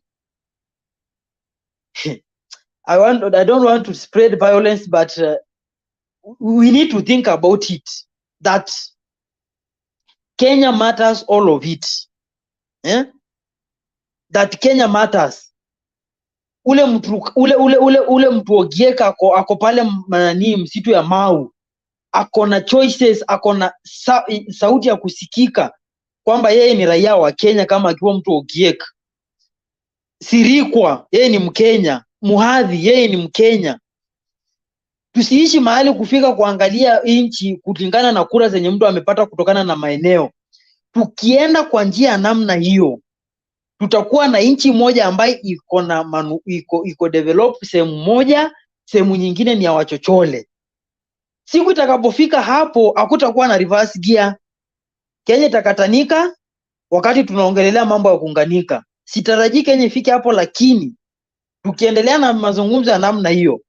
Then the other thing I'm talking about Rigathi Gachagua, and I feel that, man, if with an impeachment motion, it should be start with Rigathi Gachagua. When he's saying that Kanini Kega and Sabina Chege were lost when they were supporting Raila. When is Raila a demon, or who is Raila? Is not Raila not a citizen of Kenya?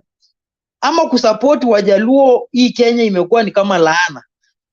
Because I've never gotten a sense why they say they were lost. Kwani yeye juu alisupportiwa na Musalia Mudavadi ni Muluya. Mudavadi alikuwa amepotea juu Waluya wengi walipigia Raila kura. Ama inamaanisha nini? Or what does he want to portray? That Luos are people of a less human being? I really pity him, because whatever he's cooking for it, siku itaivana, yo uja atakunywa yoko itamwagika yote, hata meza. We cannot be in a country that we feel that some community or some people are more superior than others, unless we want to kill this country completely. And I heard somebody saying, if Luos were the white people, Kenya could be leading in terms of racism. And I found it very true, because why say that Kanini Kega and Sabina Chege were lost when they were supporting Raila? Kwani Raila si binadamu? Ama Raila ni nini? Ama ni lazima supportiwe? Anyway, I hope somebody will tell him and say that whatever is cooking, ajichunge sana, maana mambo si mazuri. Unaweza shika simba ufungie kwa nyumba, lakini siku itatoka kwa hiyo nyumba sijui utaifanya nini. Anyway, for those who have gotten the message, let it be clear to them. We need anyway, yes, Duke, let's progress. For me, I want to talk more about Pan-Africanism. I'm a Pan-Africanist, and I know that as Africans, we are actually superior almost in everything. It's only that when those colonizers came, they distracted or destroyed our civilization. But those of you who know about history, you have to read about Mansa Musa. Actually, no, there was the largest empire in Africa. Actually, it was near West Africa. That's in the 11th century. And that was the richest empire at that time. But because the whites, those are actually Caucasians or the Europeans, discovered about the richness, actually that was the motivation of them to come into Africa in search of precious resources.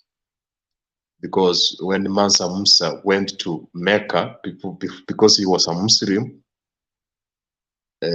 he was giving a lot of gold around his way, to the extent wherever he passed, there was an inflation because he was giving a lot of gold.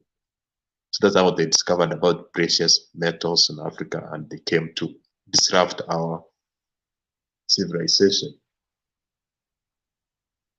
Then after that, they came in the name of trying to assist us, but they brutalized us. They took our resources. There was a time human beings were resources. they were taken away as slaves. They took precious metals. Actually, the accurate information indicates that 80% of the world discord is in Africa and South America, but almost all of it has been taken to Europe and the US. So it's more about the disruption of the civilization of Africa. That's why we are where we are. And if you need to know the truth about slavery, you can imagine for 400 years, Africa was subjected to slavery. That's why strong men were taken to work for free. And if you read about the pieces of information which were left behind, but the victims is that when the slaves were being dragged across the oceans and seas, they used not to be given food for 20 days.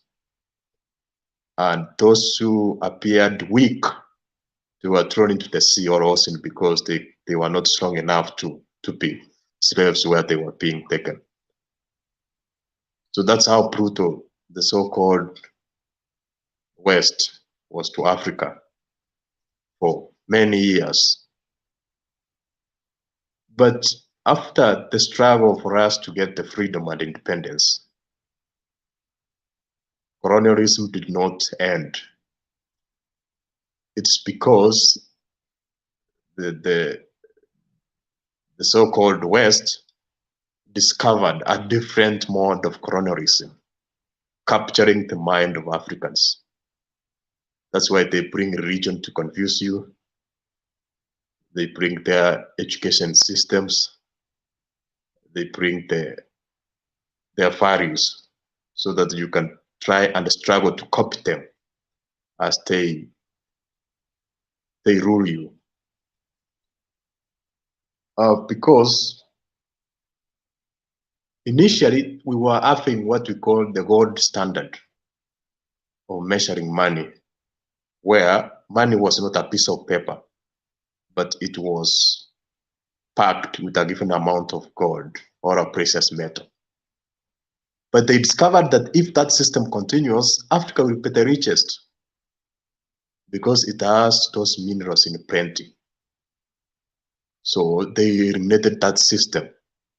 And now they wanted to print their own money in their own way. So nowadays, they're controlling the international monetary systems. That's why they can print money in their countries. But in Africa, if you try to do that, there is inflation and you suffer.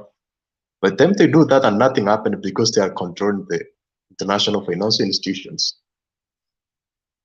That is the present day colonialism, which is the Africans are controlled. So that's why I want African to take the Chinese way. Remember the Chinese, when they were poor, the students from Chinese used to come to Africa and Europe to take the secrets away. They study, they see how they are doing things, they go with the information to develop their countries. But what are the Africans doing today? They go there and they become part of them. They get enslaved permanently. Now they consider themselves now, they are now like the Caucasians. So they go there for good. But Chinese discovered that we need to use our own values and our own system to transform a society. Any society which does not use its own values, its own ways, mechanisms which fits them, it cannot progress. That's why Chinese, they are using their own system, not the Western system, but in 2-3 decades, actually China will overtake the US. So those who are in the diaspora, those who are there to be enslaved and new comfortably forever, you should go there to come up with secrets to understand the way they work, and then you come back to implement it here. So that's how can we can move forward, how we can be like the Asian giants, like the China, talk about Singapore, talk about Malaysia. That's the right approach which countries have been using. So, but the Africans want to be like the Caucasians. They go there and they call themselves Americans, they call themselves Europeans, they want to be there for wood. So they forgot their origin, they forgot their culture. So that's what I can say. Thank you, Duke. It was a nice one. But I think we Africans, we need to think deeply and to be organized so that at the end of the day we can have a sound outside Africa. Because I don't know how, when we are disunited, how can we stand? And I think we need to get united before we can even have a say in the international forum. That is very important because we'll be speaking from one voice. But sasa shida ni viongozi wenye wako huku. We, people very divisive. Yani, people, you hear somebody talking, you ask yourself, is that a leader or is a rebel leader? Unapata mtu anaongea kitu na mwangalia, unauliza huyu ni kiongozi ama ni kitu tu imeokotwa kutoka tu mahali popote eh? Anyway, Mary,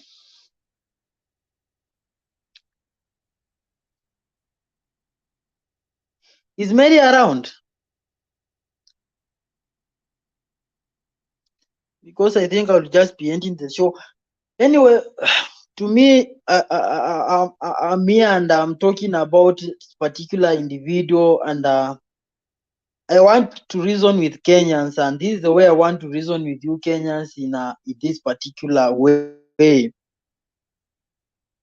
We are a country of 42 or 43 or 44 communities, if you include the Makonde, the Indians, and other tribes that were given identity to be identified with Kenya. We are around 44 tribes.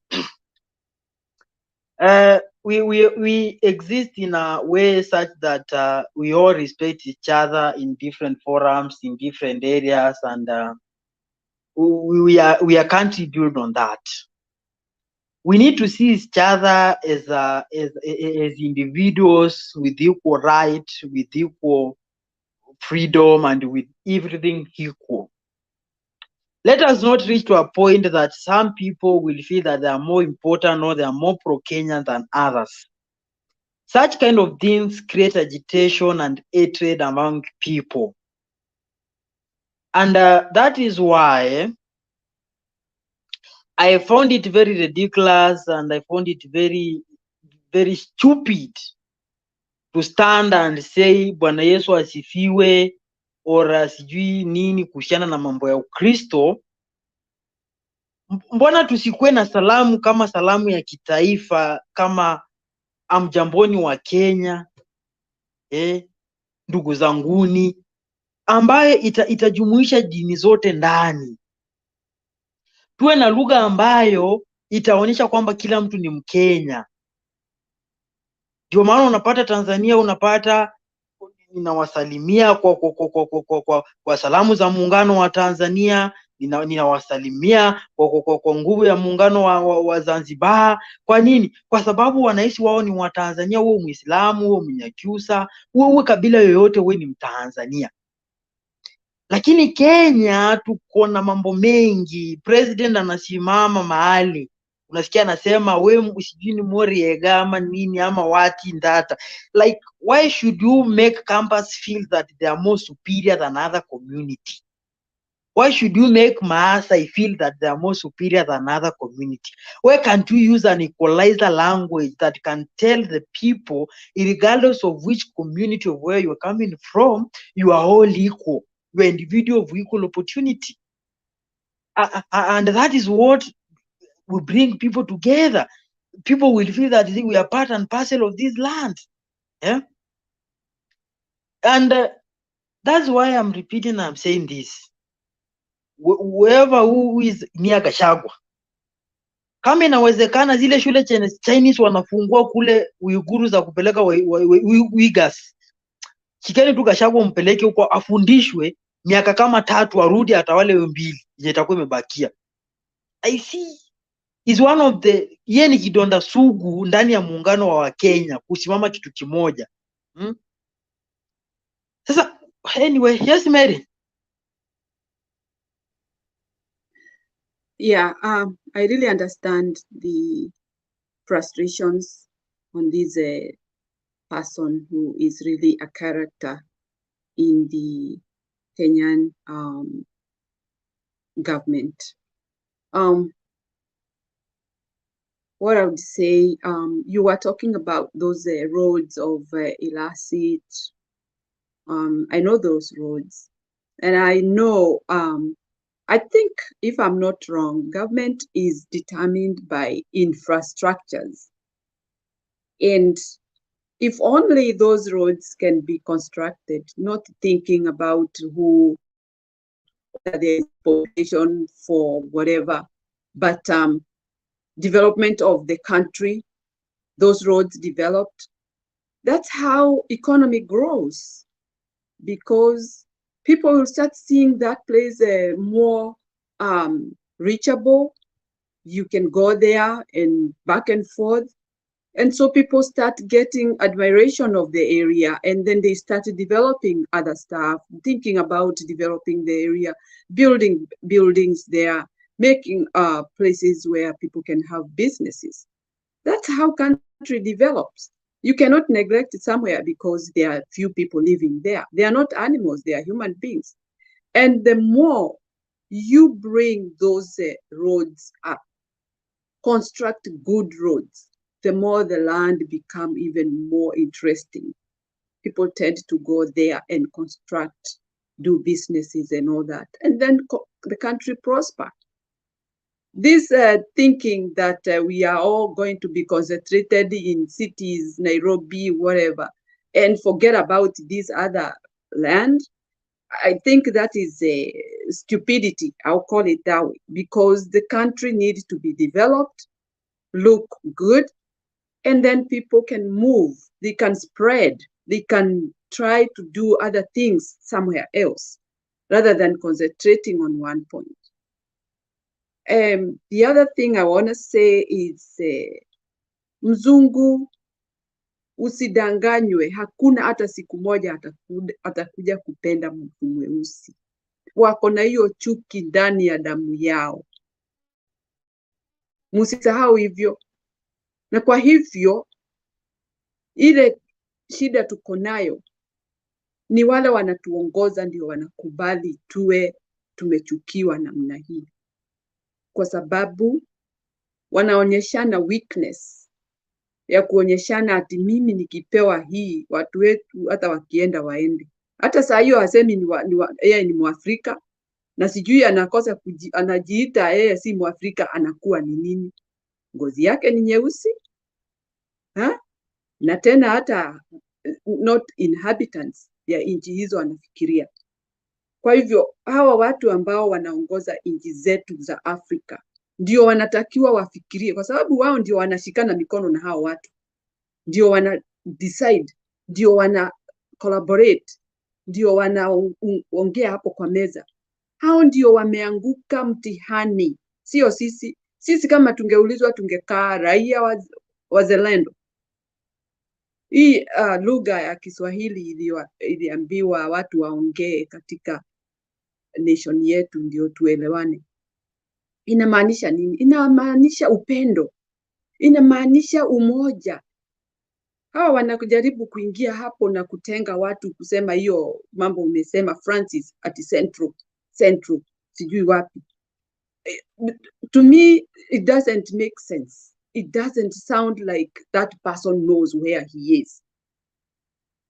Sioni hata kiongozi gani huyo anashinda akisema hapo central. That is something that should be behind everybody. Sisi ni Wakenya, na tukiwa Wakenya tuwe Wakenya ambao tunaaminiana na tunaelewana from all corners tuelewane na tuwe watu ambao tunaongea lugha moja, Swahili, ndio tuelewane, tusaidiane. Hawa watu ndio wameleta udhaifu na utengamano. Na huo utengamano ndio unaleta shida nchini. Mtoto anakuwa akiona ati baba hapendi yule mtu, mama hapendi wale watu. Kwa sababu gani?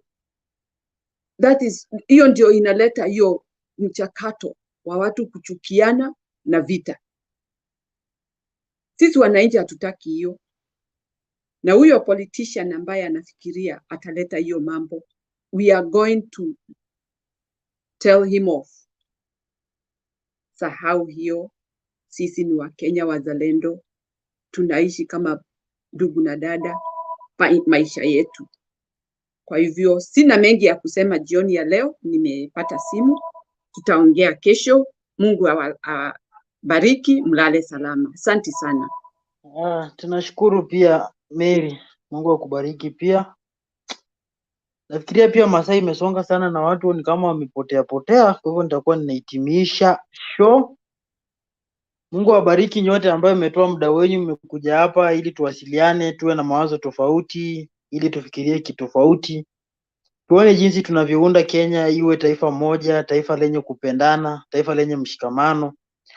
Hatuwezi songa mbele iwapo tutaenda tukiwa tumegawanyika, tutajihisi kana kwamba sisi ni watu tofauti tofauti, bali tunaweza kuwa kama nchi iwapo tutajihisi kama sisi wote ni Wakenya.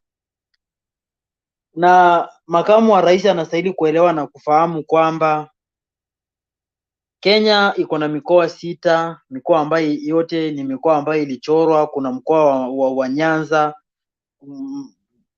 kaskazini na kusini ya Nyanza, kuna Ukambani, kuna Pwani. Ziko mikoa zaidi ya 5 ama mikoa 8 Kenya. Pia mkoa wa Kati ukiwa pale ndani. Yeye ni rais wa mikoa yote 8 na si rais wa mkoa mmoja. Kwa hivyo anapojaribu kuongea ni kana kwamba kuna sehemu moja yenye madhumuni ama yenye dhamana sana kushinda maeneo mengine. Hiyo ni kuhisi kana kwamba kuna watu wenye sauti kubwa kushinda ama sauti kubwa kushinda watu wengine. Na hivyo basi hilo italeta vurugano, italeta ugawanyika ndani ya watu. Ni vizuri tukae vizuri, tujihisi kana kwamba sisi wote ni Wakenya, sisi wote tuko sawa, tunalindwa vizuri, tunaishi vizuri. Na ningeuliza hivi, sisi jamii zingine maybe makabila 44 Kenya, tumekuwa na makabila mawili ambayo yamekuwa wakitoa rais. Na kati hizo makabila mawili sijaona mauaji tofauti na yale ya Gala community na mauaji kadhaa ambayo yalifanywa na watu kadhaa. Sijaona rais yoyote amesimama kutishia jamii yoyote ama kuangamiza jamii yoyote isipokuwa maangamizi ya Wagala ambayo yalifanyika mwaka 84. Sasa kama sisi jamii hizi 42 tuko sawa tu tukiongozwa na kabila zingine, mbona hizi kabila mbili zinahisi kana kwamba kabila zingine zikiongoza kutakuwa na ubaya? Tunastahili kuishi tuelewe kwamba kila mtu yeyote anaweza ongoza. Tunatofautiana kimawazo, hakuna mtu anataka kumaliza Kenya, hakuna mtu ako na shida na kumaliza Kenya. Hii ni nchi yetu. Kesho naweza kuwa nisipo hapo, naweza kuwa nimekufa, nimeondoka duniani, lakini Kenya tabaki kuwa Kenya. Kenya si mimi, Kenya sio wewe, Kenya ni yetu sisi sote. Kwa hivyo tufike mahali tujihisi kana kwamba tunastahili kuheshimiana, kuishi vizuri, kuona kila jamii ikiwa na usawa kama jamii zingine. Tuishi tuone kila maeneo yanahitaji maendeleo sawa kama maeneo mengine. Sasa hiyo barabara ambayo inashinda naongelelea na uchungu ndani, maana hiyo barabara imeanza kujengwa mwaka 2002 wakati wa serikali ya NAK. Imejengwa na mdomo mpaka leo hii ni miaka 20 baadaye. Hakuna kitu ambacho kimefanyika. Swali inayojiuliza ni je, huenda ikawa kana kwamba Wamasai maana ni wachache hawana uwezo wa kusema rais ni nani, ndio maana wanapuuzwa kana kwamba hawawezi fanya chochote? Ama mbona inakuwa namna hiyo? Miaka 20 tukipuuzwa tu namna hiyo kila siku. tunastahili kufika mahali tuone maeneo yote yakiwa sawa. Yanakupenda yakupendi, Kenya ni Kenya. Kwa hivyo Wakenya tushikamane, tuwe na viongozi ambao wanajua umuhimu wa kuwa pamoja kama nchi, na hiyo itatusaidia sana, hata maendeleo tutayapata kila kona. Kwa hivyo nashukuru pia wale ambao wanatufuatilia, endeleeni kufuatilia, endeleeni kuelimisha watu, ambieni watu wajue ukweli, waamini, na itatusaidia pia kupata hata maendeleo, kuelewa vizuri kwa kina, na pia itatusaidia pia hata nchi kukua na utengamano, itatusaidia nchi kuwa na maendeleo safi ambayo hayana vurugu ndani yake. Ninaamini kwamba Kenya ni nchi nzuri, itakuwa nchi nzuri kama kuna mabaya fulani yanaendelea, maana tuko hapa kwa ajili ya kurekebisha matatizo hayo. Tuwe watu wa kuongea wazi, kuangalia mambo tofauti, tusijipende, tuwe watu wa kupenda wengine, kuishi kama binadamu wengine ni sawa na sisi, na hivyo ndio maisha yako. Tukiishi wengine wako sawa na sisi, na tuwe tunaheshimu wengine, hivyo ndio tutaishi hivyo ndio tutafanya Kenya iwe taifa moja lenye raia wa kuheshimu nchi yao na watu wenye uzalendo wa hali ya juu. Ninashukuru, naona tumefikia mwisho wa kipindi.